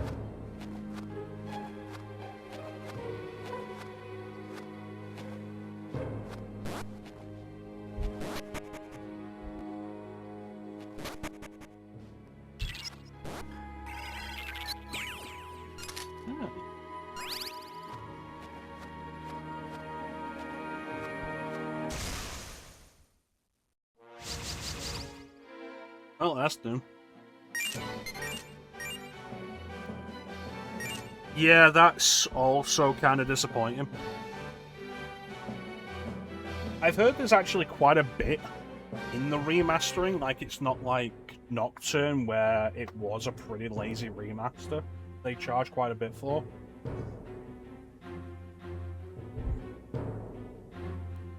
So it's entirely possible that they wanted to test the waters.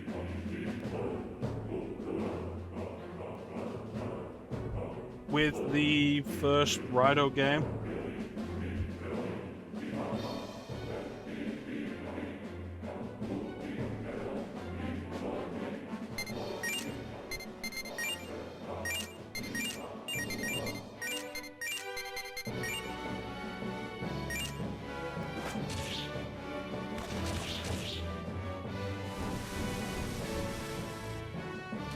Yeah, I've not bought the Raido remaster. I will at some point. But I would like them to just remaster all the PS2 SMT games. I would be so on board with that. At this point, I'm really just trying not to buy games that I'm not going to be playing very soon.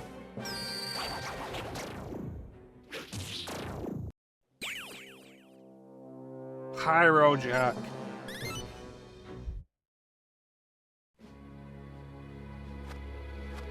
And I feel like you can tell that given that most of my Steam wishlist is RPGs.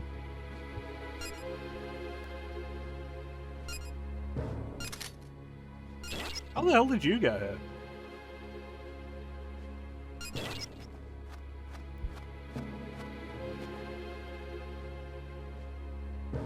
Absolutely. Especially the, it's not even the DS releases at this point, so much as the 3DS releases. Given that they redid all of the DS games for the 3DS.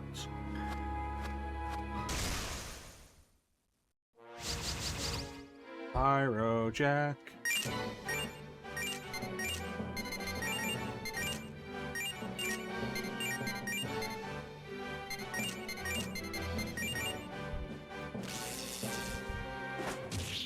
Yeah, I think there's less chance of that with older releases.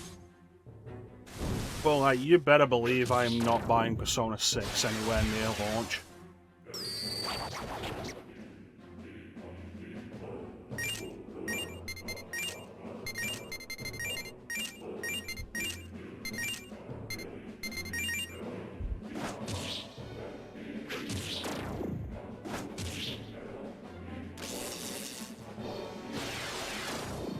Yeah, I would be all over, like, one, A Strange Journey, Redux Remaster, absolutely. For other systems, for consoles, PC. Devil Survivor, yes. Given that Devil Survivor was my first SMT game. Absolutely. SMT4 and Apocalypse, absolutely. Especially SMT4.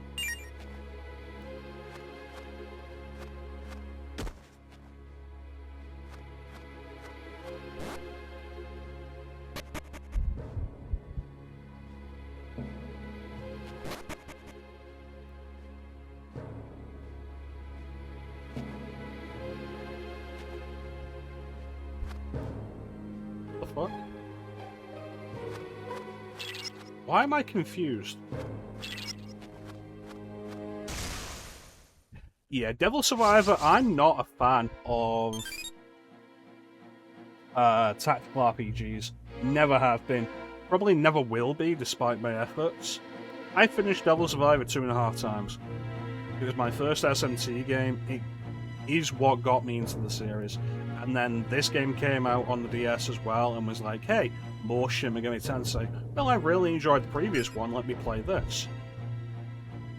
And this was very different, but it really pulled me in and got me into loving dungeon crawlers. And now here we are, all this time later. But yeah, I would love to go through Devil Survivor again.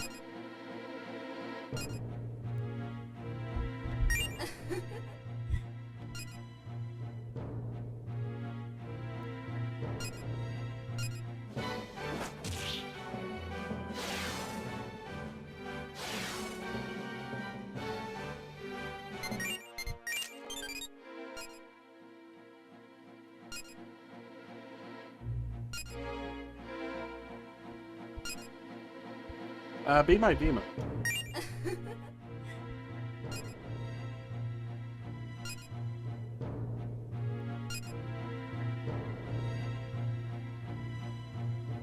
This was my second. Would I say this is harder than Devil Survivor?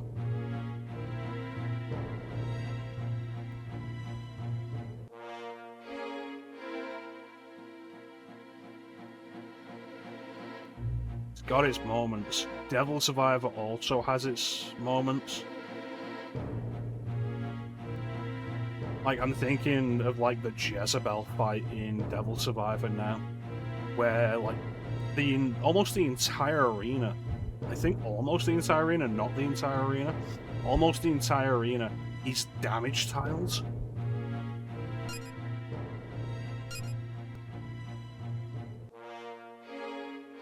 Yeah. Man, running into Wendigo as, like, the first real boss of that. And it's like, cool, only your main character can do anything to that. Was it Wendigo? No, not Wendigo. Belder. There you go. Wendigo's the first boss. Belder's the first real boss. Yeah.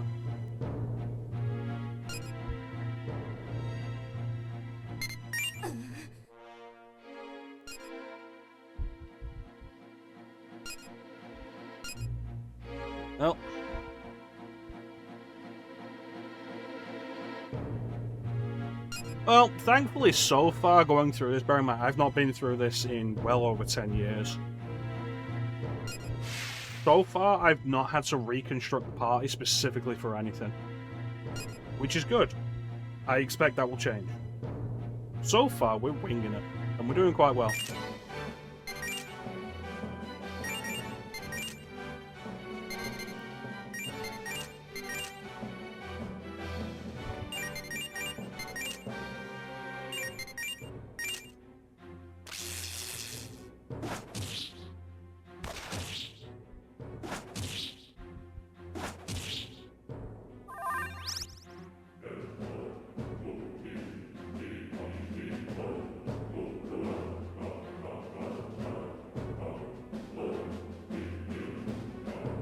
Well, it's really the case with any of the Shin Megami Tensei games, like, pay attention, and you'll find your way through.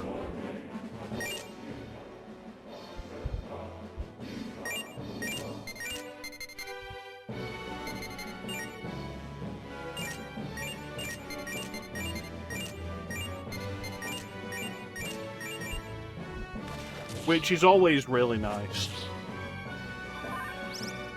Don't do that.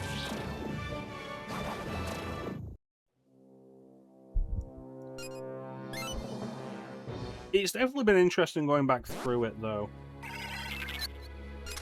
Having done other SMT games after this, like having gone through Nocturne and then Digital Devil Saga duology after this, and then eventually coming back around to this for the first time in a long time and realizing this is very much a classic send-up. This is like the last classic SMT. It's like the Final Fantasy IX of Shin Megami Tensei.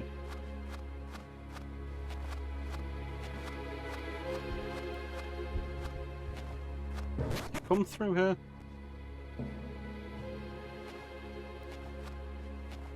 so confused.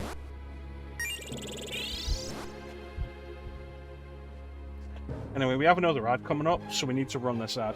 And then we'll be back, and hopefully we'll finish off Mitra's Palace and leave Sector Booties.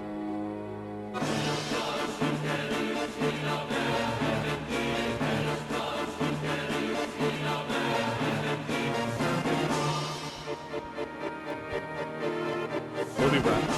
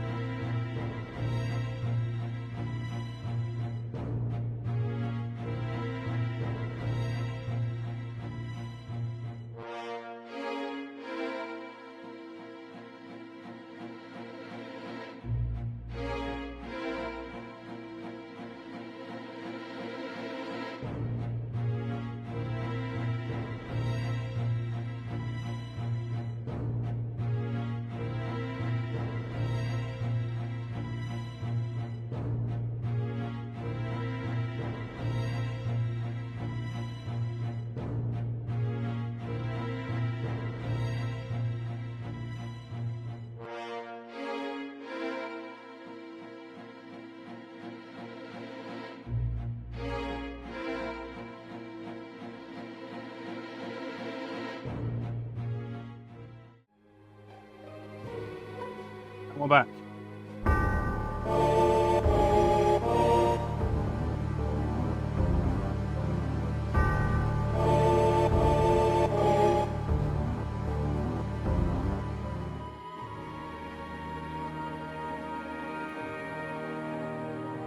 It really likes the Final Fantasy VII sounds today.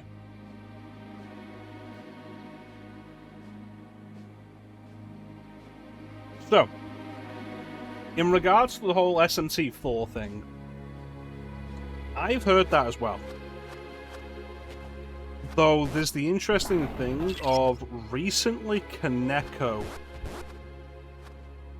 was answering questions on Twitter and said that this game was never intended to be SMT4, And what he said specifically in regards to that was like possibly a mistranslation of an interview at the time, but the idea was the quality. They felt the quality of the game was such that it could have been a mainline title. I don't entirely trust the translation of Kaneko's tweets in the recent Q&A stuff he's been doing.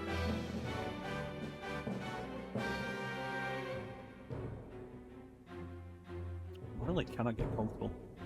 I do not entirely trust the translation of his tweets, but I do know the director. I believe it was the director of this.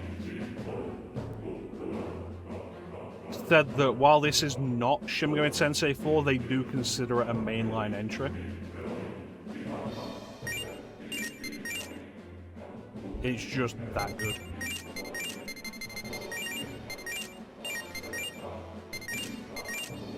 Not specifically. I've been seeing posts about it on the Mega 10 Reddit subreddit.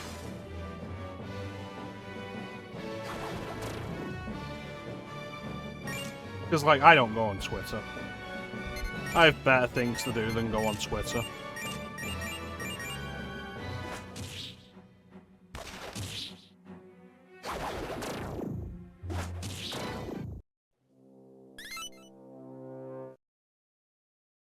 Plus, I feel like some of the things he said in the translated Q&A doesn't line up with things that we know. So I am curious, like, how much is being properly translated, how much is being mistranslated, how much he's misremembering. Bearing in mind, like, even this, which, like, this would have been the last mainline style game of the series that Kaneko would have worked on.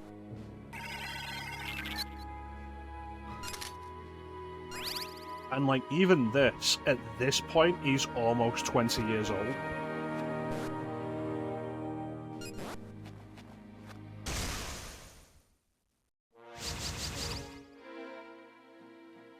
I would like a pyro jet.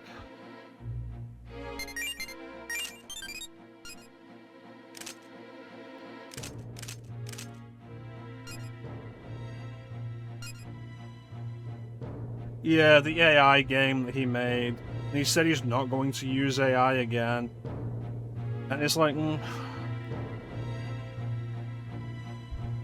is Kaneko somebody whose opinions I really give a shit about at this point?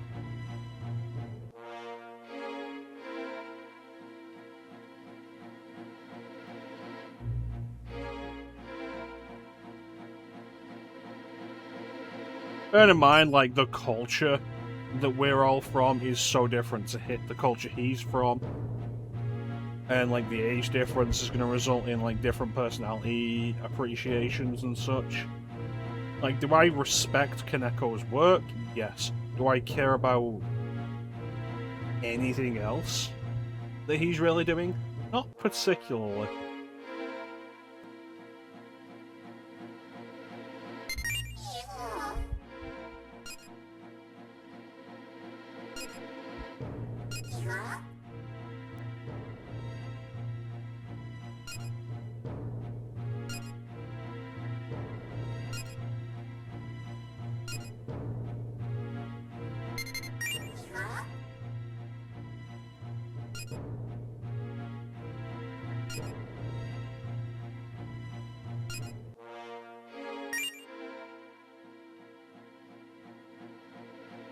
Yeah, I don't know anything he's done with the new stuff. I know that he was using AI artwork for some of it. But, like, even...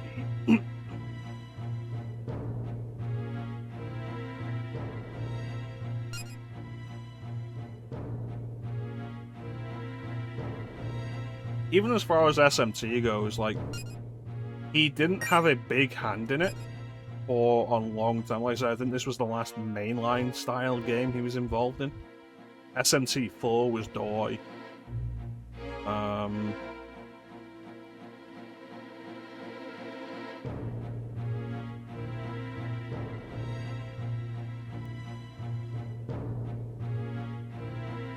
Devil Survivor was somebody else, and I can't remember the name. Suijama or something. It's the same person who did the designs for Digimon Story Cyber Sleuth.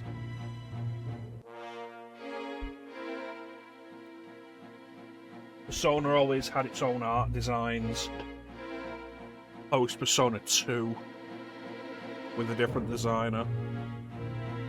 He was also a scenario planner, but again, after this, I don't think he did any scenario planning for any major SMT games.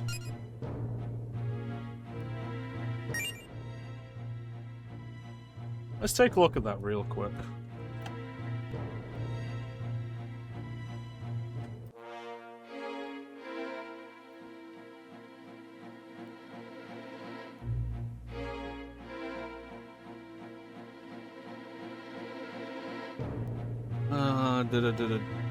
Working at Atlas, blah blah blah. Games he's worked on. Strange Journey, he was involved in scenario drafts and demon series. He's credited as series demon design in SMT4 and Apocalypse. But bearing in mind that SMT4 was still reusing a bunch of the designs, I think all the new stuff was done by Doi. Apocalypse scenario designer, world setting planner, series demon designer, Persona 5 demon design and modeling supervisor, and Persona 5 is the last thing he's credited under.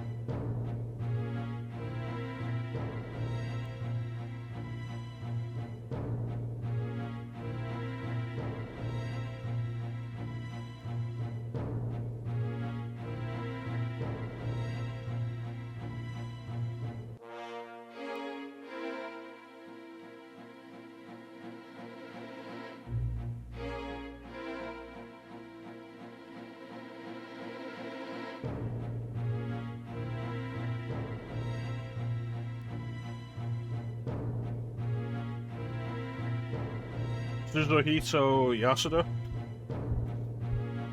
Who's that?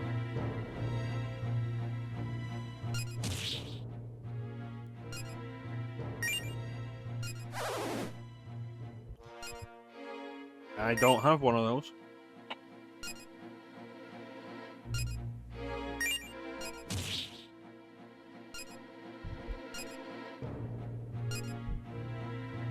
Excellent. Oh, the Devil Survivor. Excellent. Thank you, gents. You know what I was probably thinking of with the name I said earlier? Is probably Persona 3. Because Persona 3 with like that... Especially look at the original cover art and they've got that odd shininess to the character skins. Very specific art style that I've only ever seen elsewhere in Stellar Deus, The Gate of Eternity.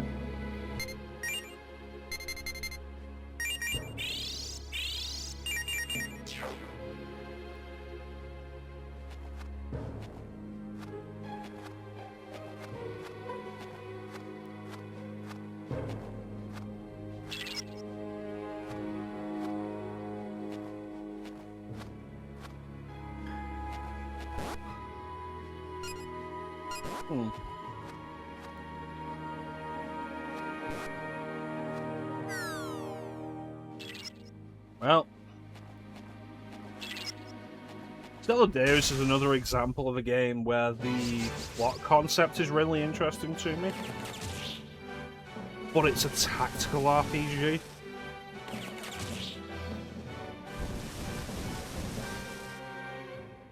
Right, now, Revenge. Because like, I know the central concept of Stellar Deus is based around a religious war, which I think is a really interesting concept for a video game. It's not a common thing you see. Same with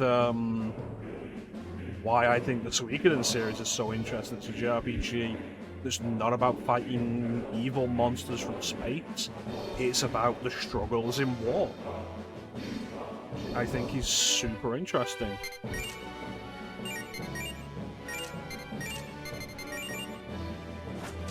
But, like I say, it's a tactical RPG, and I don't do well with them.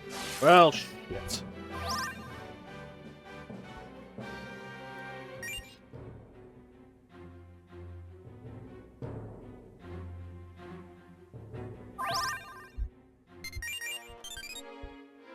Would you like to talk?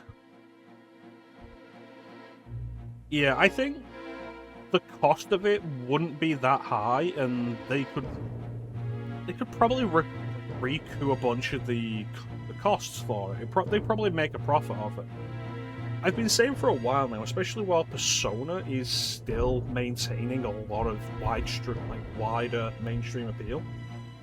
Like, now is the perfect time to try and get more people into mainline SMT by being like, hey, here are the origins of Persona Origins Collection, or like 2 Persona collections with like SMT If and Persona 1, and then the Persona 2 duology, like 2 collections.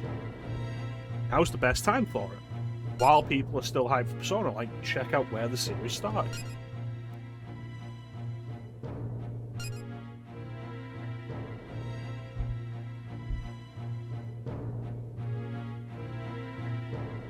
This is the weirdest thing I've ever been asked. It's watermelon. I don't think there was a right answer there.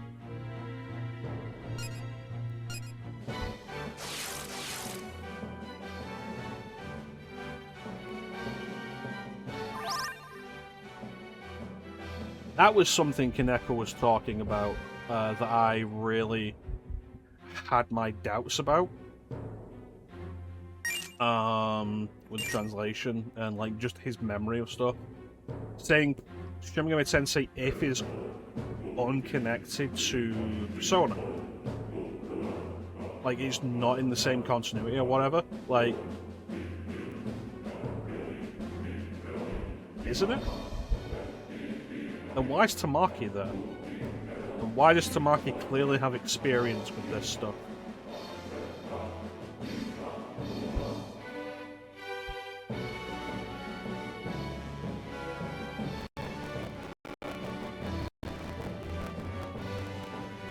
Weird.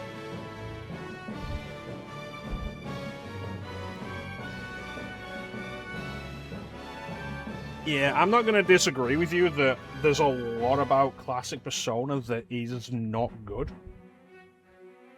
Dungeon navigation in Persona 2. Fucking hate it. The battle system, not great.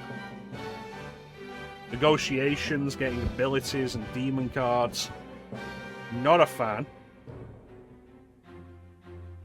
Well, fuck, I would deal with all of it if it meant we could play these games on something other than PSP. Play these games legally on something other than PSP.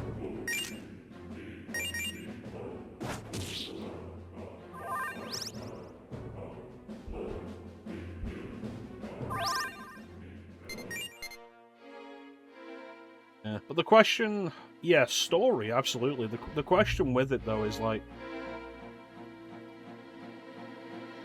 would you expect a remaster where they're going to rebalance a lot of these things, or just a straight port? Because bearing in mind, like, the issues you get with the PSP version of Persona 2 Innocent Sin already, where they did rebalance a bunch of stuff and they made it too easy, to the point where it's arguably considered the worst way to play the game, oddly enough. Because of how absurdly easy it is.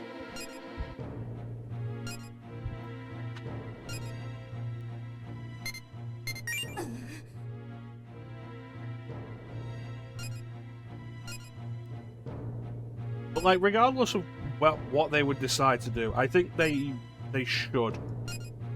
God damn it. Oh, they've run out of MP. Excellent. I think they should do something with classic Persona. Some sort of re-release. You'd welcome a remake, yes. I think that would be the dream. I don't think it would happen.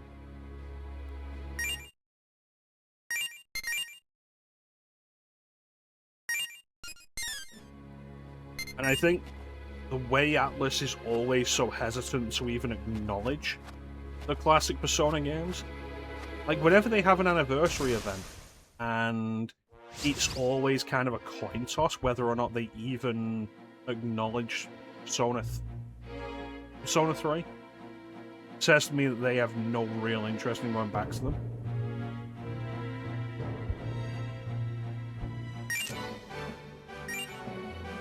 There's also the thing though, like, improve the battle system and eliminate really outdated stuff. How much of that do you do before it stops being Persona and Persona 2? Like, I would love a change to dungeon navigation in Persona 2, but how much of that can you change before it's not Persona 2 anymore?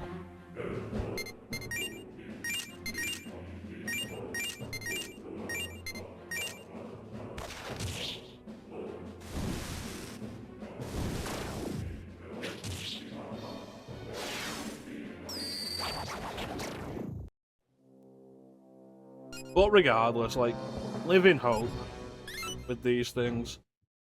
Maybe they will. It's money on the table. And like I said, I think if they do decide to do it, now's the best time. While people are still interested in Persona, you can say, like, experience the origins of Persona. And then that itself is also a possible gateway for people to find an interest in classic and mainline SMT stuff. Because it could snowball from there. Like, you reintroduce classic Persona to a modern audience.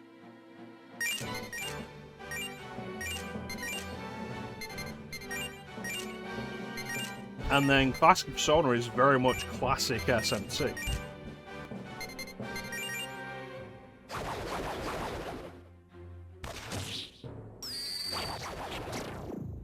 And if you find a new audience that enjoys that, you've got that audience there to be like, get Megami Tensei Origins Collection, SMT 1 and 2, Devil Summoner and Soul Hackers, both in collections. I think the big thing that makes it less likely that these games get collections is probably just like the amount of script required to translate.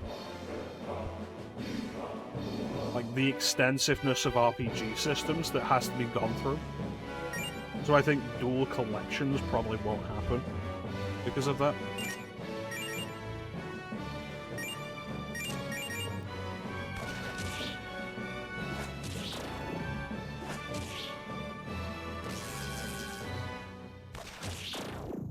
Yeah.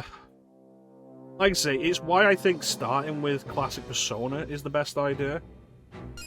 Because they are already translated, and you have the modern translations of them with the Persona 1 PSP version and the Persona 2 and Shin PSP version. And you can argue even Persona 1, even PS1 Eternal Punishment has a really good script.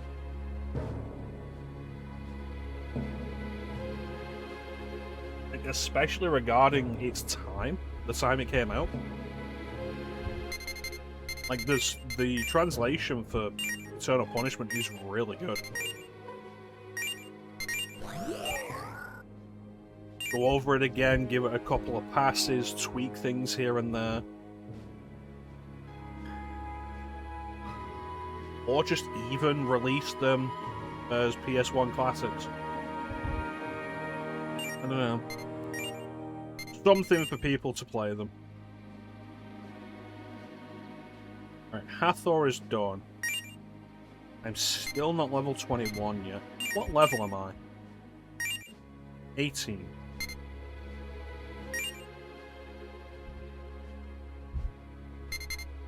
Ah, there he is. Incubus with his pointy dip. Only 11 o'clock.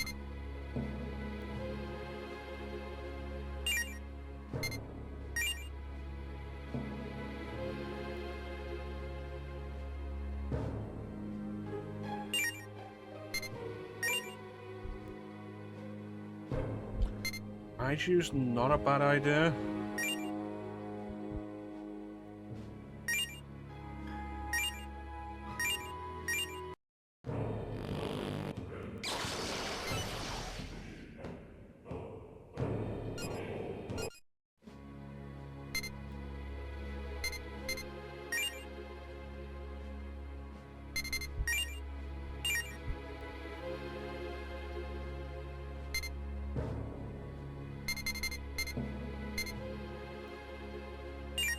What level was High Pixie? 19. Almost there.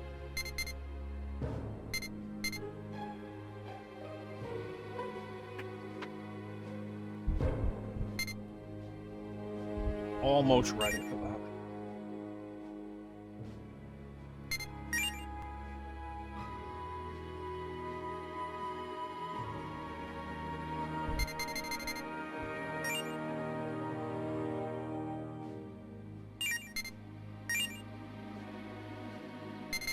Doppelganger is actually an interesting one, especially at this point. Like, yeah, let me just grind to level 25 so I can go into this whole next section with Reflect Physical.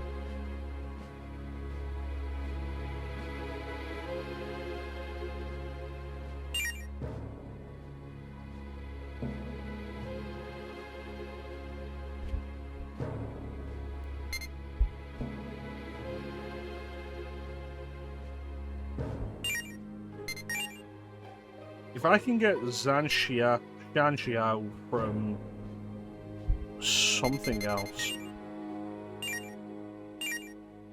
like 2 low level demons, because like, okay, Goblin plus Moshavu. Not a fan of that because Moshavu's level 17.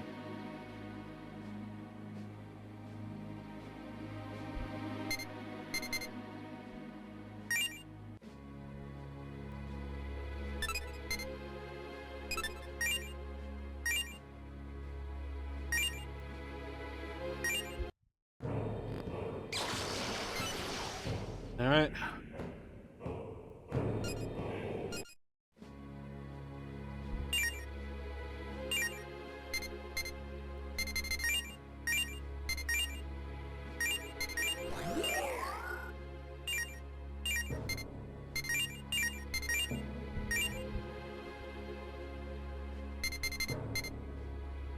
You're not done yet.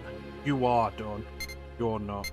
So, Raiju for Aquans. And High Pixie is neutral, right?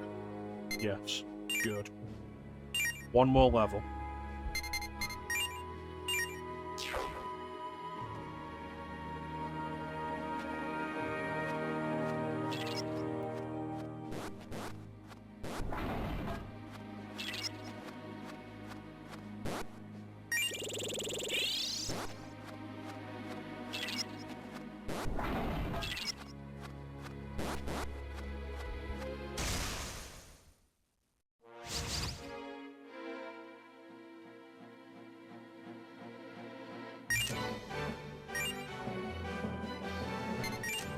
Everybody target Pyrojack.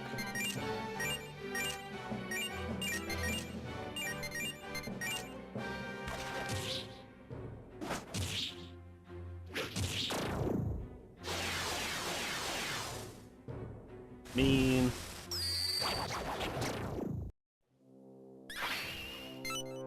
There we go. Level 19.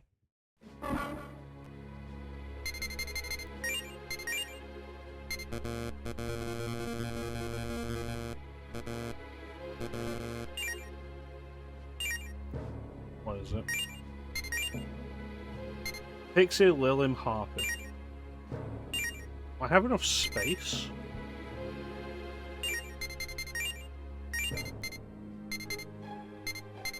I do. Excellent.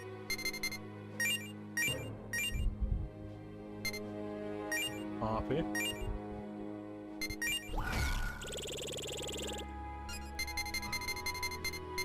Pixie.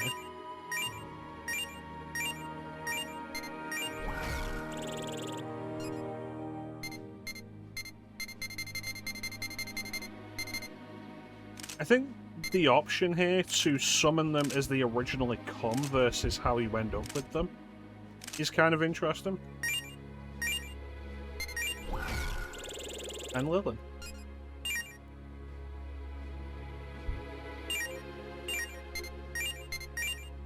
Special fusion.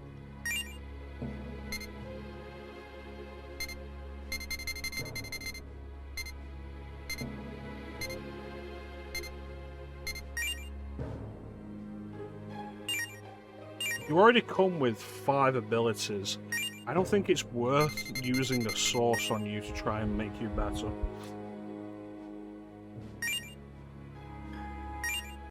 There you go, special fusion.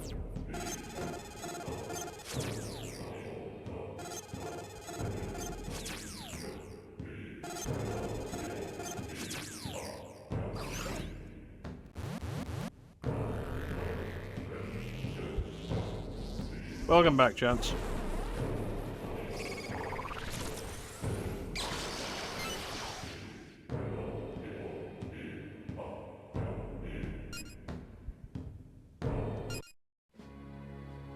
It's high pixie.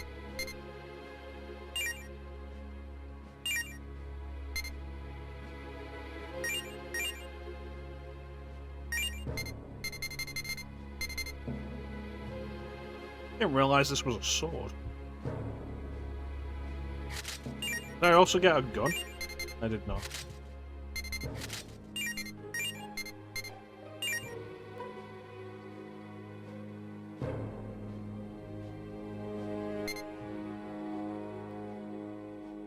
Oh, I'm immune to poison? I forgot about that.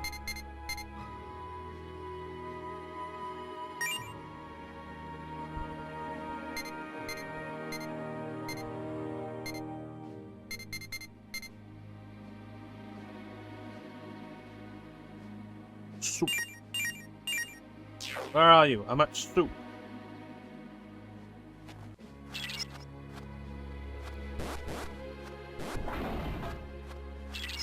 What do you mean you're at soup? Yeah. We just hit level 19 and immediately did the special fusion for Hypixel. Why am I buying clothes at the soap store?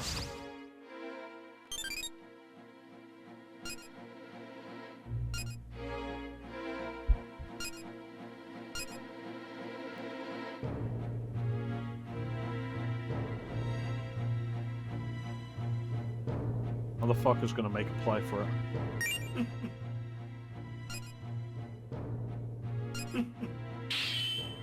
Don't trust that. Free demon's a free demon, but fucking angels.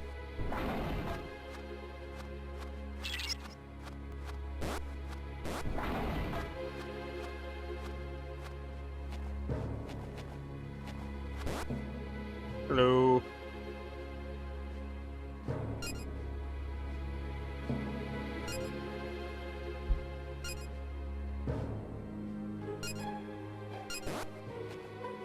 Okay. Fucking weirdo.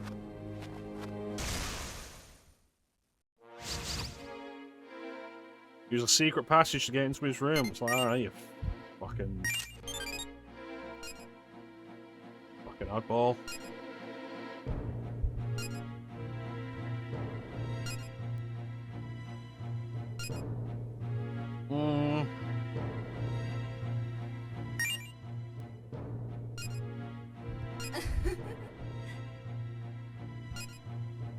Why can I smell it through the demonica?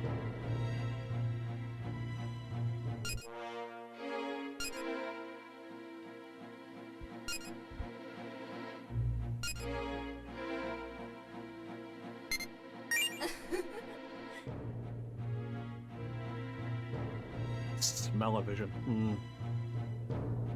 Feels really concerning when it's been proven the atmosphere here will kill us.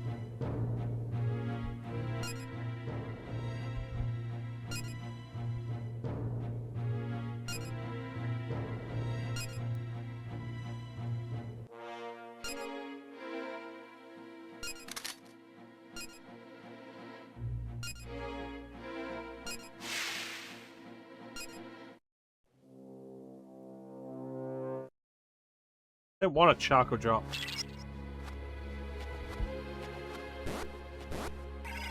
That's what Big Demon wants you to think. Like, oh no. Big Demon.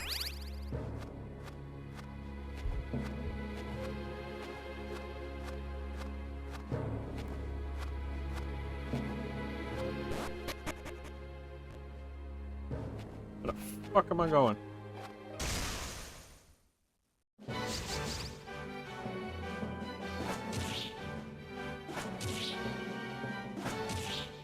Well, that seemed targeted.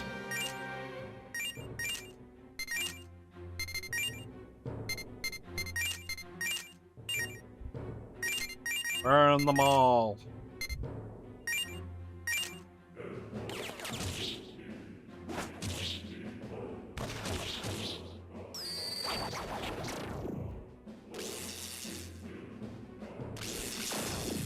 How do you like it, you son of a bitch?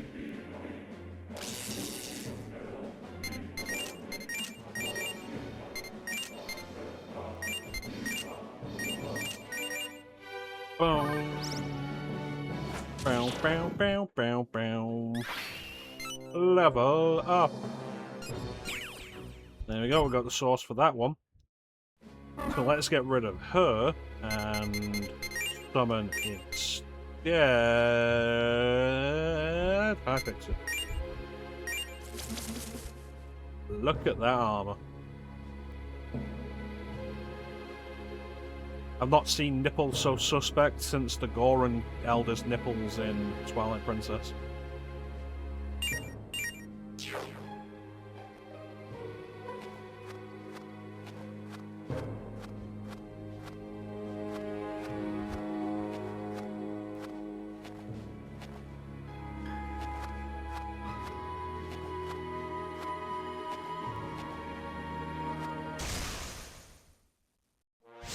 It's not even that the titties were rock, it's like the nipples specifically were rock nipples.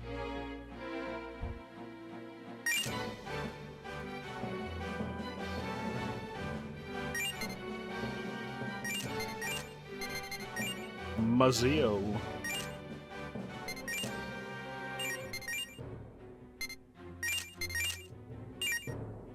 Mazio.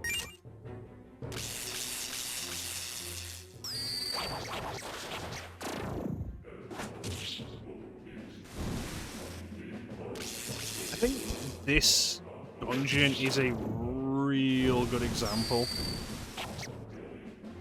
of, like, the sense of escalation of this. Because, like, you gotta remember, the first sector, the sector that eases you into the game, was...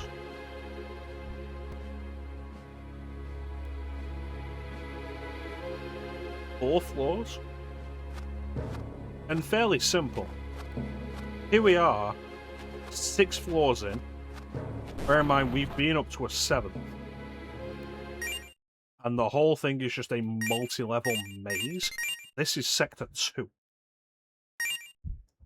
Like, good God. He's going to get so much worse. And not like worse and it's going to get less enjoyable. It's going to get way more complicated than this.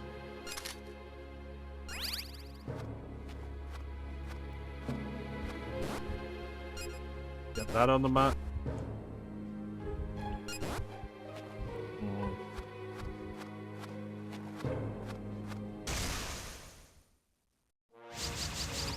Been doing this for 5 hours now.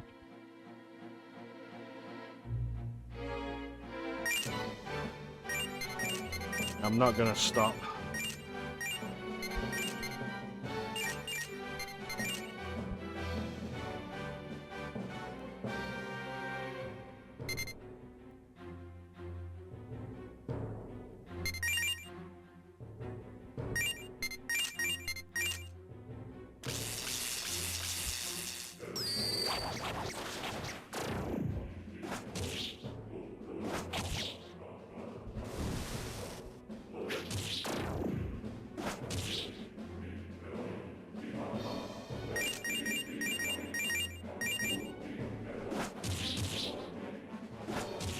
That's a good hit.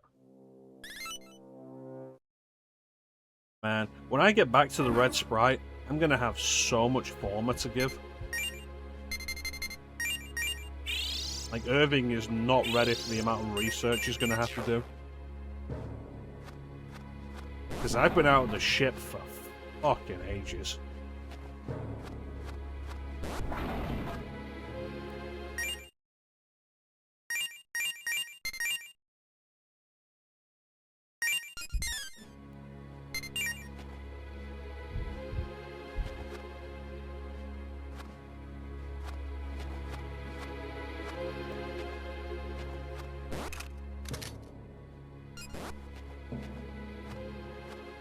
Hope you enjoy your homework. Got a lot of it. And just dump it all down.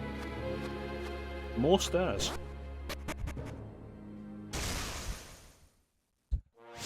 Know where I'm going. Got no way of knowing.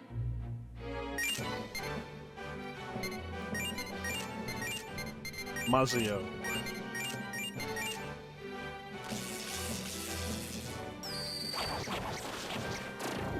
And when Demon Co-op works out, I really do love it.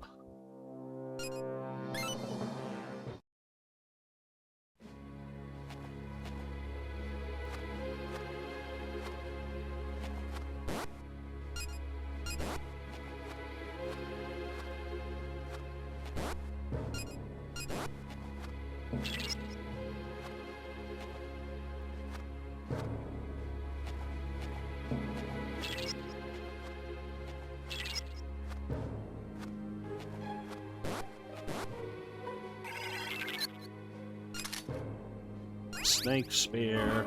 Is that a weapon?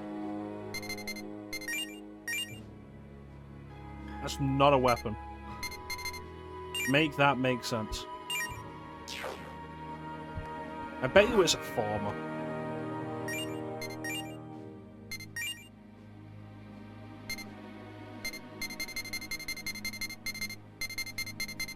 Yeah, there it is. Can you imagine if I got paid for all this former I'm bringing? No, I give the former and they're like, hey, we're gonna build new stuff with this that you will pay us for.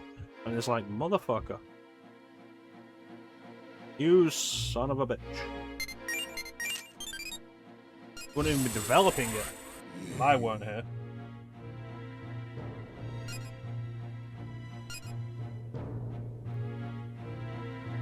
Rabbits poundeth mochi on the moon when 'tis full. Wert thou to visit the moon, what wouldst thou wish to do?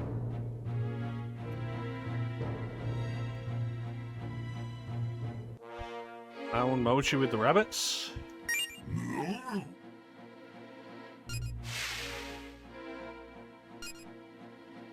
The fuck just happened?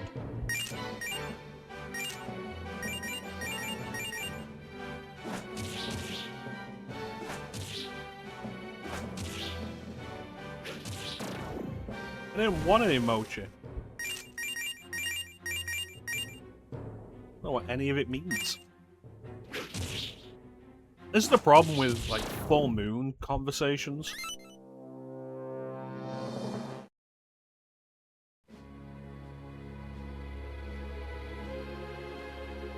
Like, you get the sub app that lets you talk to demons during the full moon. And the idea is like, oh yeah, cool, now you can talk to demons during the full moon. It'll allow you to communicate more. In sense, it'll allow you to communicate more. And there are some demons that you could only recruit during the full moon like that.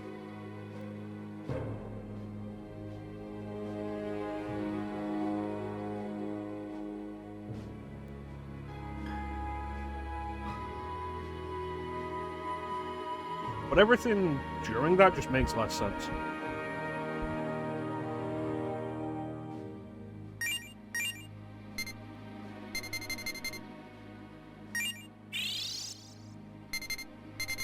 Can only be used on myself. Like, yeah, why wouldn't I? Conversation was related to a Japanese myth about the full moon. Like,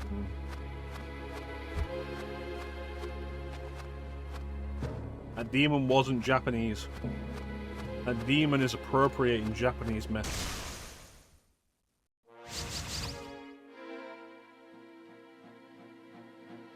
Why do I still not have an Apsaros?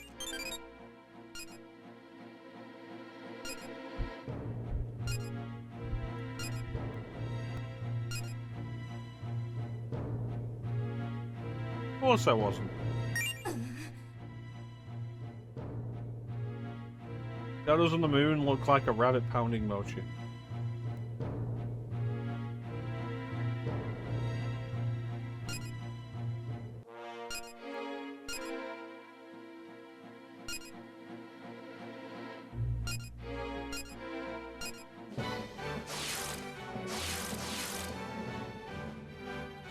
I still don't think that demon should know this.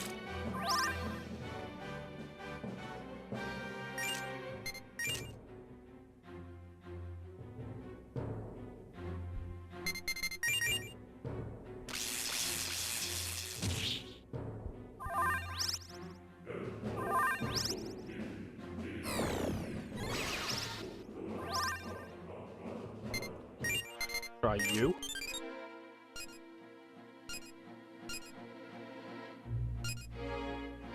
Be my demon. Alright.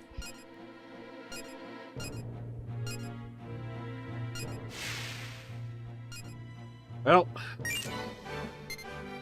Kill them all.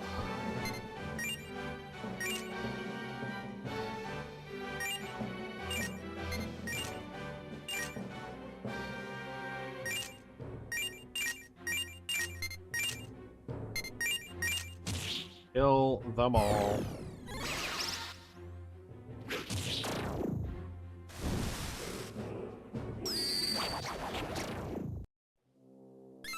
I do have a demon at the minute that does have the ability to cure poison, though. Which one is it? Did I fuse that demon?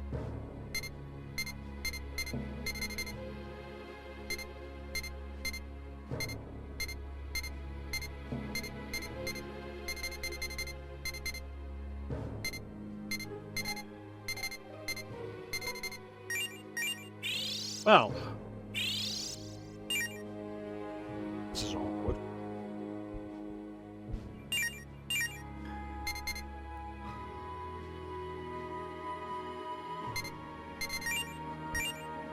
And I still don't have any disc poisons.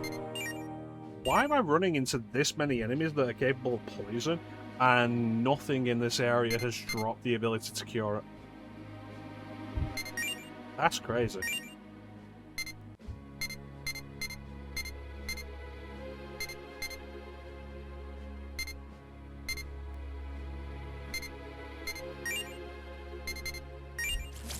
So I've already fully analysed Principality, so all I need to do is level it up once and I should get the resource.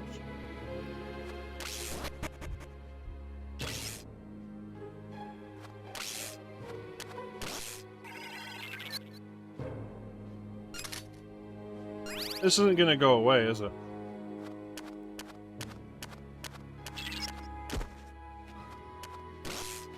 No, you think it'd fade after time.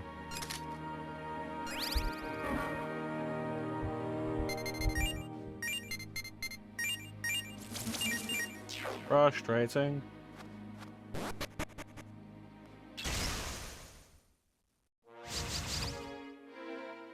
Do you want to be my demon?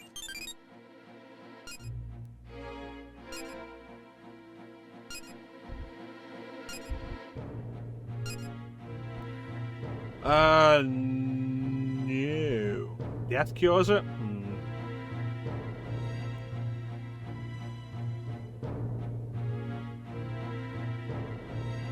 But what cures death? Am I hitting on you? No.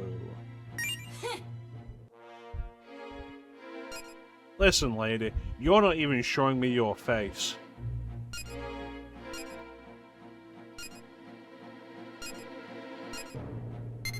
What about you?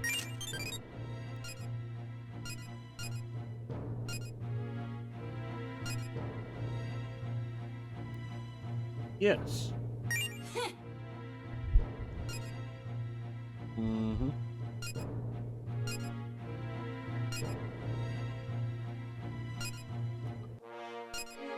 Righto.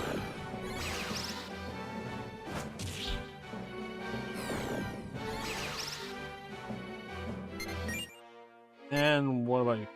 I don't think necromancy cures death. I think necromancy just gets more use out of death.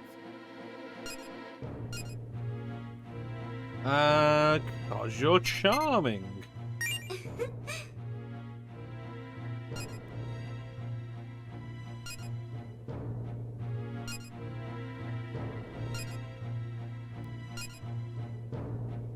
Yeah, the food's good.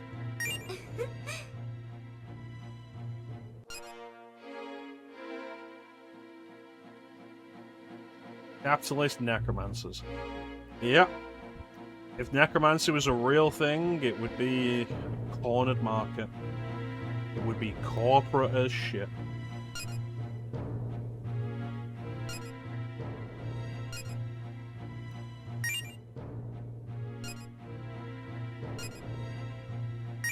Nope.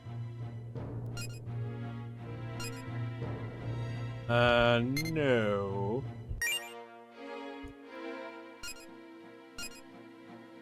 I don't have one, but you could if I did. Yeah, that's fine. Yep. I'll just heal, it's fine. Fine. Yeah, I do have one of those.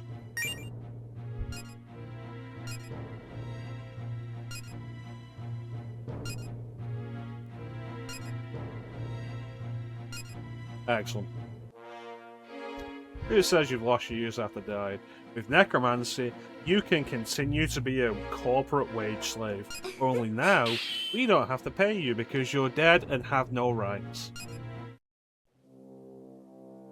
Remember, Congress voted on it and decided that once you die, you have no rights.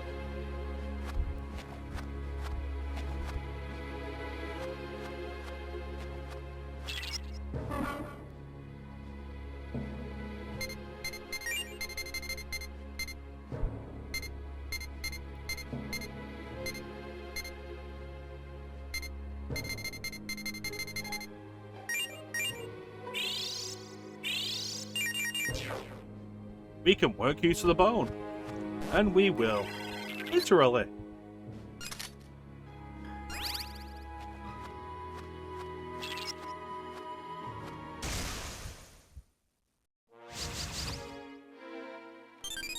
Well, that's horrifying.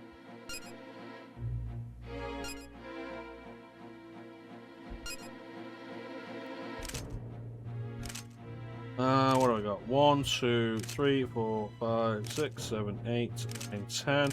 I don't have space for you.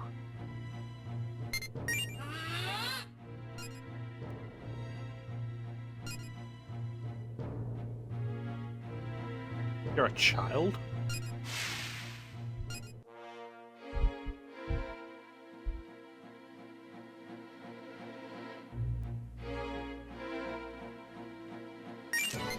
Concerning.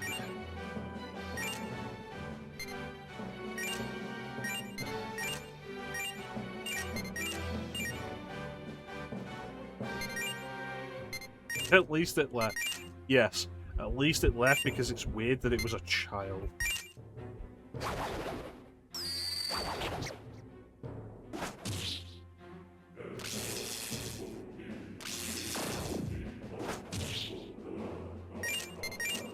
Gun.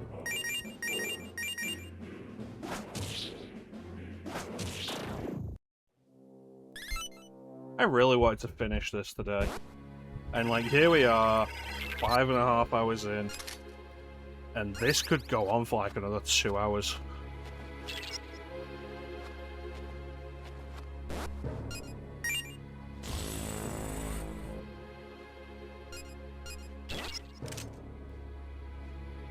Okay, there's where we're going.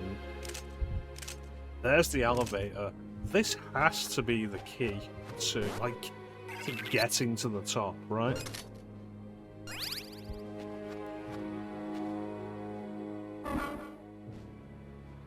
We have another ad coming up. So I guess we'll make this the last one, and then we'll see where we're at when the next one comes up.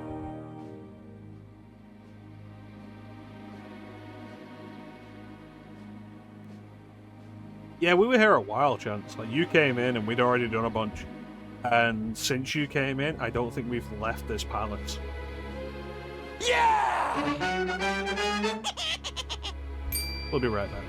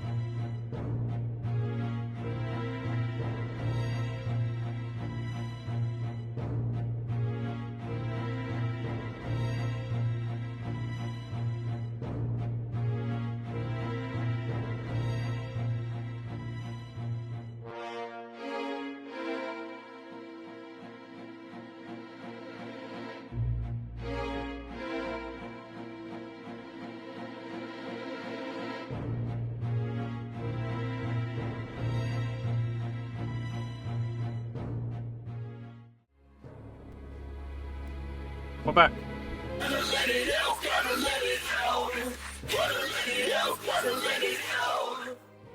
Alright.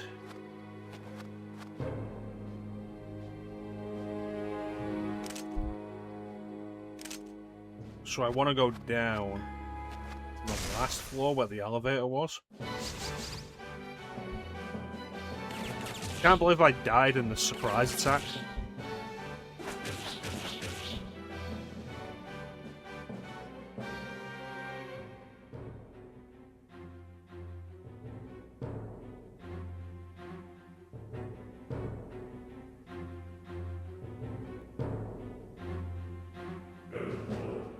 That legendary screamer Foxhound Cat with a raid. Chance, can we get Cat a shout out, please? Does Cat get a shout out? No, Cat doesn't automatically get a shout out. I think only the mods get the automatic shout outs. Chance, can we get Cat a shout out, please?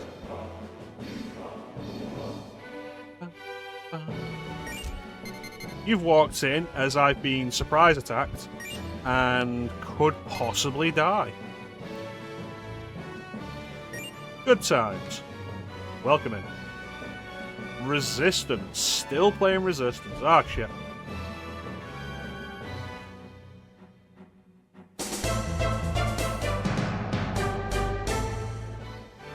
Welcome in, Cat.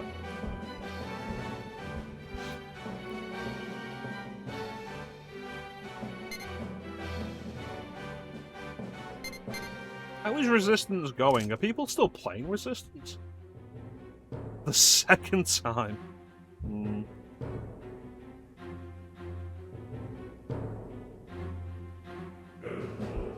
Yeah, I can deal with wind myself. I need lightning for you. Raiju. Yeah, welcome in, Cat.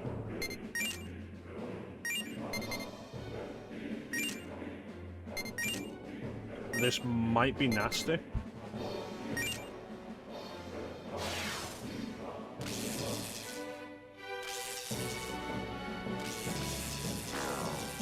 Oh, nasty. 6-minute queue. Is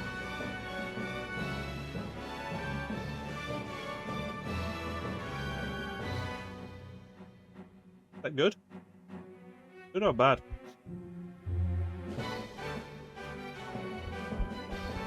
That's probably not good, right? 6-minute queue.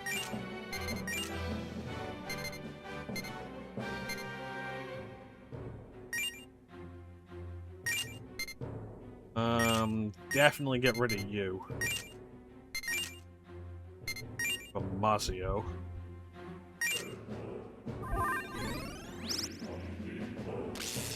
This is the real danger of getting surprise attacked. Because, like, we're really just on the defensive here.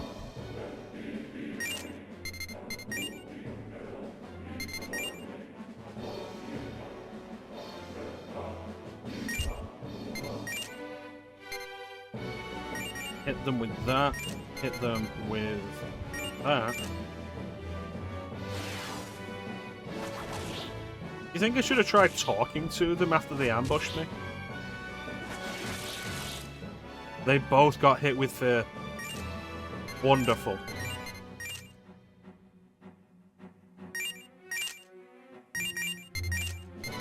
Give me the heals.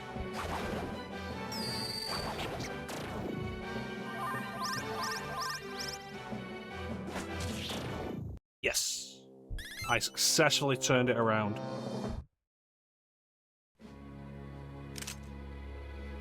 Yeah, that's the save point. Where was the heal point? That further below? Let me see this. Lower. Lower? Not that low. Usually makes them more range. It's definitely risky, and it's not something I even properly considered.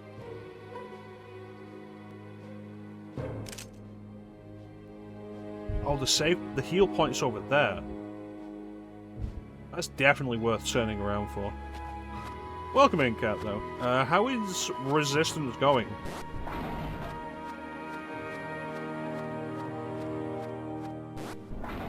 I assume you're still having fun with it. We moved. You know what? I figured out how to do it. We just do this. Bam, map reset. Weak to wind. I have wind.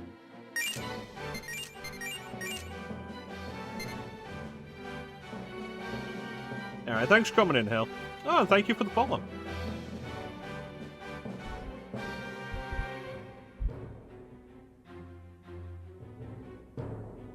At this point, it's looking like I'm not going to get to the boss tonight. Thanks for dropping in, buddy. Thanks for the follow, thanks for the conversation, and you have yourself a good night.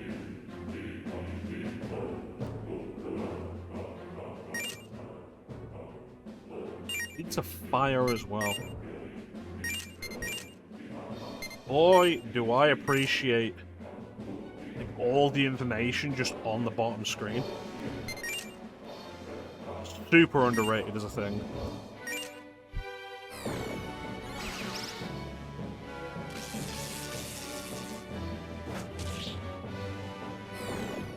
Don't do that.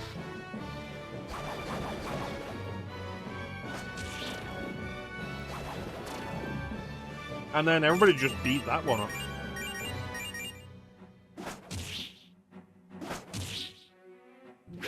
I'm going to be spending so much money at this heal point.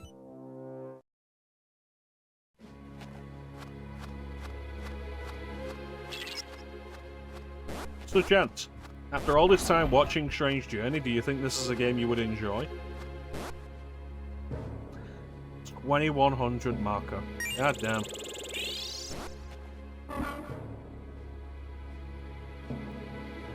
Yes. Good. I don't need Hathor or Ra... Oh, I didn't get the thing for Raju. Alright. Arrowjack we're putting back in the party. And I do still need you. Alright. Yeah, it's something I was saying earlier before you came in, Chance. It's kind of a shame the DS didn't get more dungeon crawlers like this. Because, like, this and the Etrian Odyssey games and, like, the SMT games on the 3DS, where they still had the second screen. Like, having just the map available there, because I've been playing Shin Megami Tensei 2 a little bit recently as well. On Super Famicom. And in its original release, to go into the map, it's you bring up the menu, then you go into your comp, and you go onto the auto mapper, and then you can see the map. And they've added, in the fan translation, they've added a shortcut where you just press L and it brings the map up immediately, which, like, super helpful, because the game easier to get turned around in with the way everything looks. But just having the map there on the second screen, some of the DS games did it anyway. But dungeon crawlers, like, it's such a good solution. I don't have ice.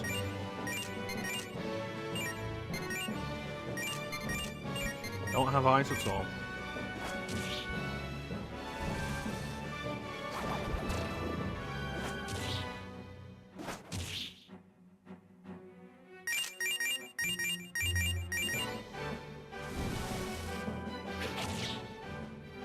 That's a good crit. Double crits. Got the pyro sauce. Who else do I need? You. You. I just need you to level up, and then we should get your sauce, right? It really should have. I think, given that SMT2 was the second game of the series, it's forgivable.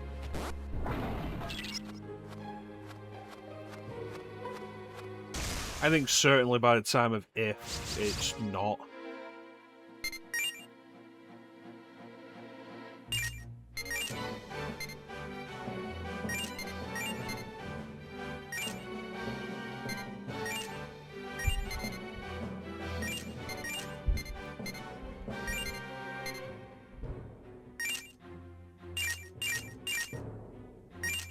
Alright, gun. Hit. Lightning. Hit.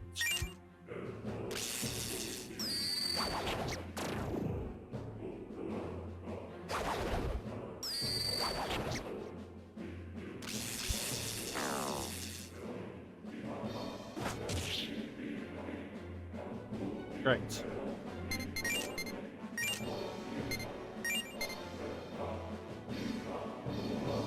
Yeah, for the first person perspective, and given that the dungeon doesn't scroll past smoothly in the Super Famicom game because they're faking 3D.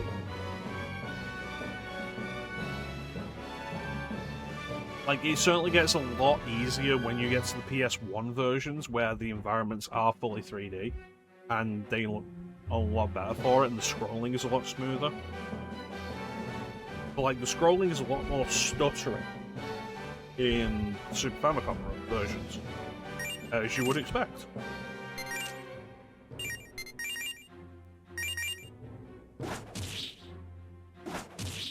But because of that and the simpler nature of the visuals, meaning like less in the way of landmarks and such, definitely need the map. I want to go right back to that heal point. Really do.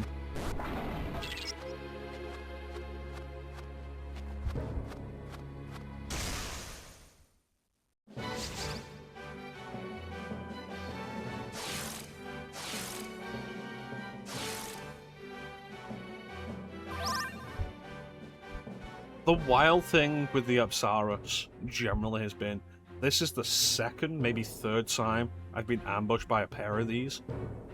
And they can do magic attacks, but they keep doing Lullaby over and over and over again. And it's weird.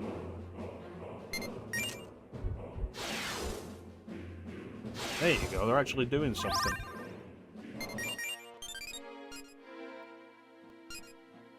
Hey, come on. I know how to treat a lady. Because I'm a gentleman. She didn't like that.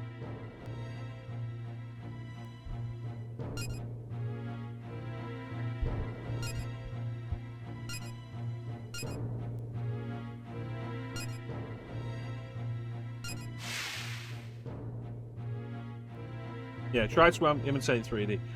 There's a real respect I have for something like the Super Nintendo could do more. The Super Famicom could do more. But you go back to like the NES and the Master System, and you see games doing something like that, and it's kind of curious, especially when they do it effectively. Like the original Phantasy Star is kind of a curiosity to me like that, because its dungeons are first-person dungeon crawlers.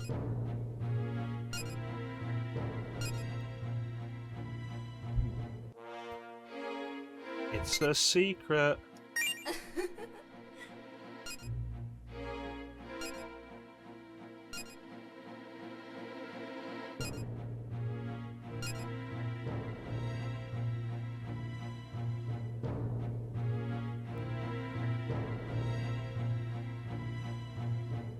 It's a translation program. Yeah, didn't like that.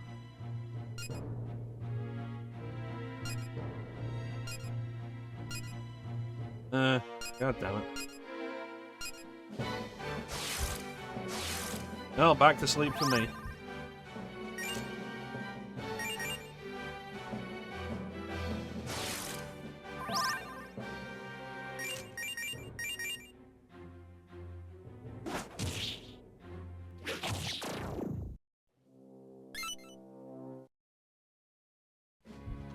The thing with it as well is, like, the correct choice, I'm pretty sure at this point especially, is always random. Like, you can give different answers to the same demon type in the same battle, and they'll respond differently to it. It's like, oh, here's the question. Do you pick option A or option B? And with one demon you pick option A. Like, say these were both Power Jacks, and it's like, okay, I asked Power Jack 1, and Power Jack 1 gives me the question, I give him option 1, and he says no, and then leaves. And I talk to Power Jack 2, and he gives me the same question, I pick option 2, and he says no, and leaves. And so it seems random, which is a little awkward.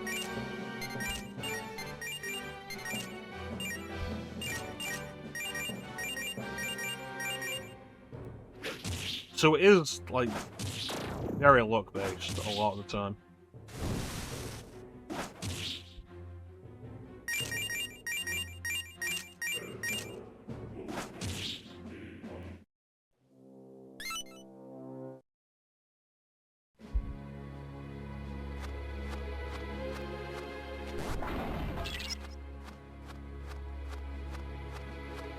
Okay, so the important thing is there is a save point on the way to the elevator. Good. Because I feel like it's been a while since I saved. And I will have saved at that point, that specific save point, yes.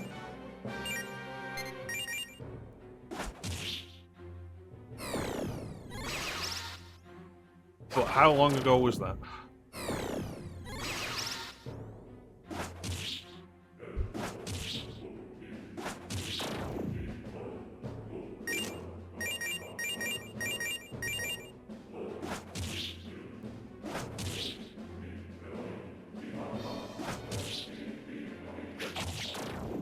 We'll find out.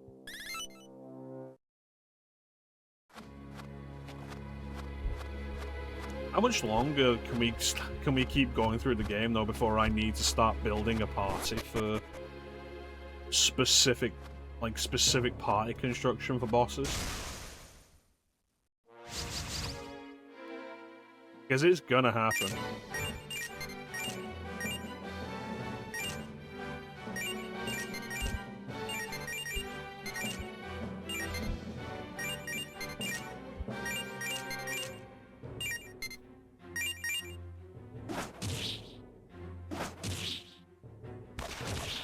And bearing in mind, like, this game is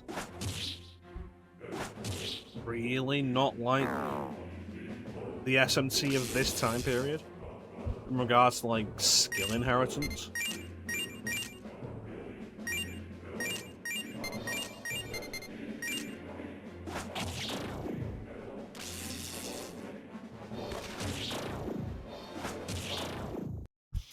I mean, that's ultimately, like, the whole point of the sorters.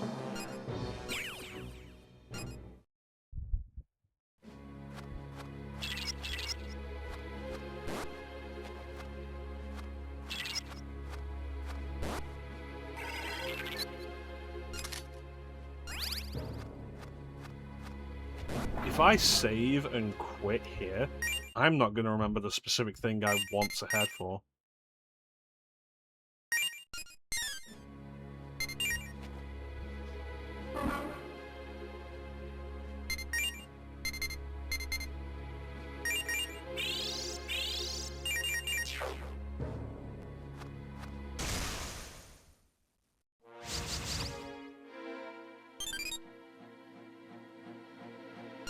You gonna be playing me again?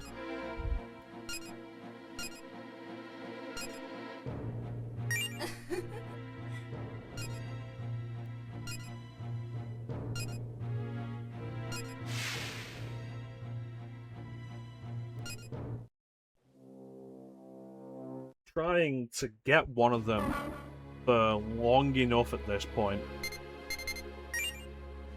And then it's like, oh yeah, one of them just comes and is like, hey, I want to join you.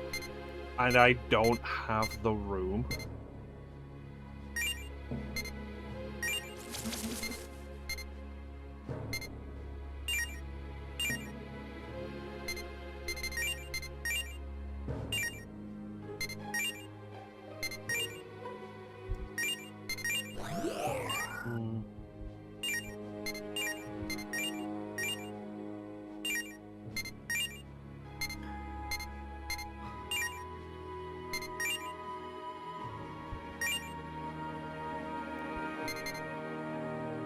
Karasu Tengu when we're done with Principality, which, like I say, I just need to level this guy up, and we should get the thing right off him. Earthis, can I get anything useful from you? Really? Power, maybe? But I don't want another angel.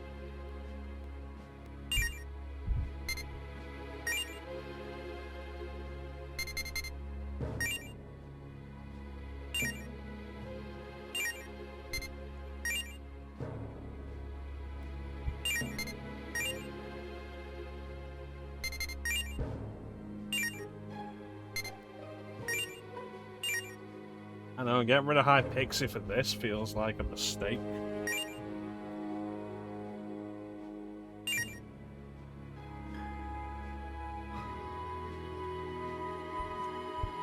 Like, currently, there's nothing of actual value for me to fuse stuff into.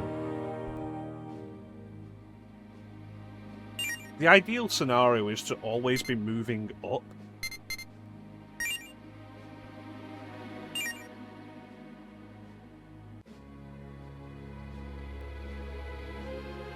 It's not always possible.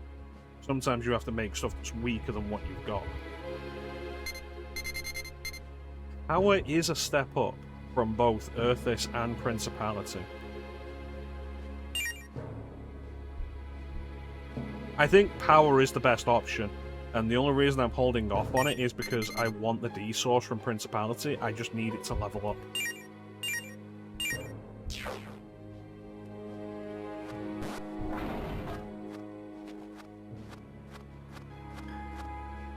Boy, I appreciate that you can sidestep in this game.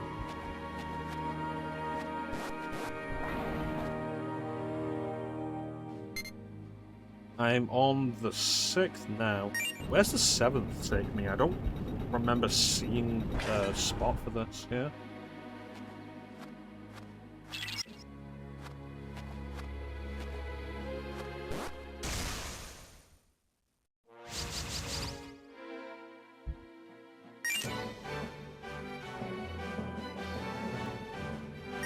Yeah, so we just need to get Principality to level up, and then we get something out of it.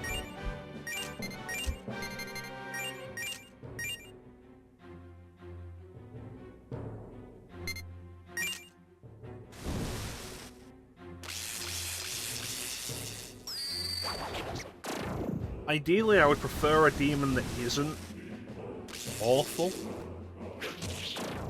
Especially going into a boss fight like Mitra.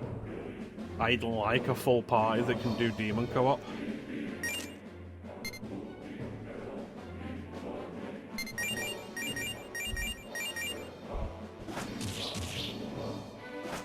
But if that party ends up being comprised of demons that aren't that strong to begin with, you might as well not have it.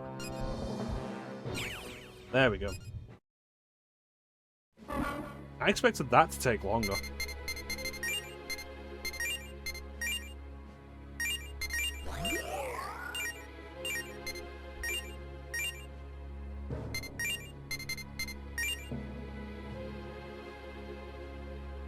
Right, that's a garbage ability setup.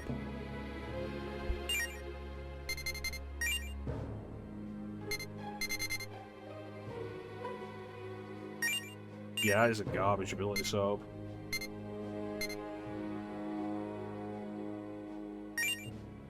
It's also not really that good. Especially coming from Medea and Zio to, oh yeah, you're just gonna take Garu and Magaru. Fuck it, do power.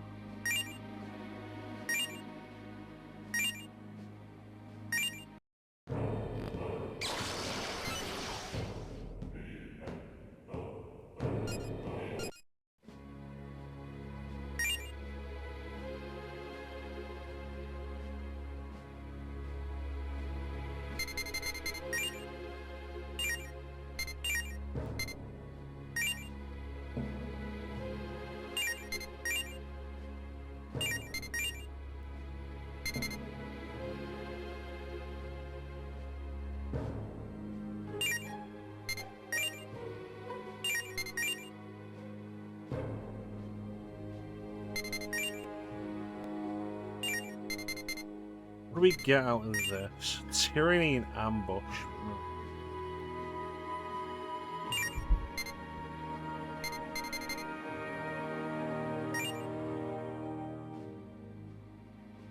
Idiorama? Worth it.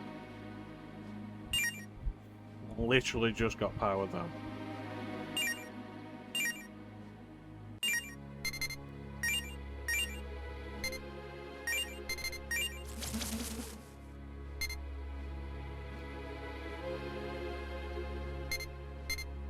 At this point, going into this next boss battle as we currently stand, I might be better served bringing an entirely lore-aligned party.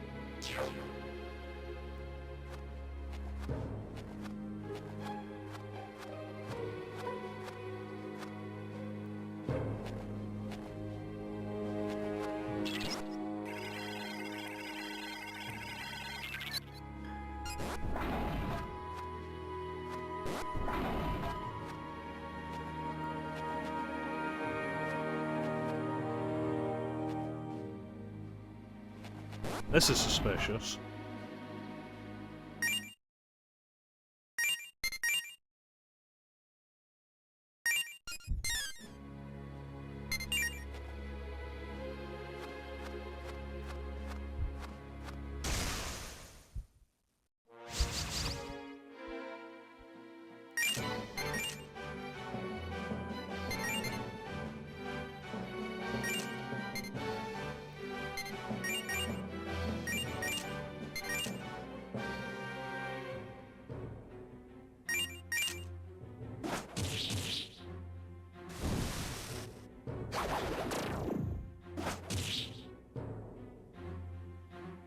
The value of hammer.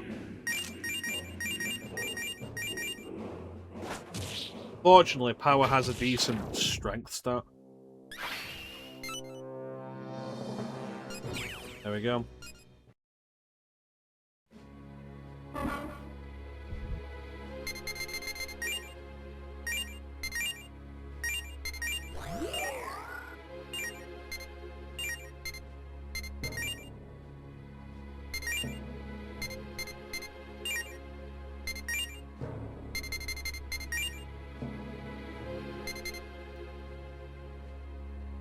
Hey, Star. This is a DS game, yes. I've now closed the DS. I've now opened the DS.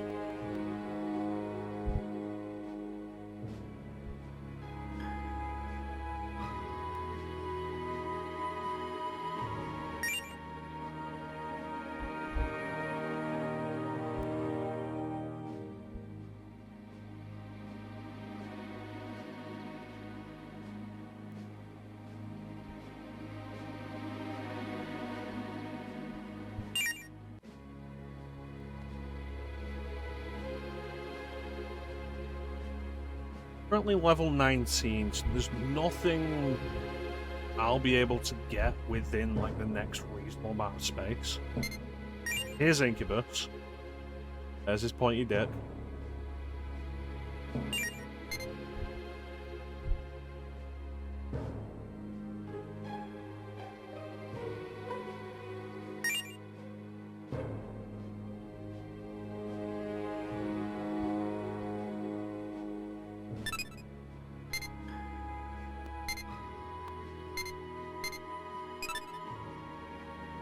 Really wish it would get some Pyrojack skills instead.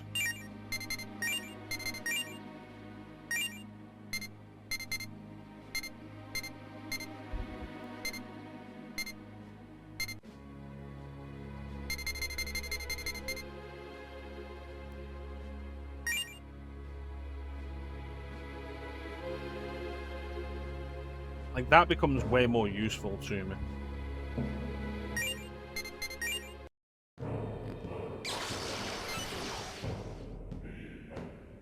How you doing, Star?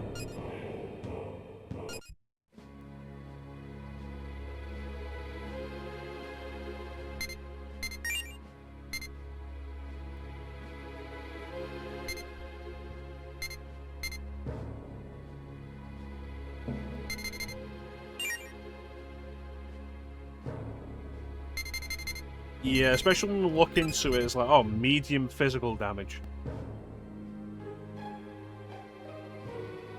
Medium physical damage. On an attack called True Lobotomy. Yeah, excellent. I'm glad to hear that, Star.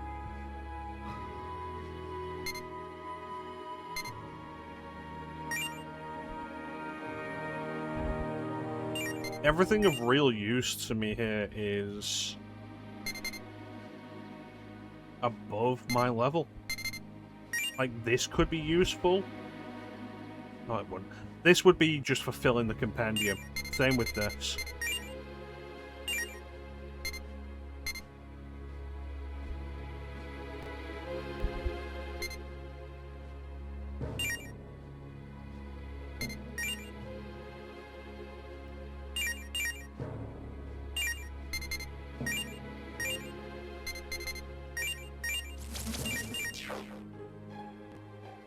Alright, just straight back into the save room.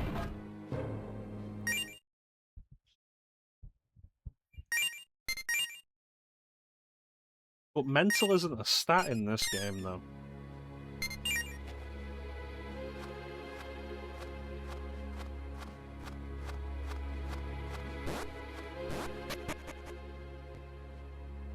Well, I'm finally here.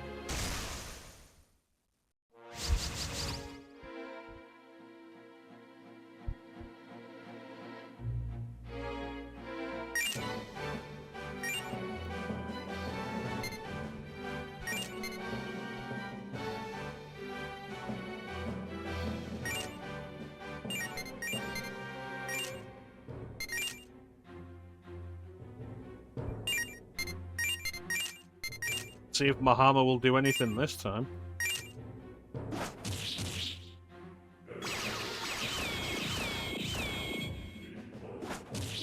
You see, and therein I think lies the problem with armor as a skill set.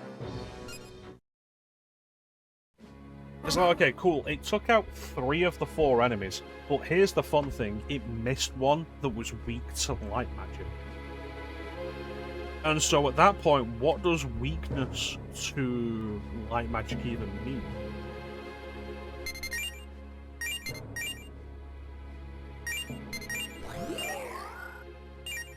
Exactly. Like, you think an enemy being weak to it means guaranteed hit. And it doesn't. And it's like, well, what's the fucking point of it then? Because as long as you're still relying on luck percentages for it, it's completely pointless. Alright, there was something that was level 20.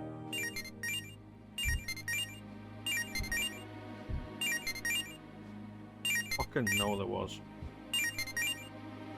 Dwarf. God damn it. It's the only combination I can make dwarf with right now.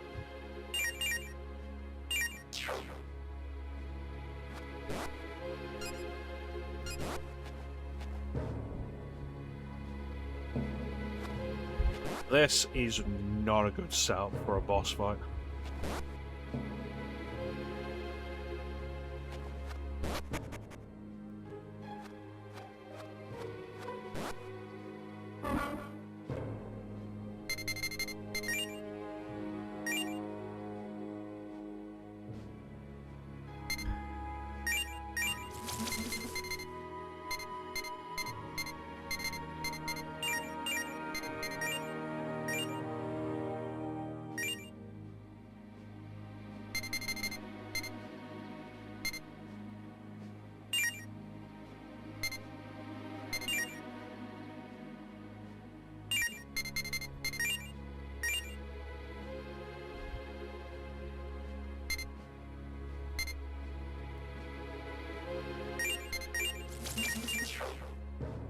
Alright, give it a shot.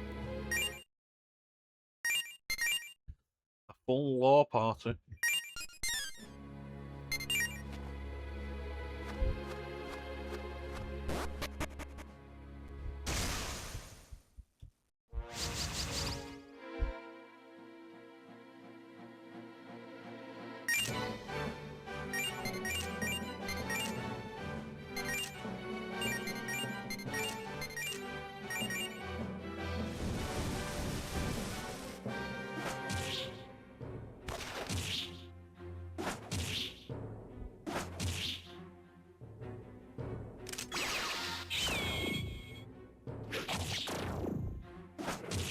Hathor is weak to like all of physical. And again, Hammer didn't kill the enemies that are weak to it.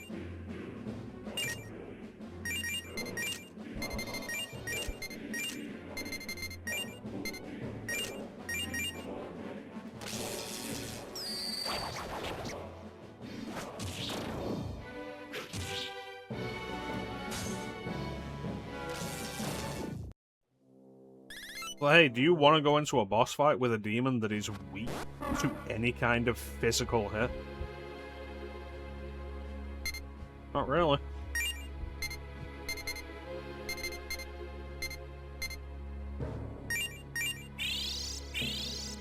Let's see how this goes.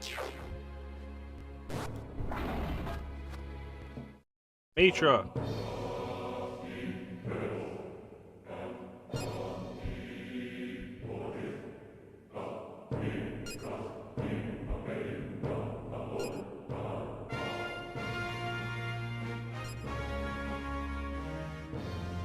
That's not what your mom was saying last night.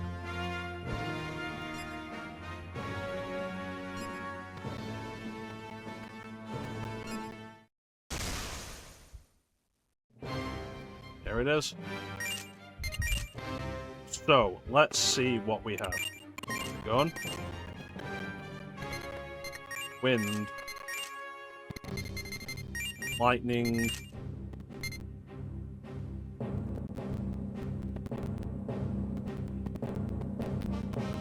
You know what? Wind. Terracarja. Lightning. And you can do gun.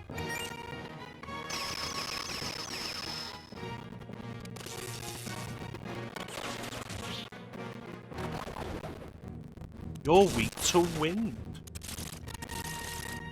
You can poison the entire party. That's not poison. I'm immune to poison. What the fuck? A Winky's weak to wind right off the bat?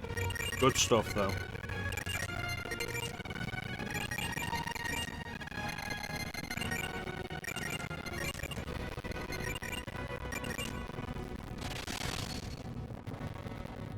This motherfucker has tier 3 ice magic.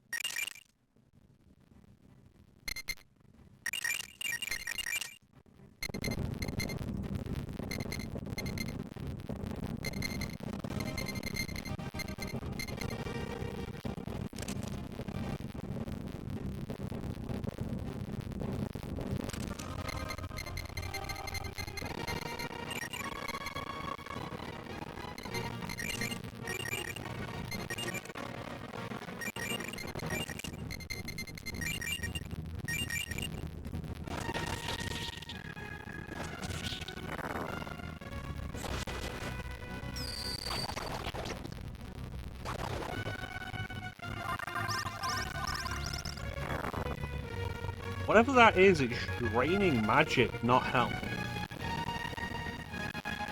Which is dangerous in and of itself.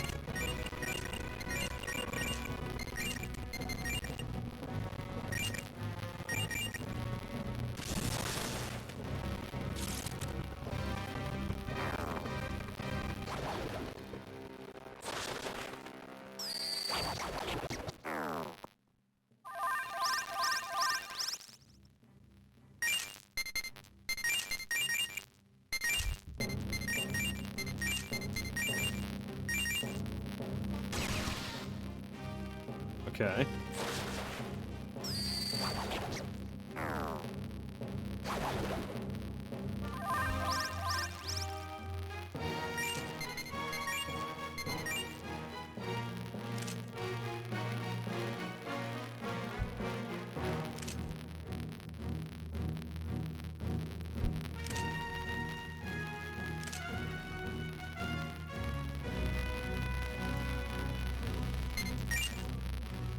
Hi, Pixie.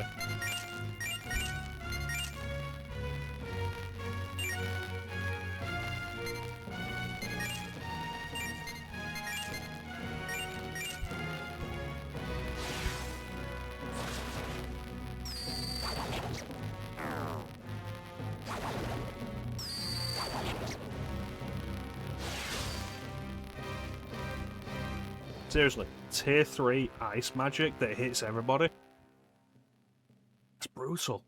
Like, we've not really even been encountering anybody that does tier 2 magic yet.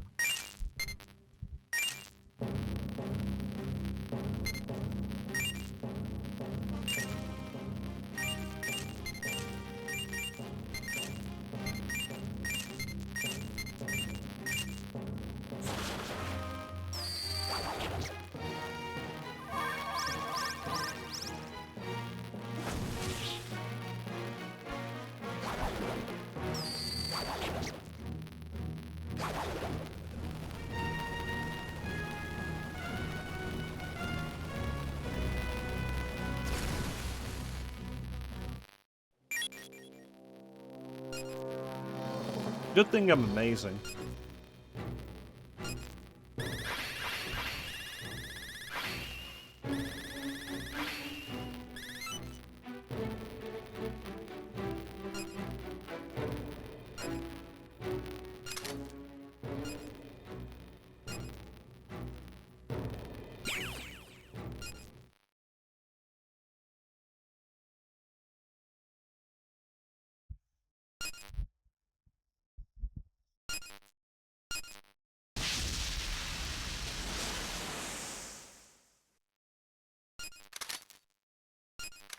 Stone fragment.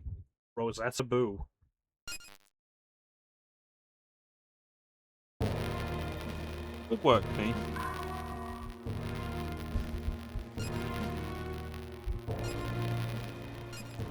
Cool. Do I get to have, like, a rest now?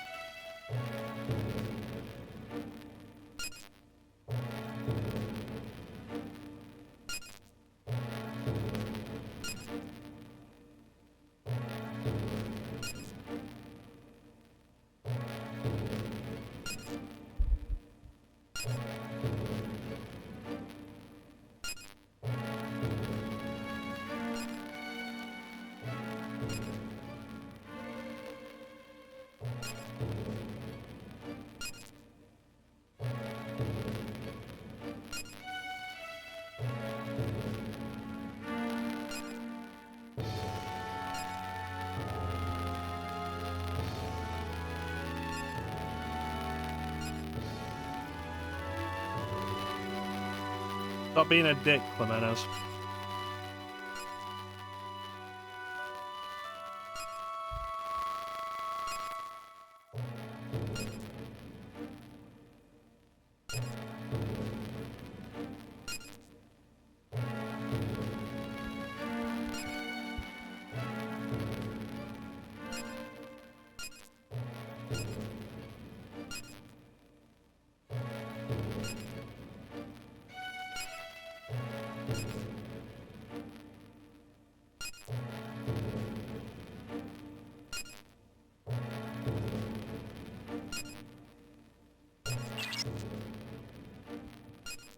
Here we go.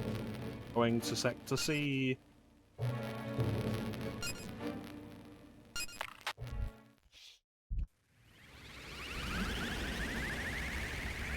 We're on the road to Viridian City.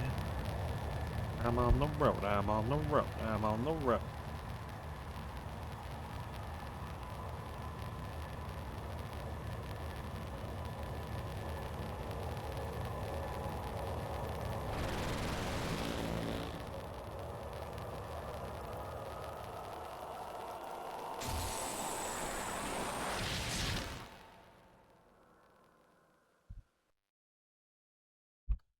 Boldly going where no one has gone before.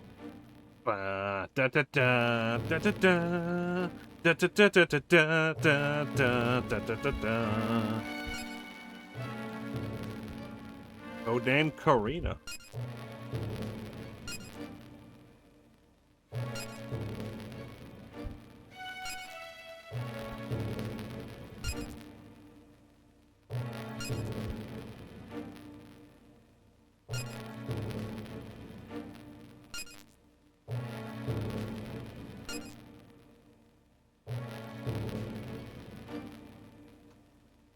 Remember, faith is unnecessary function. What Arthur said.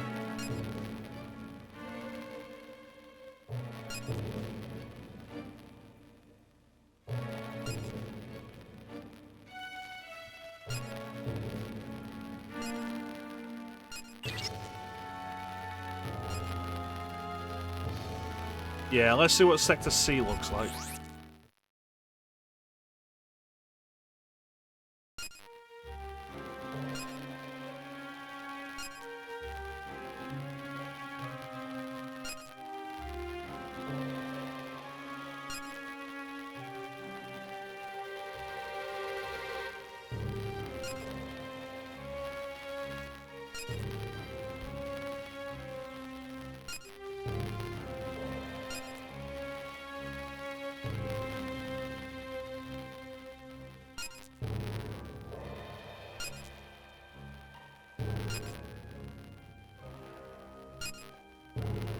The shopping mall.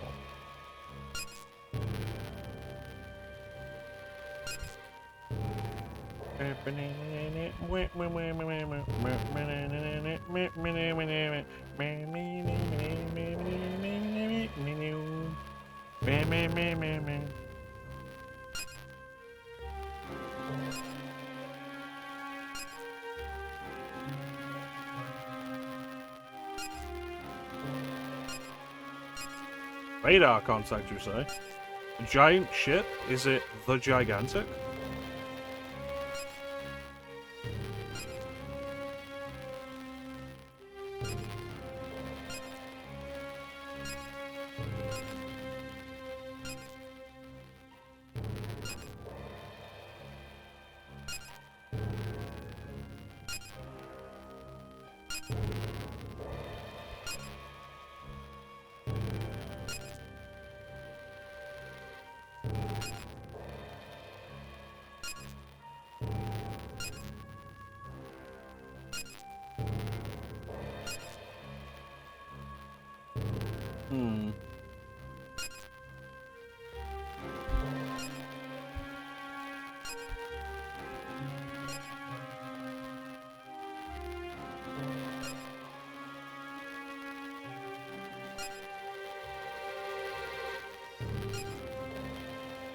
Yeah. So the whole thing with this has been each sector is a reflection of what you could call a sin of humanity. You could call Sector Antilia in the battlefield like the sin of wrath, perhaps, of war.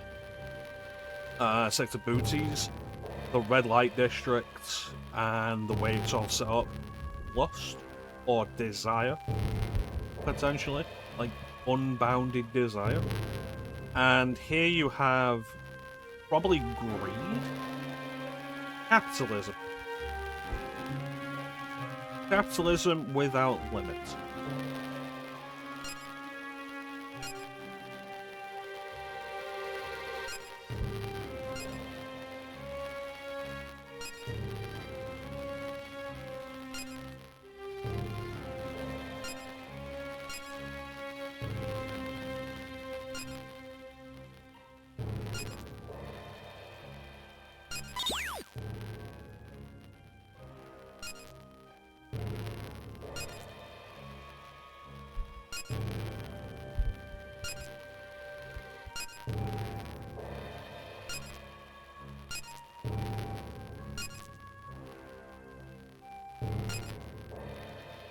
Demons.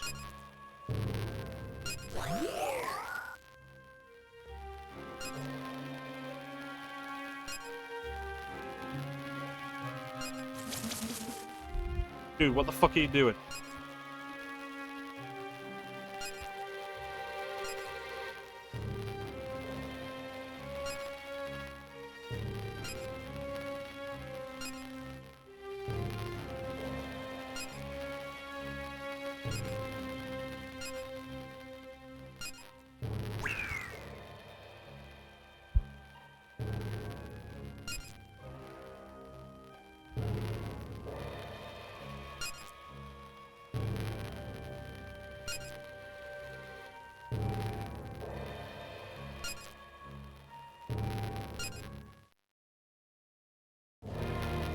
This motherfucker. And again, like, they don't even bother to heal me.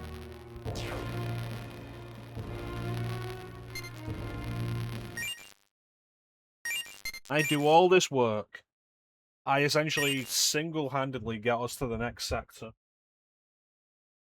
And can they be bothered to be like, hey, have a free heal for your hard work? No.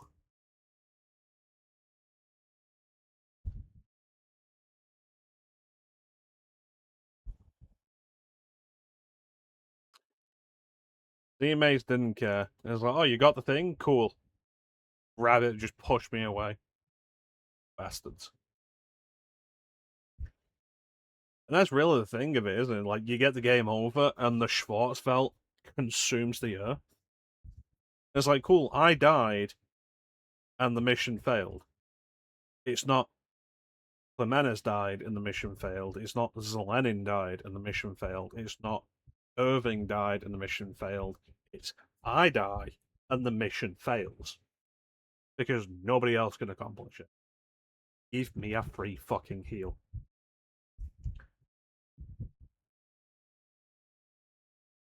But anyway, that is going to do it for us for today. We have gone for over 6 hours. We've made good progress. I want to thank everyone for joining the stream. I always really appreciate the support. Big special thank you to everybody in the chat. Chat is always the best part of the stream.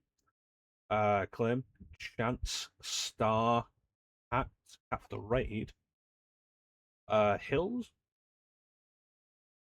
Flame was here. Panda was here. Teak popped in.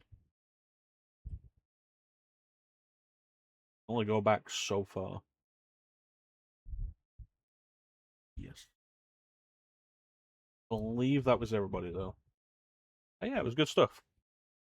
So yes, next time we will proceed into Sector Carina, the capitalism sector. I have so much former to give Irving. Crazy.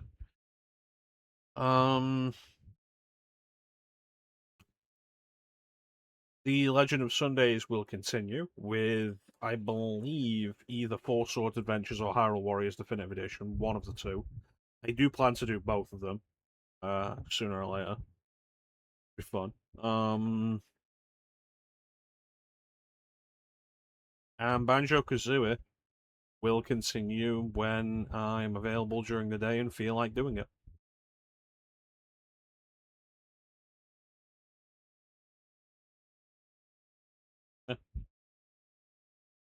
Yes. Yes.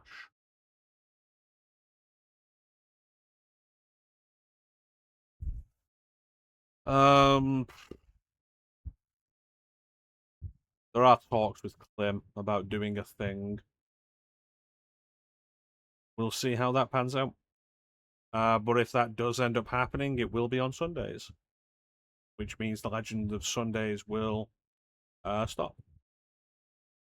While we do a thing with Clem. It's been a while since we did a thing with Clem. We'll see. But currently the plan is either Four Swords Adventures or Hyrule Warriors for the Legend of Sundays. But yeah. Let's have one more sound alert before we go. You are worthy. Perfect.